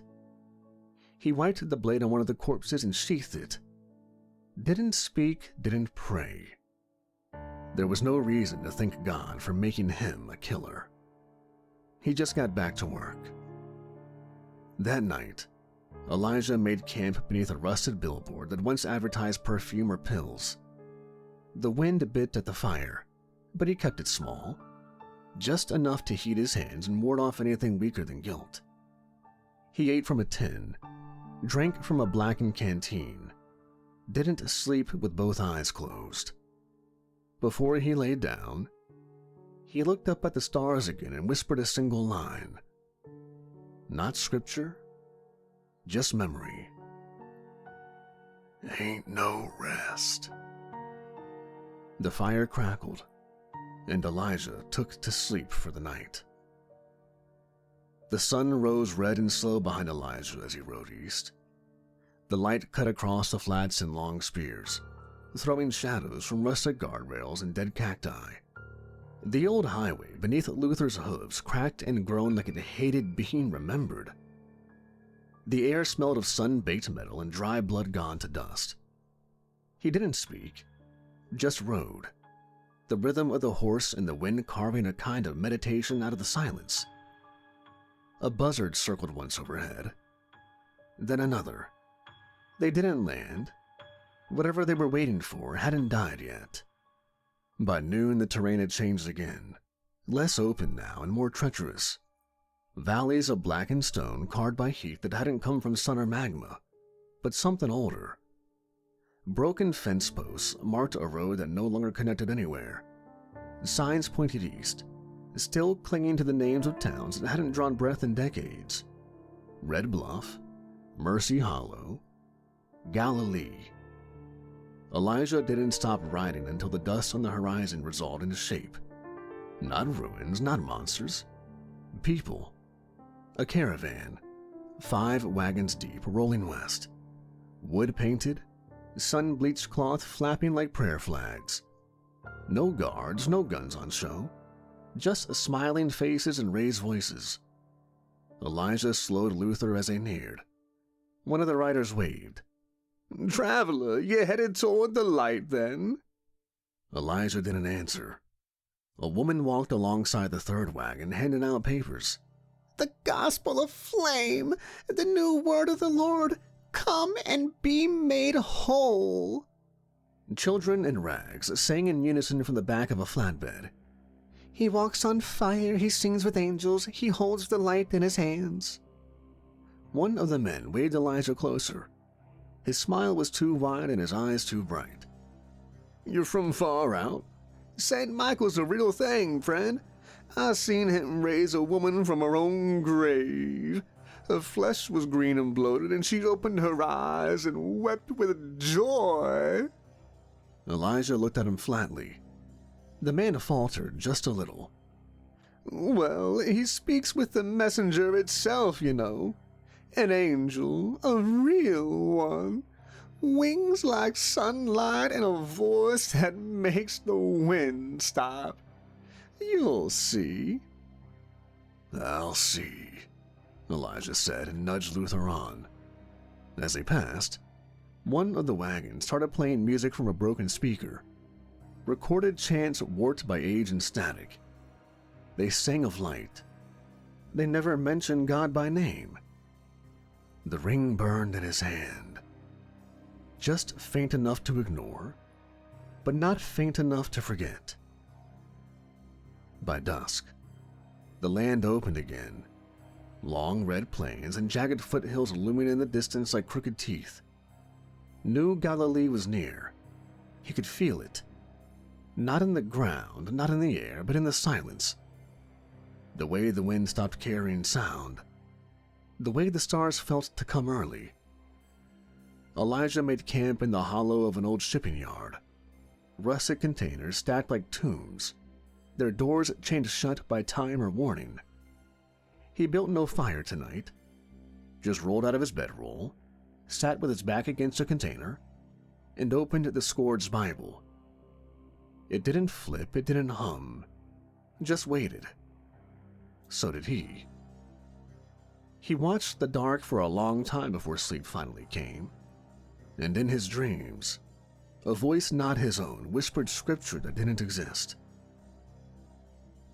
After he woke, he began his journey again. Elijah crested the ridge just after midday, the wind dead at his back and the summer like a hammer overhead. He'd seen towns before, ruins, dust-blown shells, cannibal outposts dressed in scripture and rot. But this one was different. Clean. White stone, new walls. Banners made of real cloth and not from skin. From a distance, New Galilee looked like a place that had never been touched by the sundering. It unsettled him more than the wasteland ever had. The streets were empty as he entered. No children, no hawkers, no beggars. Just rows of neatly kept buildings. Fresh paint on old wood. Verses carved into doorframes in a language half the world had forgotten. The ring on his finger pulsed once. Elijah rode slow through the first few blocks. The silence wasn't dead. It was waiting. Then he heard it. The sound rose like thunder wrapped in music. Voices, hundreds of them shouting, singing, cheering all at once. It came from deeper in town. He turned the corner and saw the cause. A great scaffold stood in the center of New Galilee, built from salvaged beams and steel rods, towering high over the gathered crowd. Hundreds, maybe 1,000 people stood shoulder to shoulder in the square. Some wept, some sang. Others simply stared with mouths open like they were breathing for the first time. At the top of the scaffold stood a man dressed in robes white as ash and gold trimmed like sunlight through a chapel window. His hair was silver, his face lean and sculpted. He didn't pace. He didn't shout. He spoke with a voice that carried like it was made of thunder and honey. Saint Michael.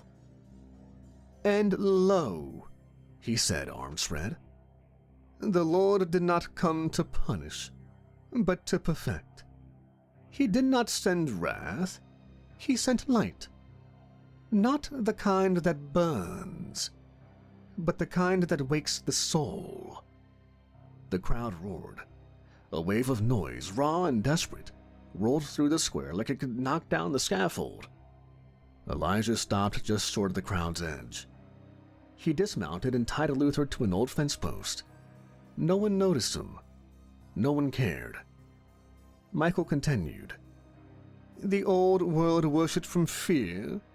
They begged mercy from a vengeful throne, but that was not God. That was man's shadow cast across the heavens. This? He raised a hand to the sky, and a shaft of sunlight pierced through the clouds.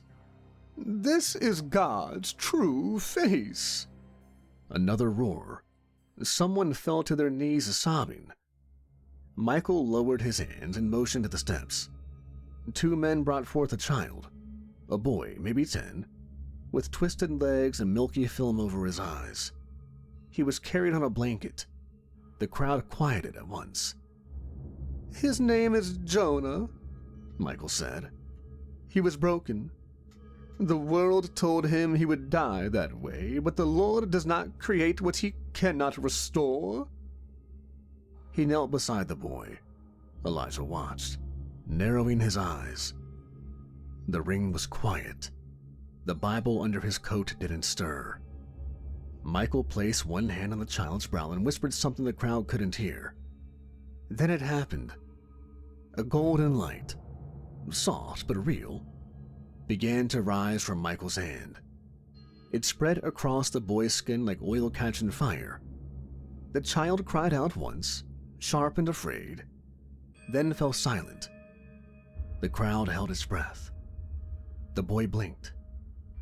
The clouds above parted further, sunlight hitting the scaffold like benediction. The boy moved his legs. He moved them. One foot shifted, then the other. The crowd exploded. He opened his eyes and the milky white film that was on them was gone. People screamed praise, shouted scripture, collapsed to the ground. Grown men wept openly. Women held their babies like relics. A blind woman near the front shouted, "He is the flame made flesh!" Elijah stood motionless. The boy sat up.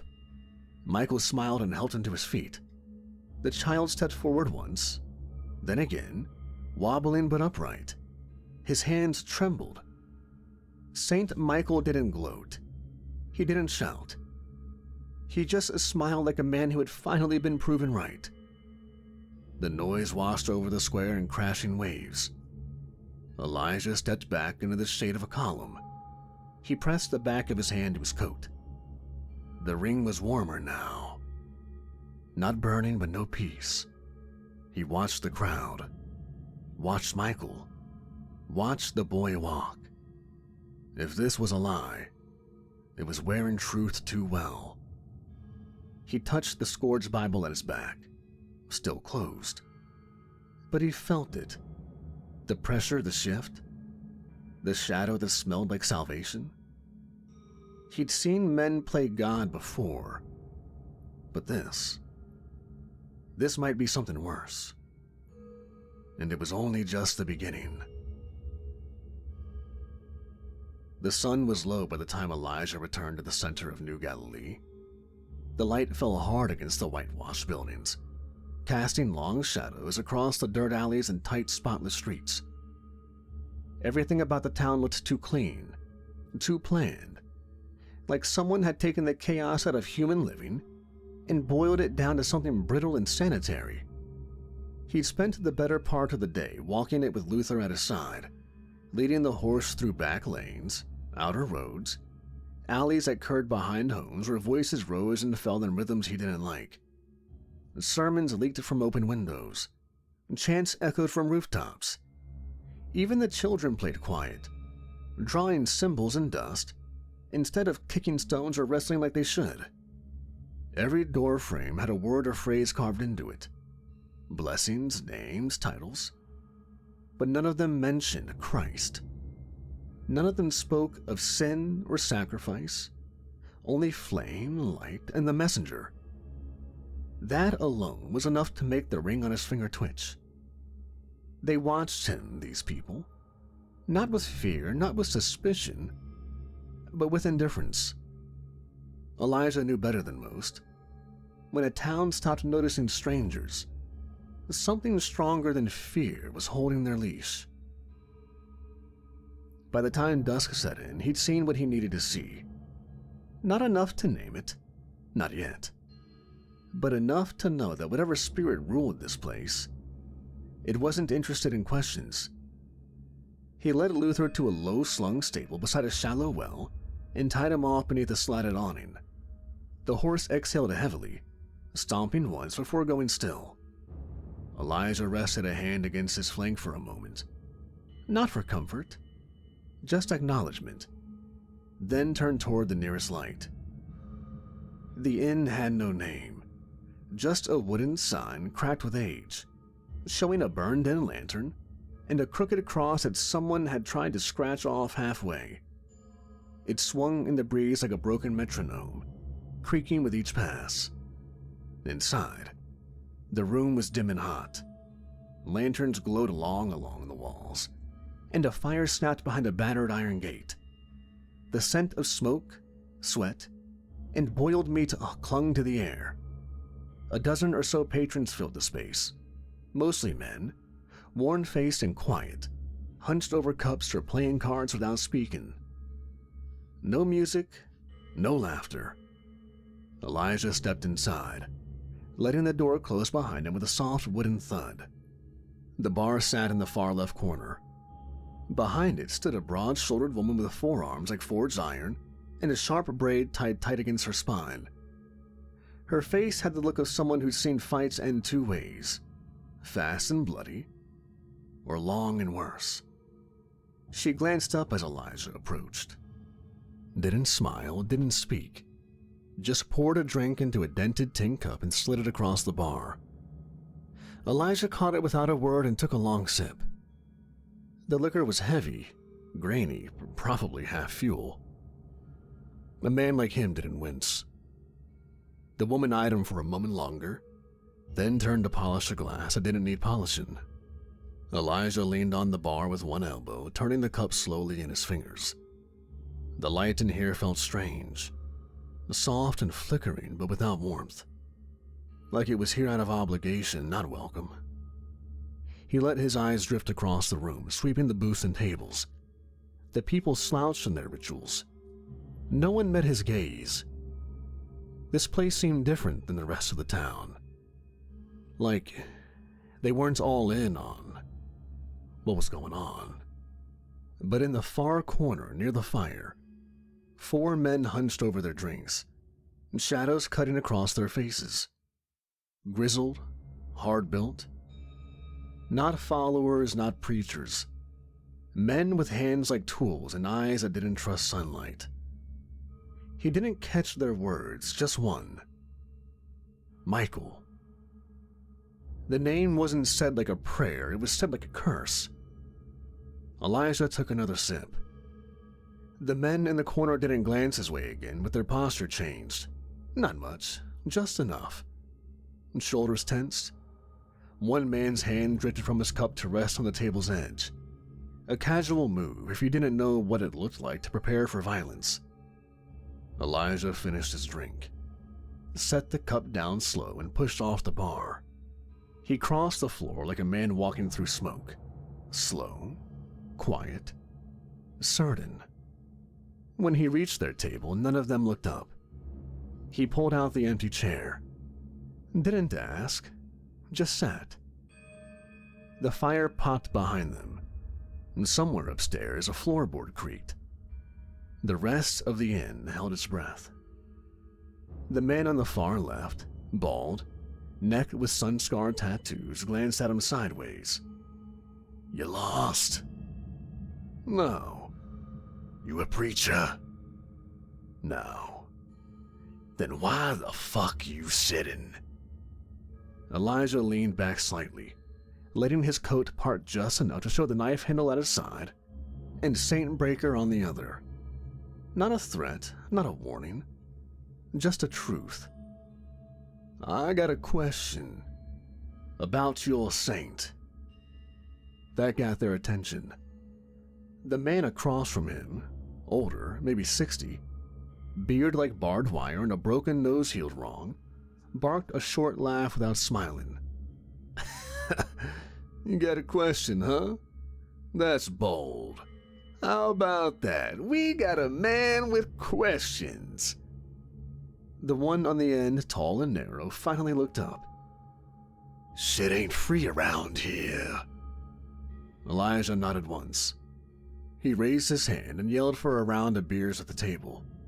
The barmaid made her way over and poured without a word. He didn't wait for a thank you. The bearded man took his drink, sniffed it once like it might still hold poison, and drank deep. The others followed. For a moment, no one spoke. Then the tall one said, "All right, ask your question." Elijah didn't speak, just rested his forearms on the table. "You're not here for the sermons?" "No." "You're one of them zealots from the South? The ones who think flame's just a symbol and God's in the soil?" "No." The tall one grunted. "Then what the hell are you?" Elijah didn't answer. The men looked at each other. Small, quiet looks. Weight exchanged in glances. These weren't churchmen. These were the kind who buried bodies without prayer and never carved names on the markers. The bald one spoke up. "We've been here a long time. Before the robes, before the light shows. When Galilee was just a pile of shit and rust like every other place." He sipped his drink. "Michael came 5 years ago, preacher type. Gentle voice, carried a staff, not a gun. Read scripture in the square. Folks liked it. He fed people, dug wells, helped repair the north wall when the rotters came. He was real back then, or close enough," one of the men chimed in. Elijah's eyes didn't move. "What changed?" The tall man exhaled slow through his nose. "The light. That fucking thing," one of them muttered. "The messenger," one of them said, and the way he said it made it feel like the word was a disease. Elijah waited. "It came down on one of Michael's sermons, first time anyway. Light fell through the clouds, bright, white, and hot, like glass shattering in your soul. Nobody could look straight at it. We all dropped. I saw men scream like they were being peeled on the inside." The bald man tapped his temple with his 2 fingers. "Changed him, Michael. After that, started writing new verses, said God was speaking again. Healing people, preaching miracles. No more wrath, no more judgment, just light, always light, never about sin." "Did the miracles work?" Elijah asked. The table fell quiet for a long moment. The old one, the one who hadn't said much yet, finally spoke. "They work. They shine like all get out. People walk who shouldn't. Tumors disappear and crops bloom in ash." He looked up then, and his eyes were hollow. "But it don't last." Elijah narrowed his gaze slightly. "I had a daughter, named Eloise. Got the sickness bad. Lungs were blackening. Couldn't walk. I carried her to the pulpit myself. Michael laid hands on her. Light came. Her skin glowed and she laughed. First laugh I'd heard in months. She walked for 5 days, and then on the 6th, she started coughing again. On the 7th, her lungs didn't give out. They filled, like she was drowning from the inside. She died screaming and no one came." The silence around the table was a different kind now. "Michael didn't see her?" Elijah asked. The man shook his head. "He didn't even remember her name." The bald one leaned in. "They don't forget just the miracles. They forget people. The ones who die, it's like they never existed. Records go missing. Graves vanish, folks don't talk about them. Like they were never here. That's the part that scares me. Not the light, not the monster, the forgetting. Elijah's hand drifted slightly toward the edge of his coat. The ring pulsed, faint but steady. You said monster, Elijah said. The man nodded slowly. Not many have seen it, but those that have don't last long.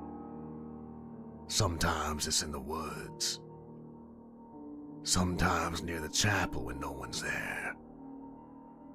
What does it look like? The bald man drained his drink.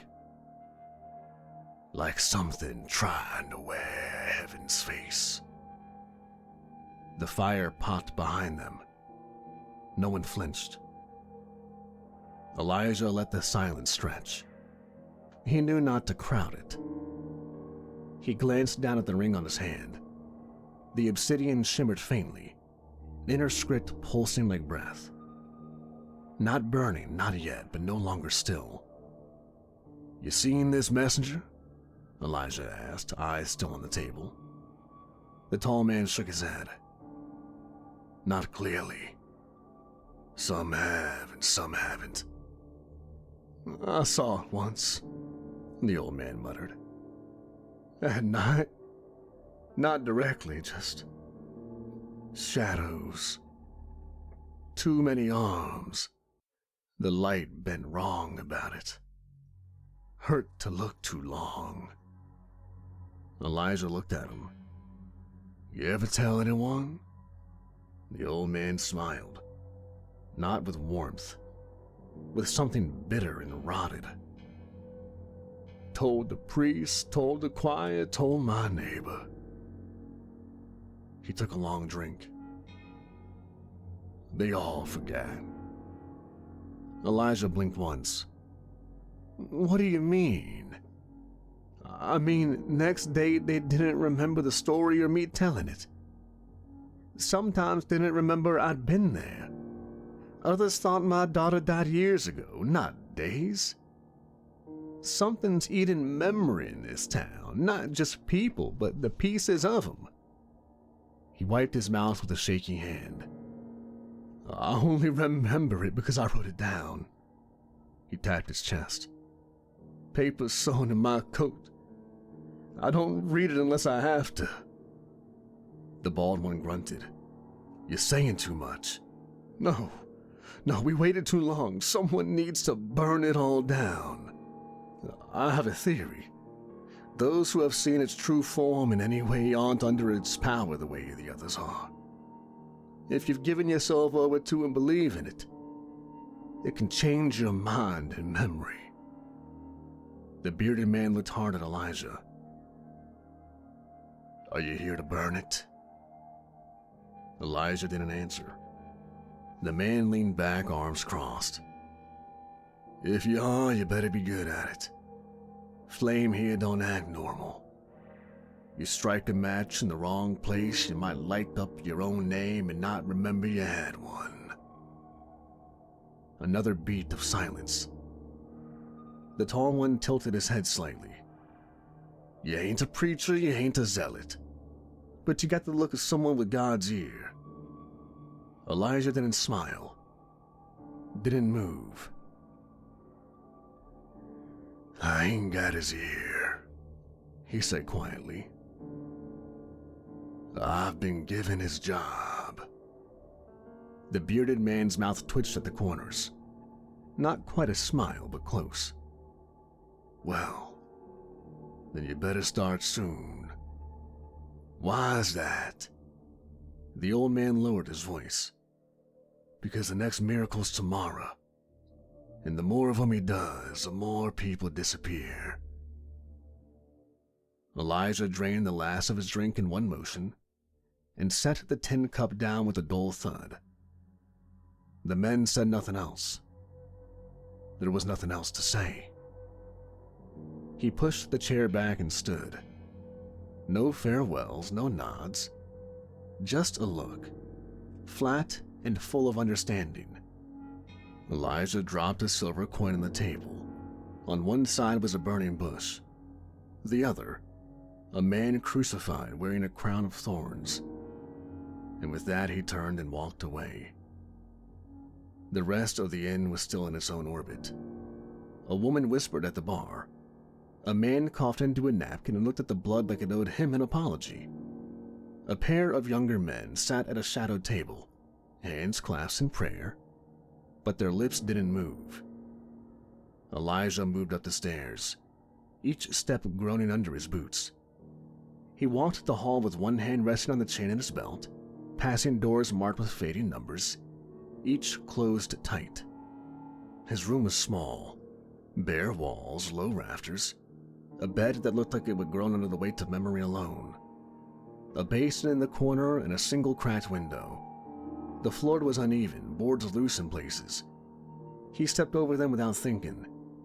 He always found the soft spots first. He took off his coat and hung it over the back of the single chair. Then he unstrapped the scorched Bible from beneath it and laid it on the table. Ash smudged the corners of the pages like it had survived 100 fires. And maybe it had. He opened it. The pages didn't move. No flipping, no wind, no message. Just the silence between what was and what would be. He stared at the blank space at the bottom of one page, just wide enough to write another name. But he didn't. Instead, he sat on the edge of the bed, elbows on his knees, hand at his mouth. The ring pulsed gently, a dull heat like coal under his skin.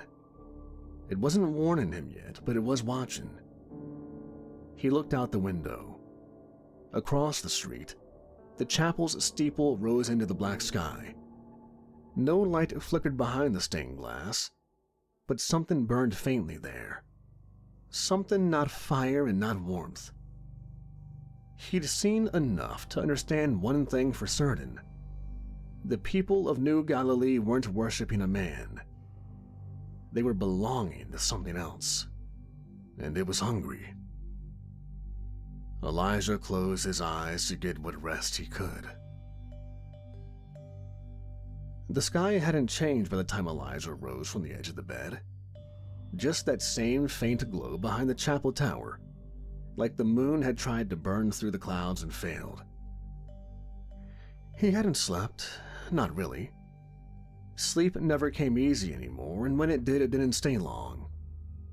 There was no peace in dreaming. Not for men like him. He buckled his coat, checked the cinch on the scored Bible at his back, and tightened the strap holding the fingerbone of St. Merciful across his chest. Everything was already in place. The ring on his finger was warm again, still subtle but more insistent now, like a low voice humming through bone. It never told him where to go, just when it was time to move. And it was time. He left the inn before the sun breached the rooftops. New Galilee still slept, or pretended to. The streets were cold, too clean, every door shut. Smoke rose from chimneys, but no one spoke. No dogs barked, no children stirred. He found Luther tethered beneath the awning beside the well, waiting exactly as he left him. Elijah ran a hand along the horse's neck, slow, calm, then mounted and turned east, away from the chapel, toward the edge of town and whatever was pulling the ring like a hook under skin. The farther he rode, the more the light bent wrong. By the time the sun began to bleed over the hills, he had found it. A place beyond the farms, tucked in behind a line of broken irrigation troughs and rusted-out water tanks. There was a collapsed windmill nearby, half swallowed by brush, the metal creaking just barely in the breeze. And there, just beyond it, sat the pit. He slowed Luther, dismounted without a word, and tied the reins to a crooked post. The wind had shifted. He could smell it now. Not rot in the usual sense. Not death with meat still clinging to it. This was something else. Something sour. like a promise that had gone to seed. The pit wasn't fresh, but it wasn't completely forgotten. It had been dug quick, wide, ragged, a spade's worth, not a shovel. The dirt tossed carelessly aside, sun-hardened and dark. And in the center of it, a body. Her body was twisted, limbs bent in unnatural angles, dress half-shredded and stained across the back and thighs.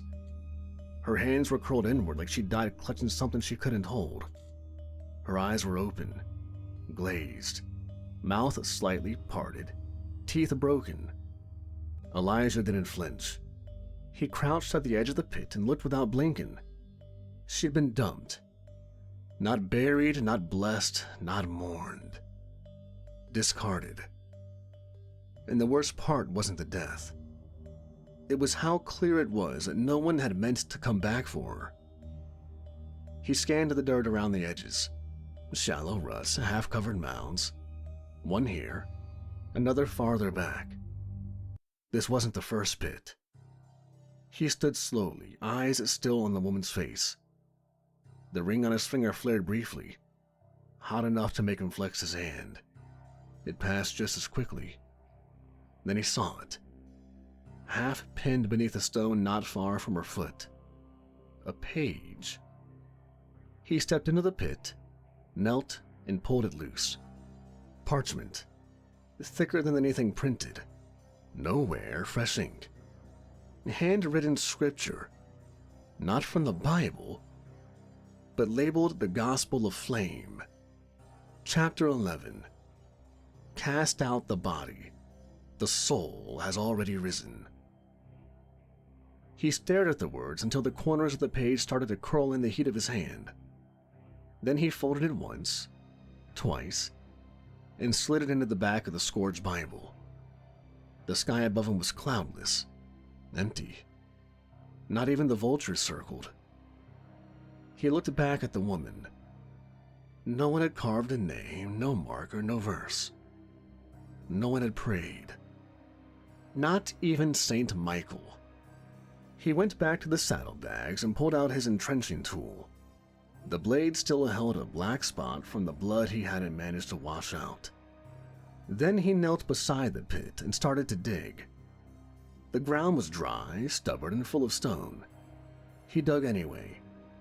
The motion was steady, quiet, meditative.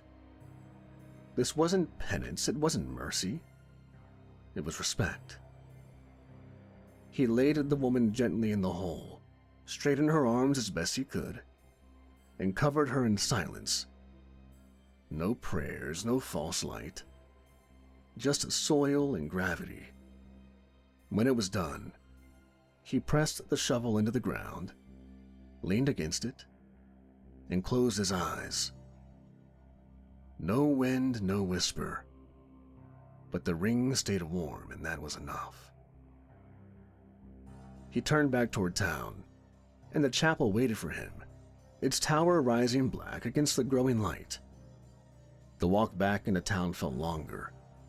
The sun had fully risen now, casting clean gold across whitewashed walls and red dust roads. Birds chirped from rooftops, and children played quietly in tidy rows outside a schoolhouse. A woman passed by Elijah carrying a basket of loaves, smiling gently, lips moving in silent prayer. From the outside, it looked like peace, but it didn't feel like it. Elijah moved slow, dust clinging to his boots and the sleeves of his coat. The earth beneath his nails was still fresh from the burial, and his knuckles ached from the shovel. His hands were dry and calloused, not for holding books.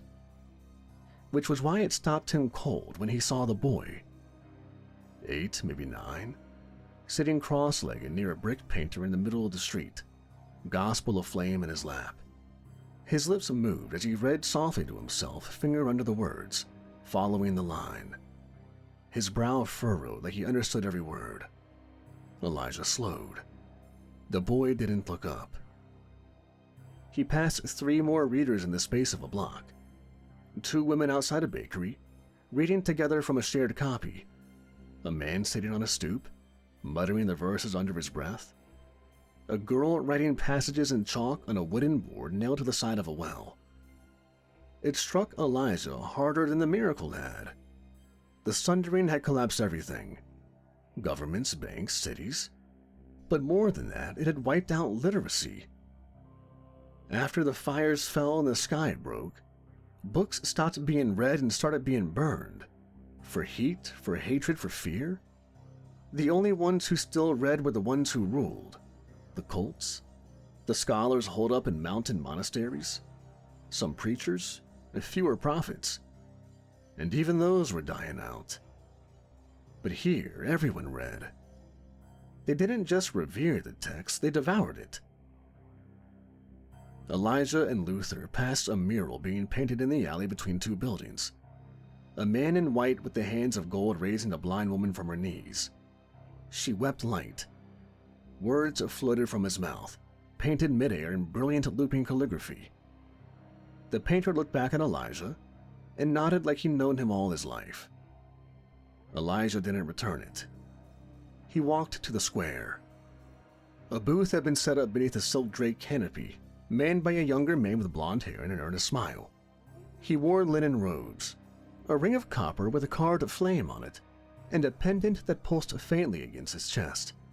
Not with magic, but with some kind of rhythm. Scripture hummed from a speaker beside him, recited in a voice too smooth to be human.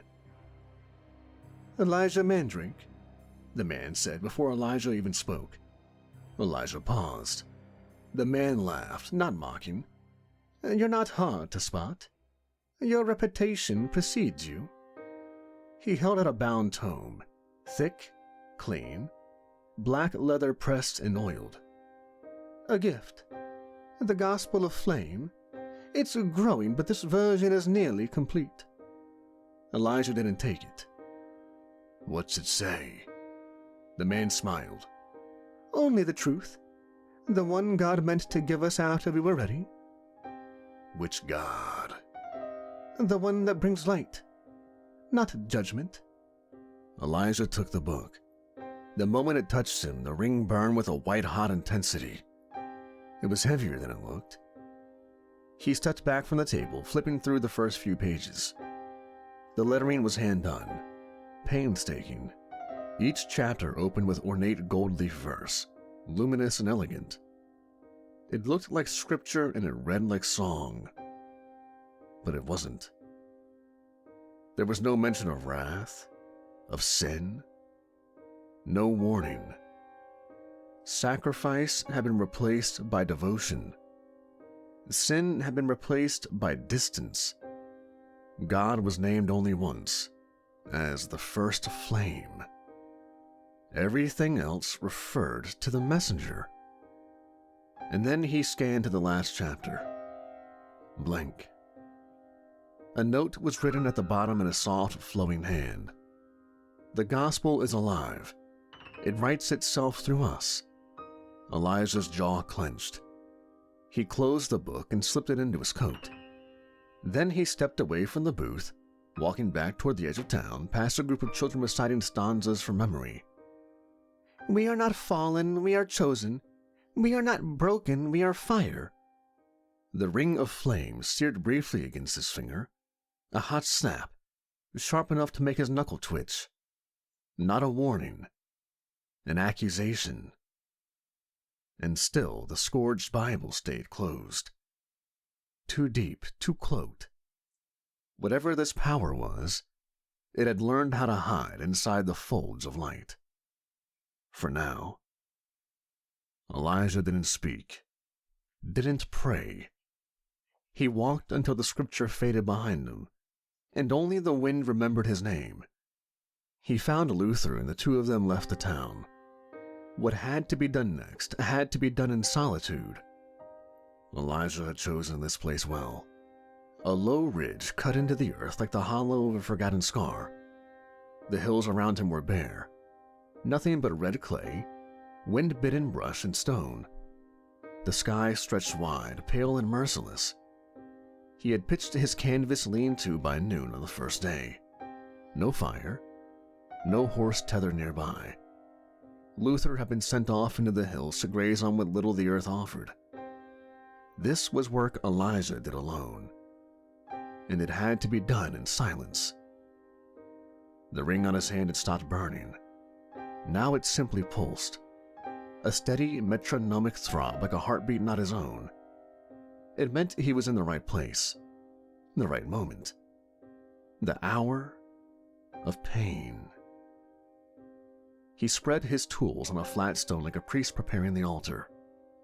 A shallow copper bowl, a piece of raw parchment torn from the scourged Bible's back pages, the sacrificial kind, meant to be used and meant to burn, a silver awl, a narrow coil of the chain of Golgotha, blackened from the last ritual, sacred oil, and a single, unshaped bullet casing. He sat cross-legged before the altar, drew a blade across his palm without ceremony. Blood filled the bowl, dark, quiet, no flinch, no prayer. He mixed in a spoon of scripture ash, a drop of oil, and let the parchment soak. When night came, he did not sleep. He laid flat in the dirt, watching the stars, eyes unblinking, and they whispered in his bones. The second day hurt before it began. Elijah's stomach clawed at itself. His mouth was dry. Flames danced at the edges of his vision, but none dared land. He unrolled the final tool from its oilskin wrap. A flagellum. Short leather grip. Dozens of tasseled cords, some tipped in lead pellets, others fixed with bone shards, wire curls, even a rusted nail. It was ceremonial. It was punishment. It was to reflect Christ's pain and sacrifice. Every inch of it had purpose. He rose from the ground slowly, bones stiff and spine aching. The ritual wasn't complete until the pain had been carved into his flesh. The binding bullet didn't accept theory. It demanded blood. Not just shed, but offered. He stripped his shirt and coat, bearing his back to the dry wind. The flesh there was already scored from old work. Faded stripes, punctured scars, marks like scripture burned by lash. The new ones would need to be deeper. He gripped the handle, took one breath, and struck. The first lash landed across his shoulder blades with a sickening wet slap. The ball bearings hit like stones. The bone fragments ripped. Blood welled immediately. Skin split. Elijah didn't cry out. The second blow landed lower, then the third. He adjusted his angle, changed his stance, moved with the rhythm of the chain in his belt, whispering scripture between clenched teeth. By the 10th lash, blood ran freely. By the 20th, it ran down his ribs and soaked into the waistband of his trousers. Every strike was deliberate, measured. The whip bit into him with the memory of every death he'd ever delivered, every judgment he'd ever carried, every time he'd written in the margins of the Bible. He didn't do it for redemption. He did it because holiness has a price. At 30, he staggered. His vision doubled. His hands trembled, but he didn't stop. He swung again, and again, and again, until 40 lashes had kissed his back in red fury, until the pain burned into something clean, holy, not absence of pain, but acceptance. He dropped the whip, fell forward, hands catching in the dirt. The wind blew across his back, cooling the blood. The cuts pulsed with his heartbeat, fresh and hot. Every breath was fire, And still he prayed. Not aloud, just in the meat of his thoughts. God didn't need to hear him. He needed to be heard. When Elijah stood again, the sun had begun to dip. He took the bullet casing, now dried from its soak in the blood-oil-ash mixture, and placed it into the coil of the chain. He drew the saw blade and carved a single word into the shell of the silver awl. Bind. The letters were jagged and uneven, not beautiful, just true. He wrapped the parchment around the casing, tied it shut with a sliver of chain, and pressed it to the still bleeding meat of his back. Then he reached into his coat and pulled out the scourge Bible. It flipped, not by his hand. Pages turned too fast, stopping near the middle. There, in the white margin of the right page, new ink bled through like it had always been there. This is not the end, but it is the answer. Elijah nodded once, wrapped the bullet casing in cloth, and the ring on his finger cooled just for a moment, just long enough to let him breathe. Elijah slept, and when he woke up, the wind had picked up by dawn. Not enough to lift the dust, but just enough to move it. A slow crawl across the valley floor, like even the earth itself didn't want to stay still anymore. Elijah sat with his back against a sun-bleached boulder, eyes half closed, his coat draped across his shoulders like a shroud. He hadn't slept much, not since the lashes. Not since the fire in his spine cooled and left that low, humming pain he could still feel behind his teeth. The binding bullet sat in a cloth bundle in front of him, untouched since the moment he'd finished it. He hadn't loaded it into Saintbreaker yet. Not because he feared it wouldn't work, but because he feared what it meant if he might need it. A bird croaked overhead. Not a crow, not a scavenger, but something smaller. Thin bone, still alive somehow. It perched on a rock across from him, cocked its head once, and flew off without a sound. Elijah watched it go. His hand brushed over the ring of flame. He looked toward the horizon. From this angle, the chapel of New Galilee looked like a tooth growing sideways out of the land. Wrong and out of place. A thorn carved from white stone. The banner at its peak. Golden flame on black cloth fluttered faintly in the wind, though no other wind had touched the valley. He exhaled slow. "You ever think," he said, not sure if he meant it for God or himself, "that maybe this place ain't fixable?" The ring didn't answer. It never did, not directly. He closed his eyes. Tried to remember the last time he had rest that wasn't just quiet. And tried to remember the sound of his own voice when it wasn't giving warnings or delivering judgment. Tried to remember the name of the last person he saved who hadn't needed saving a week later. Nothing came. Just the image of the woman in the pit. The boy with the broken legs. The crowd that screamed joy over lies. He looked down at his hands, one still raw from flagellation, one steady on his knee. "You see it all," he whispered to the sky. "So you already know what I'll do." The Bible at his back pressed against him like a second spine.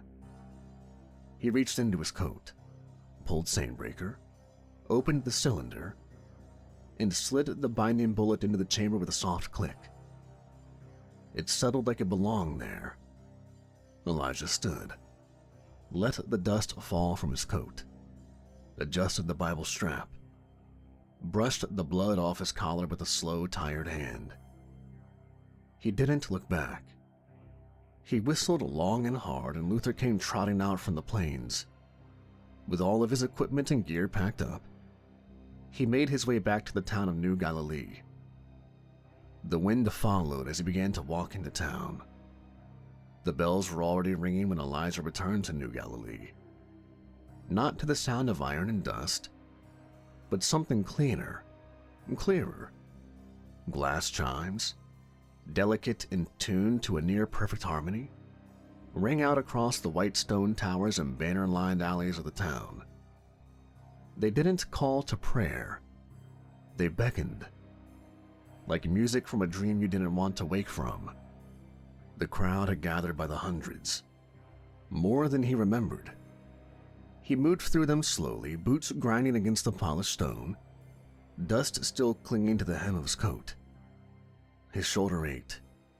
His back throbbed beneath his shirt, lashes fresh and raw reopened with every step. The binding bullet sat cold on his belt, chambered and waiting in statebreaker.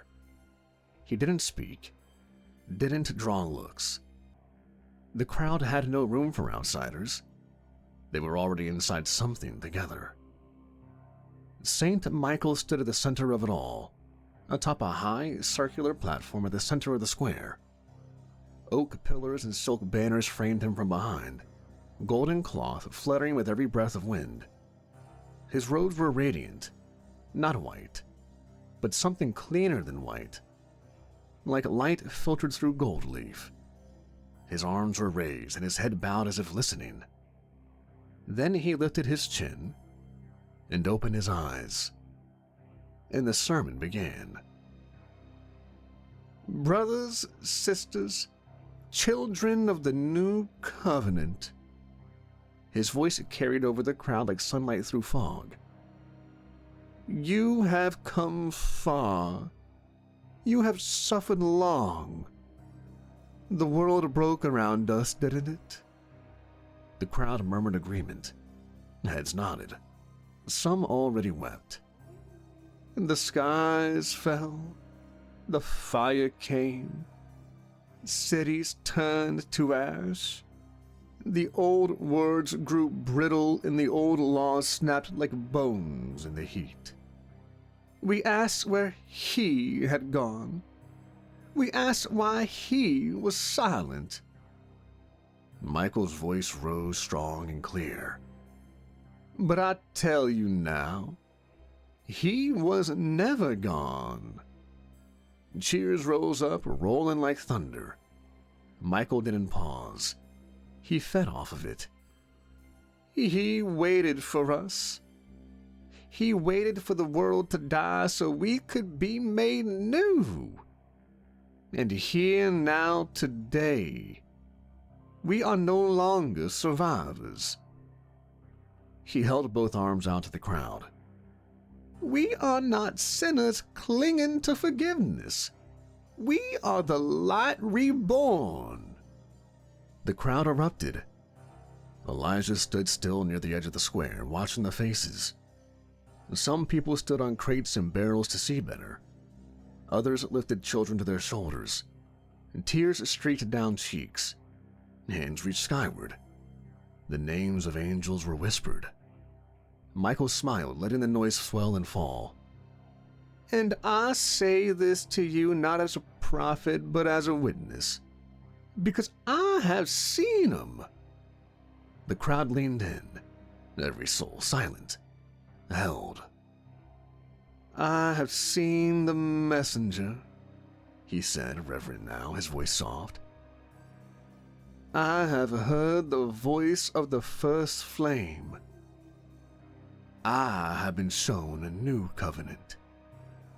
Not one of law, not one of punishment, but a promise. He stepped slowly across the platform. The light hit him just so. The crowd gasped. There is no wrath in the flame. There is no judgment in God. There is no need for blood, only belief. Elijah's eyes narrowed. Michael stopped, facing the crowd again.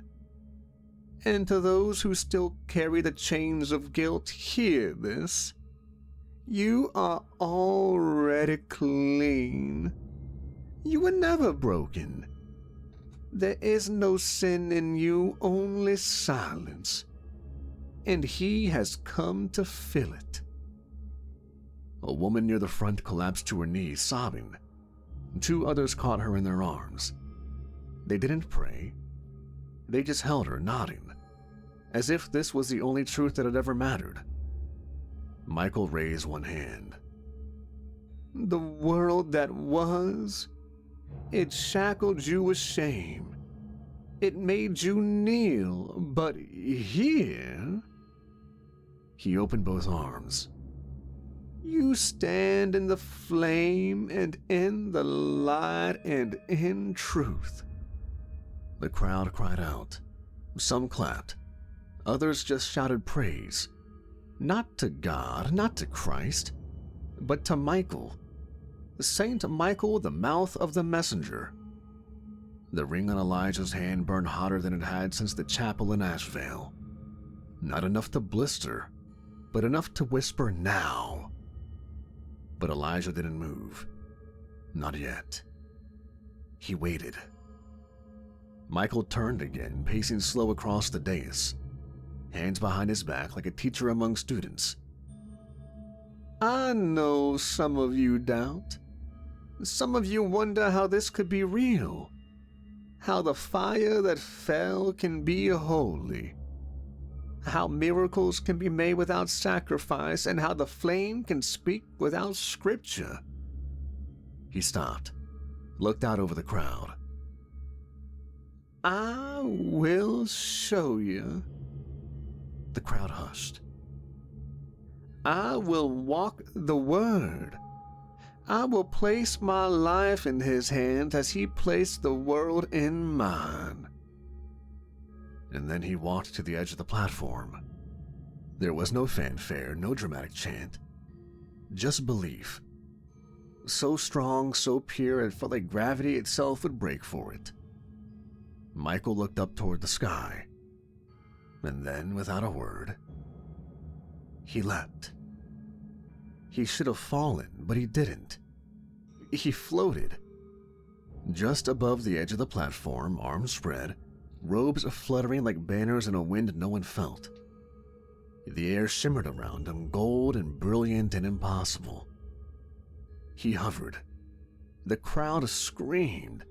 Ecstasy erupted in waves. People clutched each other, sobbing and shouting. A boy fainted. A man in his 60s tore off his shirt and dropped to the ground, pressing his forehead to the stone. Michael rose higher. 5 feet. 10. His face was peaceful and serene, like the miracle was effortless. He opened his mouth and one verse rang out. He will command his angels concerning you. They will lift you up so you will not strike your foot against a stone. He hovered there, arms wide, robes billowing in a slow circle as if caught in celestial wind.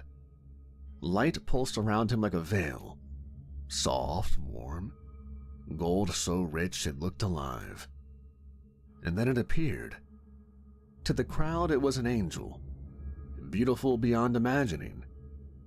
It descended behind Michael like it had always been there, folding out of the light with wings wide as the sky. 6 of them, radiant and feathered, not white but opalescent, shimmering with colors the eye couldn't name.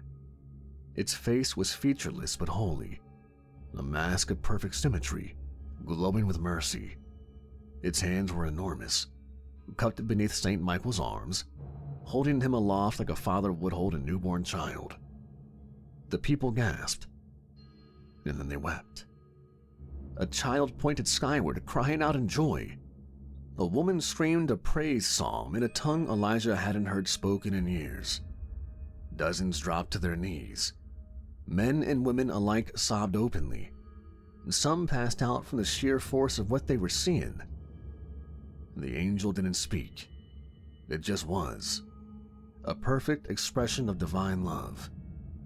This, the crowd believed, was God's messenger. Not just helping Michael, anointing him, sanctifying him. Their saint, their light, their new covenant. And that was when the world shifted. Elijah felt the ring ignite. The air warped. The shimmer broke. And for a moment, a single breathless second, he saw the truth. There was something holding Michael aloft, all right. But it wasn't an angel. It was a thing. Vast, winged, coiled in shadow and light like oil spilled across fire. Its wings were studded with mouths.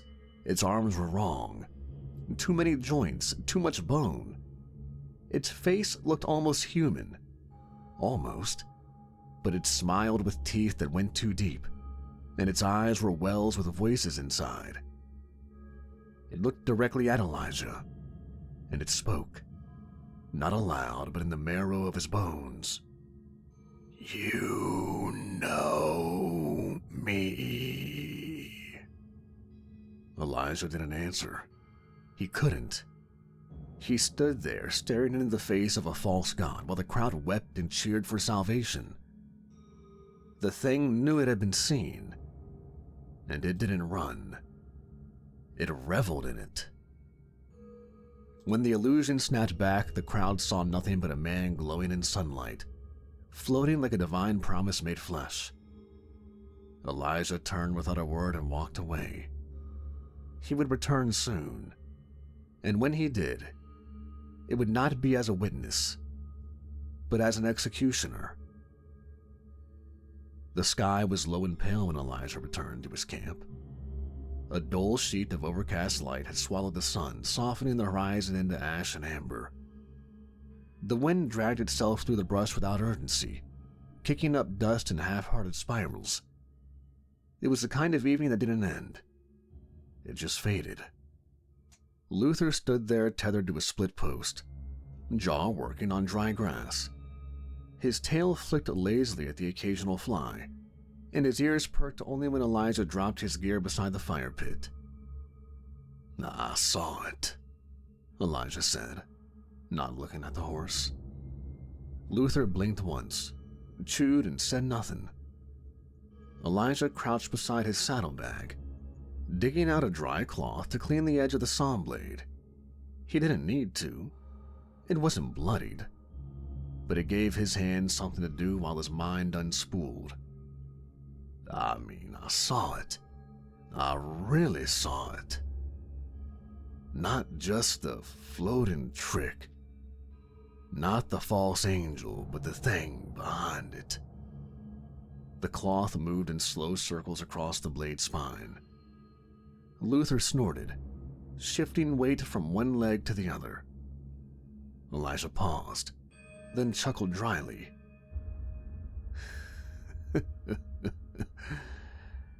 "Yeah, you're right. Should have expected that. Always something behind the shine." He set the blade down, leaned his elbows on his knees, and stared into the dead fire pit. "I don't think Michael knows." Luther turned his head slightly, one ear flicking back toward him.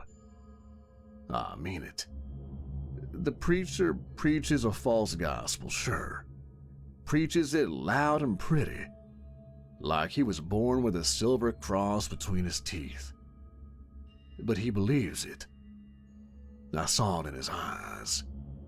He ain't lying. He's convinced." A pause. Elijah drew the scourged Bible from his coat and thumbed at the edge of the pages. "He's a mouthpiece, not a monster." Luther huffed once and dust kicked at his hooves.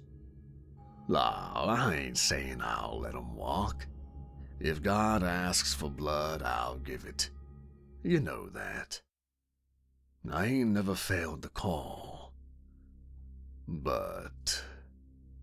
He trailed off, jaw tightening. "But sometimes I wish the bastards knew what they were doing. It's easier when they know." The horse said nothing. The wind died completely and the valley went quiet. Elijah sighed and leaned back against the post, drawing his coat tighter around him. He kept the Bible close, pressed against his chest like a shield. Saint Breaker rested across his lap. He closed one eye against the creeping dusk, his back silently screaming in pain. "If you see anything slithering around tonight, wake me." Luther didn't even blink. Elijah dreamt of light, not flame, not the white-hot purity he'd come to know in divine moments, but a soft golden warmth, like sunlight filtered through the memory of childhood. He was lying in the field outside his old home, wind in the heat, his mother's voice, faint and sweet, humming a hymn he hadn't heard in decades. He felt small again, unscarred, his back unbroken, no weight on his hips, no ring burning his hand. He sat up. Someone was sitting at the edge of the firelight. Not a stranger, a boy, him. Maybe 10, dust on his face, a slingshot in one hand, a torn Bible in the other. The boy looked at him, head tilted, eyes full of something too deep for his age. "You're tired," the boy said. Elijah didn't move. "I've been tired." "You've done enough." He didn't answer. "You've carried this longer than anyone was meant to. You've bled, you've watched, you've obeyed. Isn't that enough?" Elijah swallowed. The wind in the dream had stopped. The wheat was still. Too still. "You can rest now. Let me carry it." Elijah's fingers closed around the Bible. "You're not me." The boy smiled, soft and patient. "I could be. I could be anything you want. An angel, a son. The sound of your name spoken without fear." "You're wearing skin that ain't yours," Elijah replied. "I'm offering peace." "You're offering escape." The firelight dimmed. The boy, the thing in his shape, stood slowly. Who Elijah came to know was the messenger. "You don't have to suffer." Elijah's voice was low. "But I do." The wind picked up, not in the world, but in the Bible. Pages flipped, once, twice, then stopped. A verse bled into the margin. Black script, no author, no origin. "The ones who speak comfort in the dark are not always sent by the light." The boy hissed. Or maybe the voice beneath the boy did. The illusion cracked. The shape twisted. Eyes too many. Mouths unfolding from beneath skin. Wings forming not feathers, but scripture and smoke. But it was too late. The light from the Bible flared.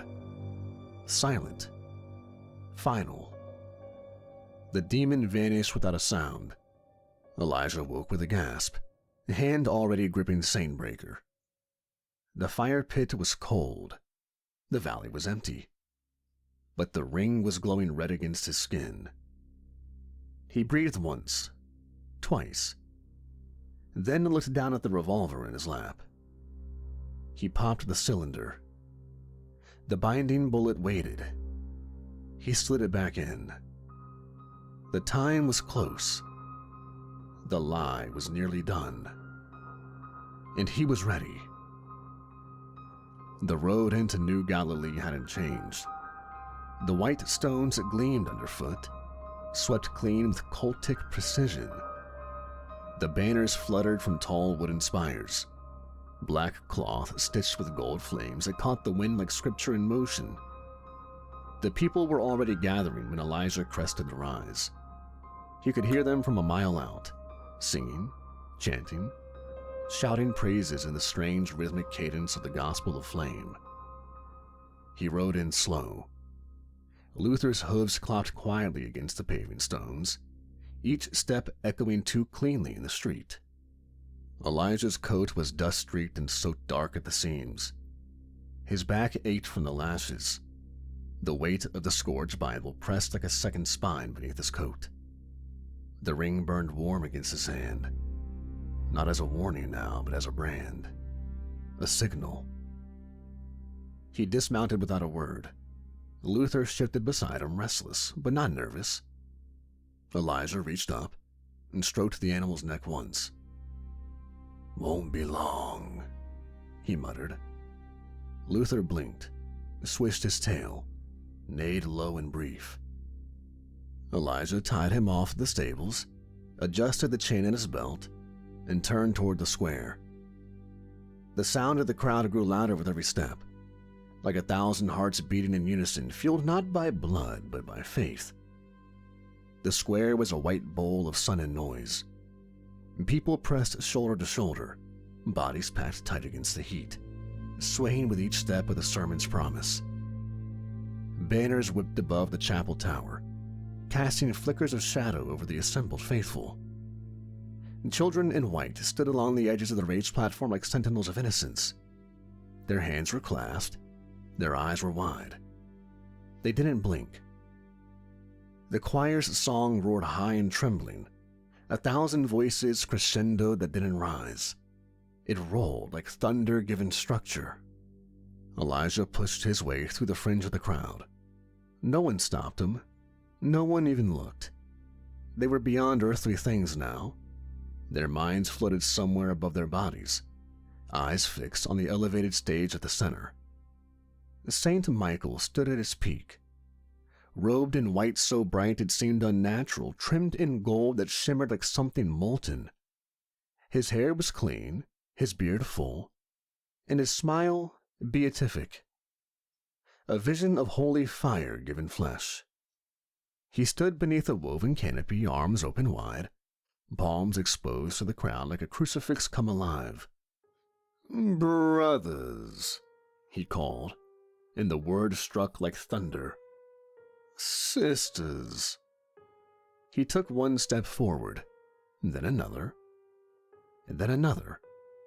His voice carried effortlessly across the heads of the crowd, neither shouted nor strained, simply present.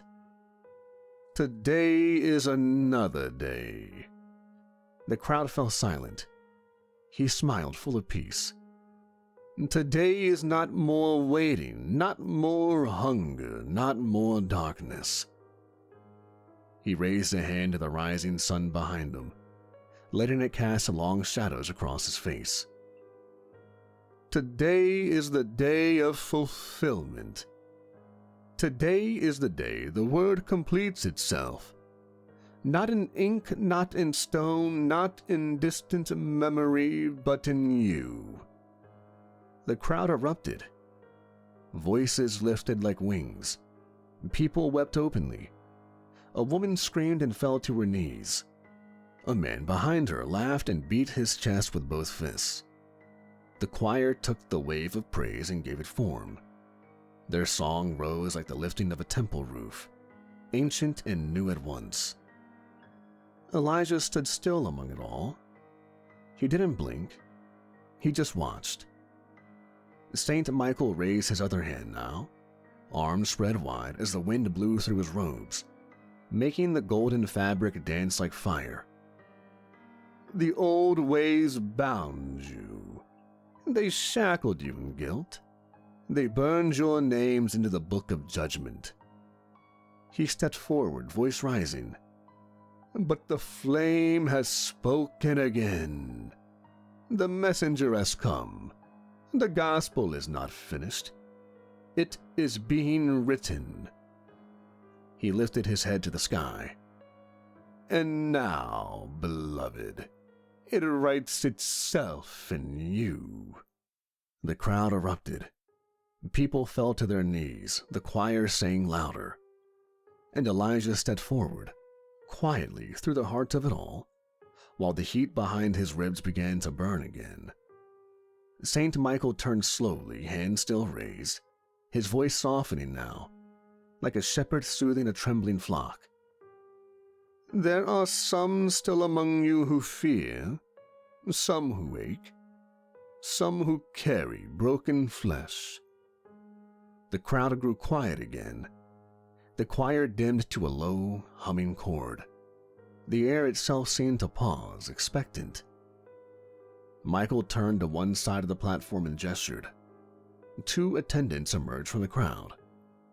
One little boy, no more than 10, small and fragile, his legs withered and bent like straw under cloth. His eyes were wide with wonder. He was silent, not afraid, but watching. The other brought a man, older, wrapped in gray robes stained from years of quiet suffering. His skin was raw, pitted, a leopard's marks clear even from a distance. He moved slowly, humbly, leaning on a carved staff. The crowd made room. A reverent hush fell. "These 2," Michael said, turning to them with open arms, "are beloved." He knelt beside the boy and touched his cheek. "They are not cursed, they are not punished. They are simply waiting for the flame to find them." He stood, spreading his arms wide again. "And today, beloved, it finds them." He lifted his face to the sky. The crowd followed. Above the chapel tower, the clouds parted. Not with thunder, not with violence, but with silence, as though the very sky had been peeled back to reveal something beyond weather and beyond reason. A shaft of golden light poured down, slow and perfect, and from it descended the messenger. It came with no sound but song, a single crystalline tone that rang in the chest like breath held too long. It wasn't winged, not at first, but wreathed in something that suggested wings. Curves of light, feathered shadows, limbs that shimmered in and out of vision. Then it became clearer, a shape of gold and white, tall and symmetrical, 4 wings unfurling like petals from a divine blossom. Its hands glowed with pure radiance. Its face was smooth and featureless, save for a mouth that did not move. It was different every time it showed itself. It smiled not with lips, but with presence. People gasped. Some people screamed and some fainted. A man knelt and pressed his forehead to the stone. Children wept without knowing why. The messenger hovered just above the dais, lowering his hands over the heads of the boy and the leper. Saint Michael stepped back, head bowed. "By the will of the flame, be whole," Saint Michael whispered. The angel's hands pulsed with light. The boy cried out, not in pain but shock. His legs shifted beneath him. The bones cracked, straightened, took shape. Flesh knit. Muscle filled the hollow places. The leper dropped his staff. His skin shimmered, the sores sealing like wax over flame. He fell to his knees and stared at his own hands as if he'd never seen them before. The crowd erupted again. Praise like a wave, voices breaking with joy. Someone began to sing. Someone else screamed, "A sign! A sign!" and tore the gospel of flame from his breast pocket, waving it like a banner. And Elijah couldn't move. The ring on his finger turned white hot. Not warm, not burning, but it seared. His breath caught. His skin blistered beneath it, but he didn't cry out. He looked up and saw not an angel, but a thing that wore light like a mask. The scourged Bible at his back moved on his own, pages turning, not wildly but with intent, like a hand was guiding it. Elijah reached for it, unstrapped it and opened it. The pages had stopped near the middle, but the margin was still writing, ink spilling slowly into the old paper like a wound opening. "Name the liar. Break the veil." He looked up at the thing above the dais. The golden light was no longer golden. He saw fire. Not flame, not holy, but burning pressure, the kind that melts truth, the kind that twists miracles into meat. The boy's legs trembled, not from strength, but from shock. His eyes were wide, but they were not joyful. The leopard stared down at his hands confused, and the messenger's smile split just a little too wide, a hair too long. A shadow stretched from its wing, but no sun was behind it. Elijah stepped forward. The crowd didn't stop him. He raised his voice, not shouting, not screaming, but loud enough to carry through the madness. "You call it an angel?" Heads turned. "You see healing. You see gold. You see peace." Michael turned sharply, confused. "You see what it wants you to see," Elijah said. The ring seared. He raised the Bible. The name was there, spelled in black, unbroken letters across the holy page. A word not of heaven, but from the pit. And Elijah shouted it. The demon's true name. The name split the air like a sword dragged through iron. The moment it left Elijah's lips, the wind died. The choir fell silent mid-verse. A scream began in someone's throat and never made it out. The messenger froze in place, wings paused mid-beat, light flickering unnaturally across its skin. Then the light broke. Not like glass, not like fire, but like a lie unraveling. The golden veil peeled back in silence. The radiance thinned, twisted, and darkened, until there was nothing left of heaven, and in its place stood a shape that did not belong to any gospel. Gasps rippled through the crowd, followed by sobs, then silence. The messenger was no angel. It was 8 feet tall, shoulders wide enough to block the light behind it. Its muscles strained beneath cracked leathery skin, burnt and broken, as if it had crawled out from beneath 1,000 suns. From every fissure in the flesh, flames spurted like backdraft, hissing and pulsing with every breath. The air shimmered around its body, warped with heat. 4 massive wings spread wide from its back, ragged and torn, tipped in bone and shivering with black fire. They didn't flap. They unfurled like something waking from a long sleep, slow and deliberate. Its eyes, reptilian, slitted and golden, locked on to Elijah. Not angry, not afraid, but amused. Below those eyes stretched a thick jaw of uneven fangs, half grinning, half grinding. Black smoke poured from its nostrils in slow, steady gusts. Its arms, 4 of them, shifted into view. 2 moved with predatory grace, the claws twitching in anticipation. One hand was missing a finger, the stump smoldering faintly like it had never stopped burning. The other 2 hung low, dragging claws across the stone dais as if marking it for ownership. Across its back rose a spinal ridge of jagged glowing spikes, each one pulsing red at the tips, glowing like hot coals beaten into bone. Its legs were thick, jointed backward, ending in taloned feet that never quite touched the ground. Each step scorched the stone, and ash curled up from where it stood. And in the center of its chest, half buried in burned flesh, was a half-melted rusted crown, fused to the bone beneath. A forgotten relic of a lie once believed.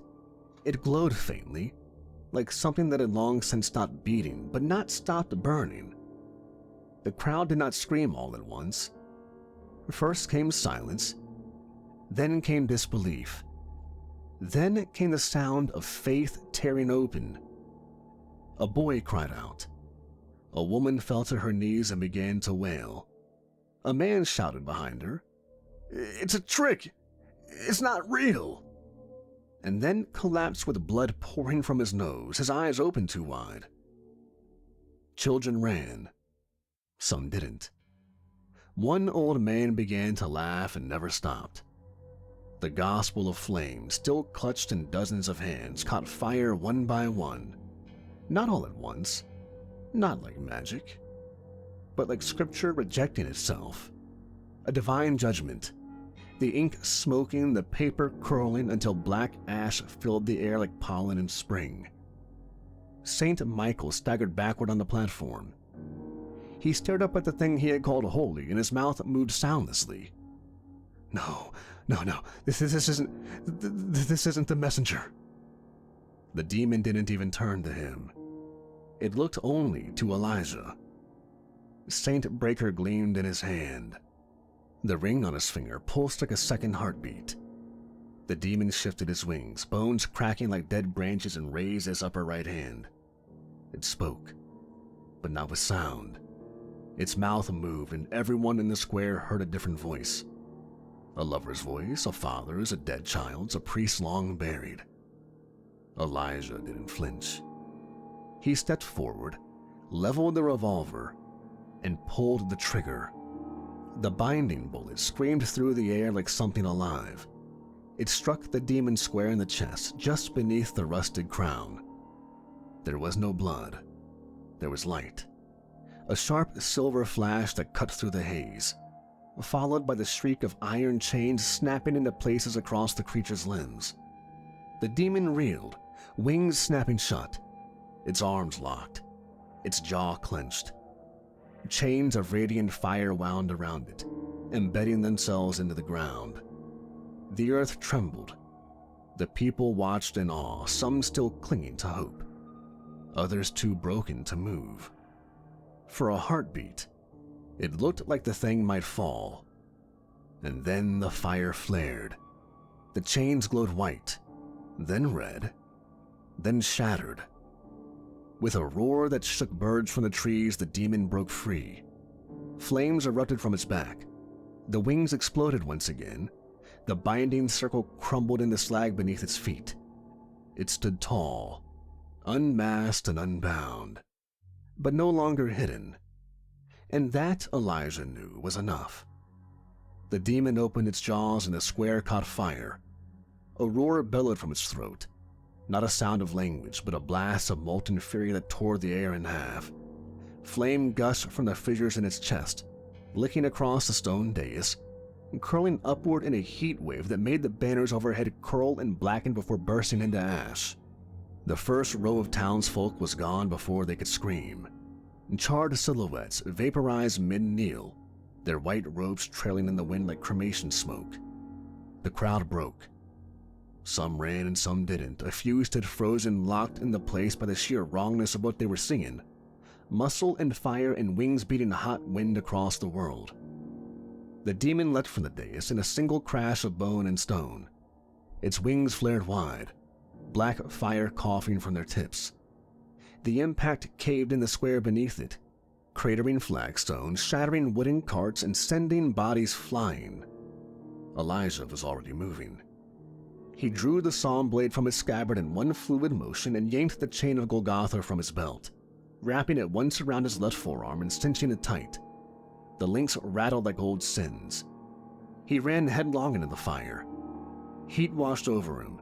His coat caught along the edge, flames licking at the hem, biting into the leather like teeth. But he didn't stop, didn't slow.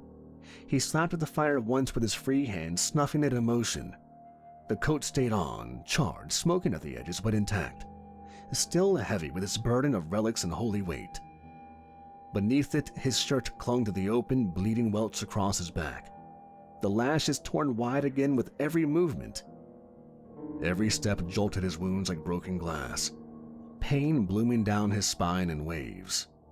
He welcomed it. Pain meant he was alive. Pain meant the job wasn't done. The demon turned at the sound of his boots. It swung a claw the size of a scythe across his body.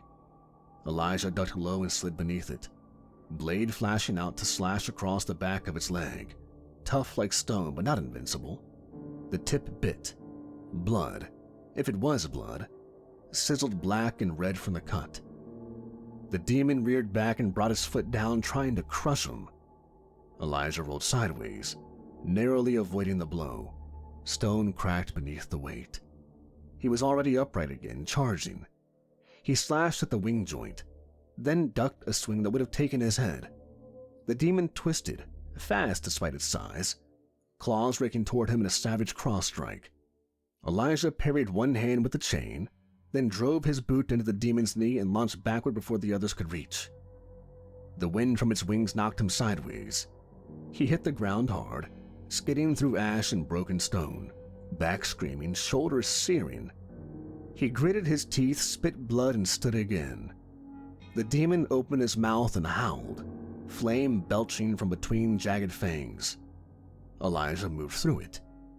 He ran under the flame, clothes smoking, skin blistering along one side. He leapt, kicked off the demon's knee again, and slashed upward across his chest, cutting through the cracked hide, striking fire-veined bone underneath. The thing roared in pain this time, real pain. It stumbled backward just a step, but that was enough. Elijah landed, crouched low, every muscle shaken. He tightened the chain around his hand, wrapped it over Psalm Blade's grip. The demon watched him, eyes blazing gold.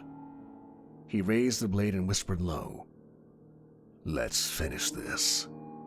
The demon reared back, wings spread wide, fire pouring from the broken seams of its chest. It loomed above the ruins of the square like a god that had failed upward, still burning, still dangerous, but wounded. Elijah didn't give it the chance to recover. He drew Saintbreaker with a single practice motion. The revolver gleamed, barrel dark with soot, but the steel beneath still true. The demon turned, too slow. Elijah raised the gun. He fired. The first shot caught it in the left pectoral, near the binding bullet wound.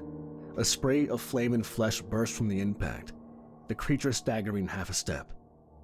He fired again. The second shot right shoulder. Bone cracked like ice splitting under boot. One of its upper arms went limp, claw twitching spasmodically. He fired again. Third shot left knee. The joint collapsed. The demon dropped a full foot, listing sideways, claws scraping the ground in search of stability. He fired a fourth shot right through the wing, shattering bone and punching a ragged hole through torn flesh. A fountain of black fire spiraled upward. His fifth and final shot, right through the jaw, jerking its massive head to the side with a crack of pulverized teeth. The head snapped back, mouth open in a soulless howl of hate and confusion. The revolver clicked empty. Elijah holstered it. The demon was reeling, shuddering, smoke pouring from 5 gaping wounds. Fire leaked from the cracked bones of its chest like oil bleeding from stone. It tried to rise, but its leg wouldn't hold. Its wings spasmed and hung low.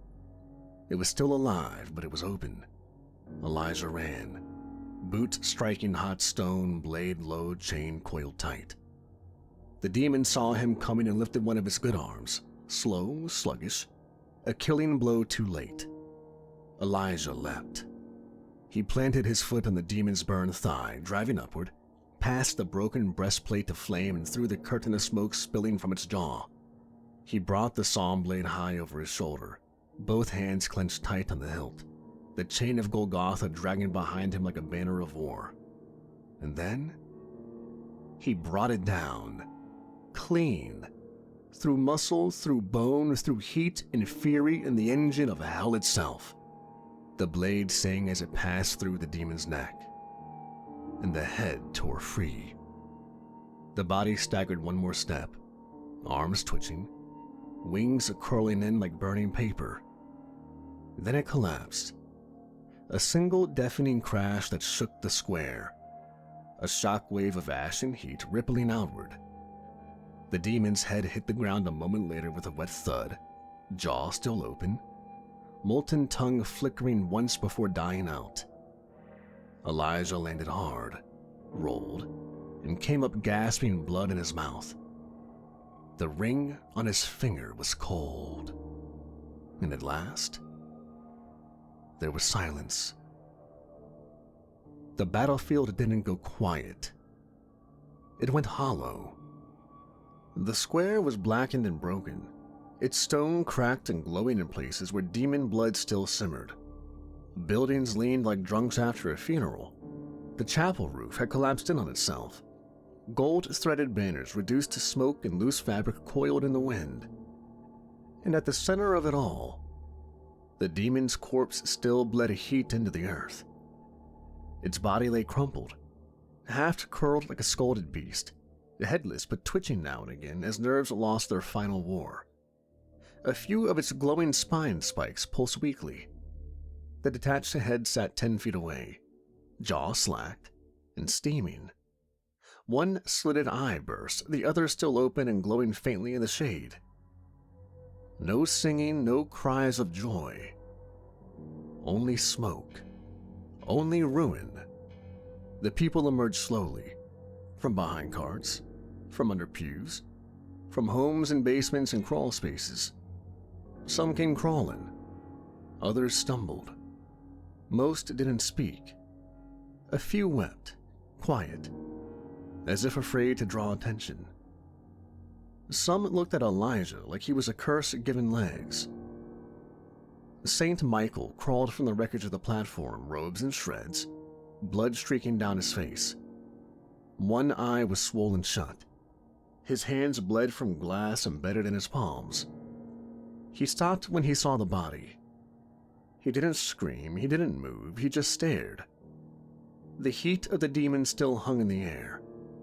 But it wasn't fire that burned him now. It was truth. He stumbled forward, barely able to stay upright. He reached Elijah, who stood motionless, bloodied blade still in hand, and fell to his knees, hands clutching Elijah's coat like the hem of a priest's robe. "I thought it was real. I thought it was him. I didn't know." His voice broke, but he didn't stop. He bowed his head, forehead pressed to Elijah's chest. "I didn't know." Elijah didn't speak. He stood above the man, every inch of him aching. His coat smoked at the seams. Blood ran from a dozen wounds, back torn open from ritual lashes, shoulder scorched, ribs cracked, thigh cut, head bleeding. He reached slowly into the inside of his coat, drew out a small relic. Saint Michael flinched.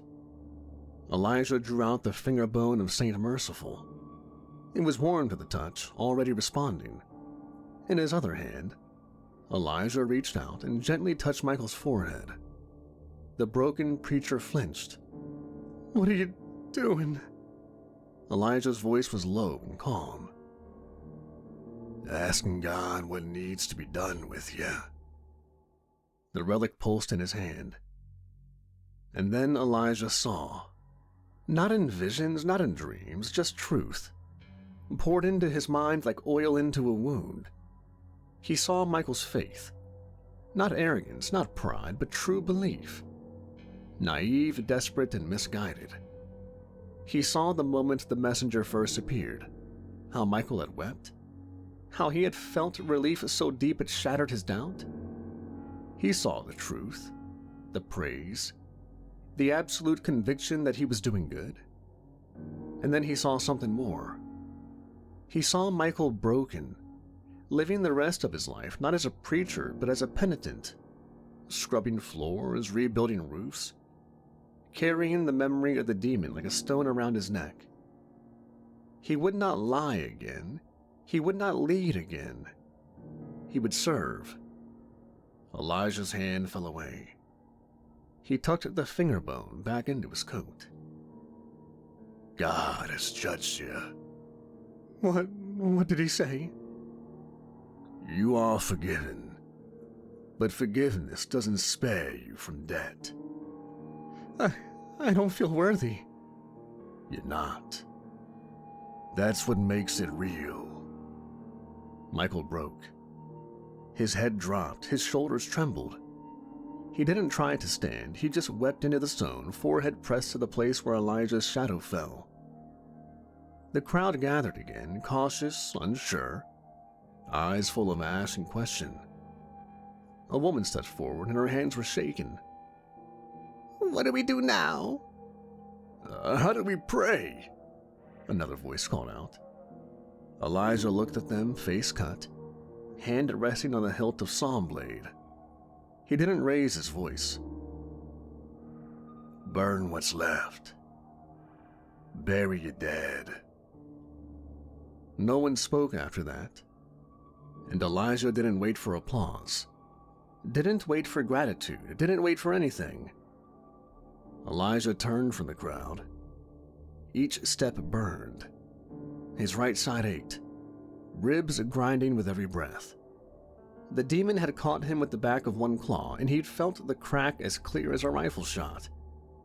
His shoulders throbbed, half cooked from where the fire had kissed through the coat. The cut along his thigh was deeper than he wanted to admit, warm blood soaking into the inside of his boot. But worse were his back wounds. The lashes from making the binding bullet. They had reopened in the heat of battle, torn wide beneath his shirt, sticking to the inside of his coat like fresh parchment pressed to wet ink. With every movement they screamed, and still he walked. The townsfolk parted for him in silence. Some bowed their heads, others stepped away like they feared touching him might bring the fire back. He didn't look at them. He didn't look at the chapel, or the corpse, or St. Michael still on his knees. He only looked forward. Luther was waiting at the stable post. The horse lifted his head when Elijah approached, giving a low, gruff snort, like he'd known, like he'd been listening the whole time. Elijah reached up, slow and stiff, and patted the side of Luther's neck. "Still breathing," he muttered. He mounted awkwardly, pain shooting from knee to shoulder, and settled into the saddle like a man returning to his own grave. The ring on his hand was cold. The scourged Bible at his back didn't move. He didn't need to ask what came next. He already knew. And so he rode into silence and into what waited. Whatever it was. Elijah left New Galilee under a gray, weightless sky. No townsfolk lined the streets to see him off. No hymn followed his departure. Only the sound of Luther's hooves over broken stones and ash. The slow crunch of leather creaking with each shift in Elijah's saddle. His back was torn raw beneath his coat. His ribs moved wrong. His left thigh throbbed like it had its own heartbeat. But he didn't stop. There was no place in that town for him anymore. Not in their grief, not in their rebuilding. His work was done. By the second day of riding, the pain settled into something dull and permanent. The heat of the binding bullets ritual still echoed in his spine. His shoulder ached each time he tugged the reins. Dust clung to the corners of his mouth and eyes, and blood, his own long-dried, stiffened the inside of his collar. He barely spoke on the journey. Luther didn't need direction. The beast had a better sense of purpose than most men. When the familiar shape of the settlement crested the horizon that evening, low buildings tucked into the stone, the inn's warm glow in the distance, Elijah didn't speed up. He just adjusted the weight of the scourged Bible against his back and kept riding. The inn looked the same. Same crooked sign above the door. Same stink of stale beer, old sweat, and cheap perfume bleeding through the walls. Inside, the crowd had shifted but not changed. Hardened men hung over hunched cards. A girl laughing too loudly in the corner. Someone passed out near the hearth. Life continued in these places like rot beneath floorboards. You didn't see it unless you stopped moving. Elijah stepped inside, slow and steady. The barkeep looked up and narrowed her eyes.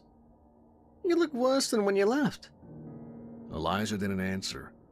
He walked to the counter, set down a small pouch of coin, and said just one word. "Jennifer." The barkeep glanced toward the upstairs landing, shrugged, and scooped up the coin. "Room's yours, I'll send her up." Elijah didn't nod. Just climbed the stairs with the gait of a man carrying his own headstone. The room was small, wood-paneled, low ceiling, clean but not fresh. The smell of perfume and ash lingered like someone else's memory. Elijah lit the oil lamp on the dresser and sat on the edge of the bed. He didn't take off his coat, he just waited. A few minutes later, the door creaked open. Jennifer stepped in, softer this time. Not the sultry sway of the first encounter, more tentative. She paused when she saw him. "You made it back." He looked at her, eyes heavy. Yeah. You want the usual? No. A beat, her brow raised unsure. I want the room for the night. Just you and me.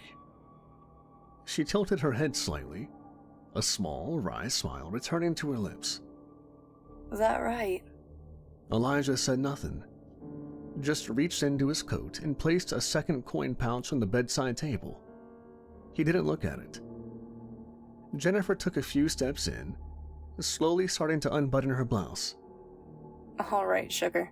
Just say how you want it. No. She blinked. No. He looked up at her. Not stern, not cold, just tired. I don't want that tonight. I just want comfort. Quiet. A place warm to rest. Jennifer didn't say anything at first. Her hand still hovered at the open buttons. Her smile faded a little. Not insulted, just confused. Elijah began to undress instead. Slowly. Each movement labored. Elijah shrugged the coat off slowly, one shoulder at a time, careful not to tear anything open worse than it already was. The leather scraped over dried blood, stiff with salt and dust, and dropped to the floor with a heavy thump. His shirt underneath clung to him like a second skin, blood-soaked, sweat-soaked, tight with pain. He peeled it off with both hands, breath catching halfway through, the fabric tugging against the raw, crisscross lashes across his back. Dozens of them, angry and red, some still oozing beneath the scabs. His ribs were painted in bruises, ranging from deep violet to yellowed green. Across his side was a fresh gash, puckered and still swollen. Another marked his thigh, taped shut with a piece of holy gauze. Jennifer stopped moving. Her hands, which had been toying with her blouse moments before, dropped slowly to her sides. Jesus, she said softly. He didn't turn to look at her, just kept working the shirt off over his shoulders. She took a step forward, then another. what the hell happened to you? Elijah didn't answer. His eyes were on the floor. The weight of the air shifted between them. He winced when she got closer, not from the pain, but from being seen this way. She reached out, gently, her fingers grazing one of the scars on his ribs. He flinched, and her hand fell back immediately. You let someone do this to you? I let God. That's not the same thing. Jennifer didn't tease him, didn't make a joke. Her voice softened in a way Elijah wasn't used to hearing from anyone. In the last town I worked, she said, moving toward the door. There was a fight pit under the chapel. Drunks. Soldiers. People who didn't like using words. I stitched up more knife wounds than I can count. She paused at the threshold, looking back. I'll be right back. Don't bleed out. She left without waiting for another answer. Elijah stood in silence, bare to the waist, staring at the wash basin like it might move. His hands hung at his sides, the ring still warm on his finger, though faint. The scourged Bible sat heavy in his coat on the floor, untouched and unopened. A few minutes passed, then the door creaked open. Jennifer returned, holding a small bundle, gauze, a tin of salve, a sewing needle and thread. Behind her, the innkeeper grunted as she entered with a kettle and poured steaming water into the iron tub in the corner. "Hot enough to boil a man," she said. Good. That's what he needs. When they were alone again, Jennifer turned back to Elijah, her expression different now. Not business, not pity, just presence. You gonna get in? Elijah nodded once and began to remove the rest of his clothes. Boots first, slow and stiff, then pants, peeled off one leg at a time. He left his underclothes in a heap on the floor. He stepped into the tub, and sank into the scalding water with a low guttural grunt, half relief, half pain. Steam rose in soft ribbons around him, curling off his chest, his arms, his face. The water stung every wound, cleansing but merciless. His eyes fluttered closed for a moment, jaw tight. Jennifer knelt beside the tub and dipped a rag into the water, then began to gently wash his shoulders. Her touch was light, not cautious, not kind. You always come back like this? She asked after a while. No. But not never. He cracked one eye open. No. She smiled faintly. I figured. The rag moved across the side of his neck and down his back. She avoided the open wounds, working around them with the same steady care she might have used on a dog or a dying saint. What is it you do, Elijah? She asked softly. I clean up messes. She raised an eyebrow. What kind of messes need holy bullets and a back like that? Elijah didn't answer immediately. He just watched the steam spiral toward the ceiling. Finally, he said, demons, monsters, things people let in by mistake. Jennifer paused. You kill them. I try to. And if you can't? He shrugged. Then I die, and someone else comes after. She didn't ask more, just nodded, like it made some kind of sense and kept washing. After a long silence, Elijah spoke again. There was this one, in a town called Asheville, a thing called a mouther. She didn't interrupt. He told her the short version. What it looked like, what it did to the children, what had to be done to kill it, and what had to be done after. Father Alden's judgment. Jennifer's eyes glistened in the lamplight, but she didn't let the tears fall. That's why you do this? Why you bleed for it? Elijah let his head rest back against the edge of the tub, eyes closed again. No. I do it because God demands it, and no one else will. Elijah stepped out of the tub slowly, water sheeting off him, steaming as it touched the cooler air of the room. His skin was flushed raw, the bruises darker now under clean light, the welts on his back red and livid like fresh ink. He dried off with a coarse linen towel, movements slow and precise. Jennifer waited with a small wooden stool near the bed, her thread and needle laid out with practiced calm. Her gaze didn't flinch when he turned, didn't shy from the sight of him.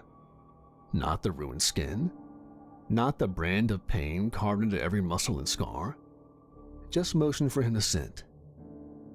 This is gonna sting. I'd be suspicious if it didn't. She threaded the needle in silence, dipped it into one flask of clear liquor, and then got to work. The first puncture drew a grunt from Elijah, a quiet, sharp exhale through clenched teeth. She worked carefully, methodically, drawing the thread through the worst of the gashes on his side and shoulder. She didn't ask for stories this time, not until the third stitch. What happened in New Galilee? Elijah didn't speak at first. His jaw flexed once, then again. Jennifer waited, hands still busy. A preacher thought he heard the voice of God. Started a church, a gospel, a movement. But it wasn't God. No. What was it? He glanced at her and his voice was flat. A demon. A strong one. Beautiful. Powerful lion. Jennifer's hands didn't stop moving, but she slowed just a little, And you killed it? Elijah nodded. And the preacher? I spared him. She looked up at that and met his eyes. Why? Elijah didn't look away. Because God commanded it. Jennifer said nothing for a while. When she finished the last stitch, she tied it off gently and set the needle aside. She brushed her fingertips once along the edge of his shoulder, tracing the ragged map of a life given to holy violence. You ever think about stopping? He let out a slow breath. Every day. But I don't get a choice. The room dimmed as the oil lamp burned low. Outside, the wind carried laughter, the scrape of boots, the occasional crack of a bottle or slurred prayer. But inside the walls, there was nothing that needed fighting. When Jennifer was done, they got in the bed together. Jennifer pulled the covers back. Elijah lay down first, stiff but steady, the stitched skin on his back brushing the cool cotton with a hiss of discomfort. Jennifer lay beside him, draping a blanket over them both. She didn't curl into him like a lover, but she didn't keep her distance either. Her hand found his chest. His arm rested across her hip. A shared quiet. She spoke once more, just before her eyes closed. You saved that town. You know that, right? Elijah didn't answer. Not right away. I didn't save it.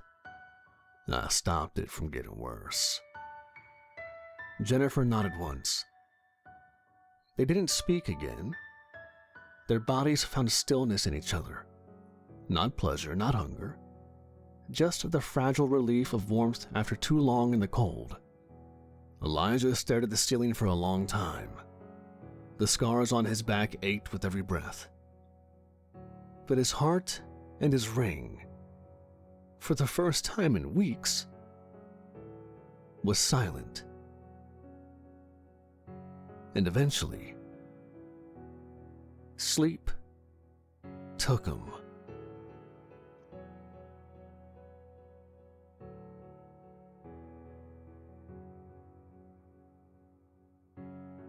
Hey everybody, Kevin from Nightmares Nightly here. If you made it this far, I want to thank you for listening. I love bringing these stories to life, and I've recently been writing a lot of my own. If you'd like to support the channel and what I do, and hear more of my own stories, please consider becoming a member, where I try to upload exclusive, ad-free stories every week. And as always, thanks for listening, everybody.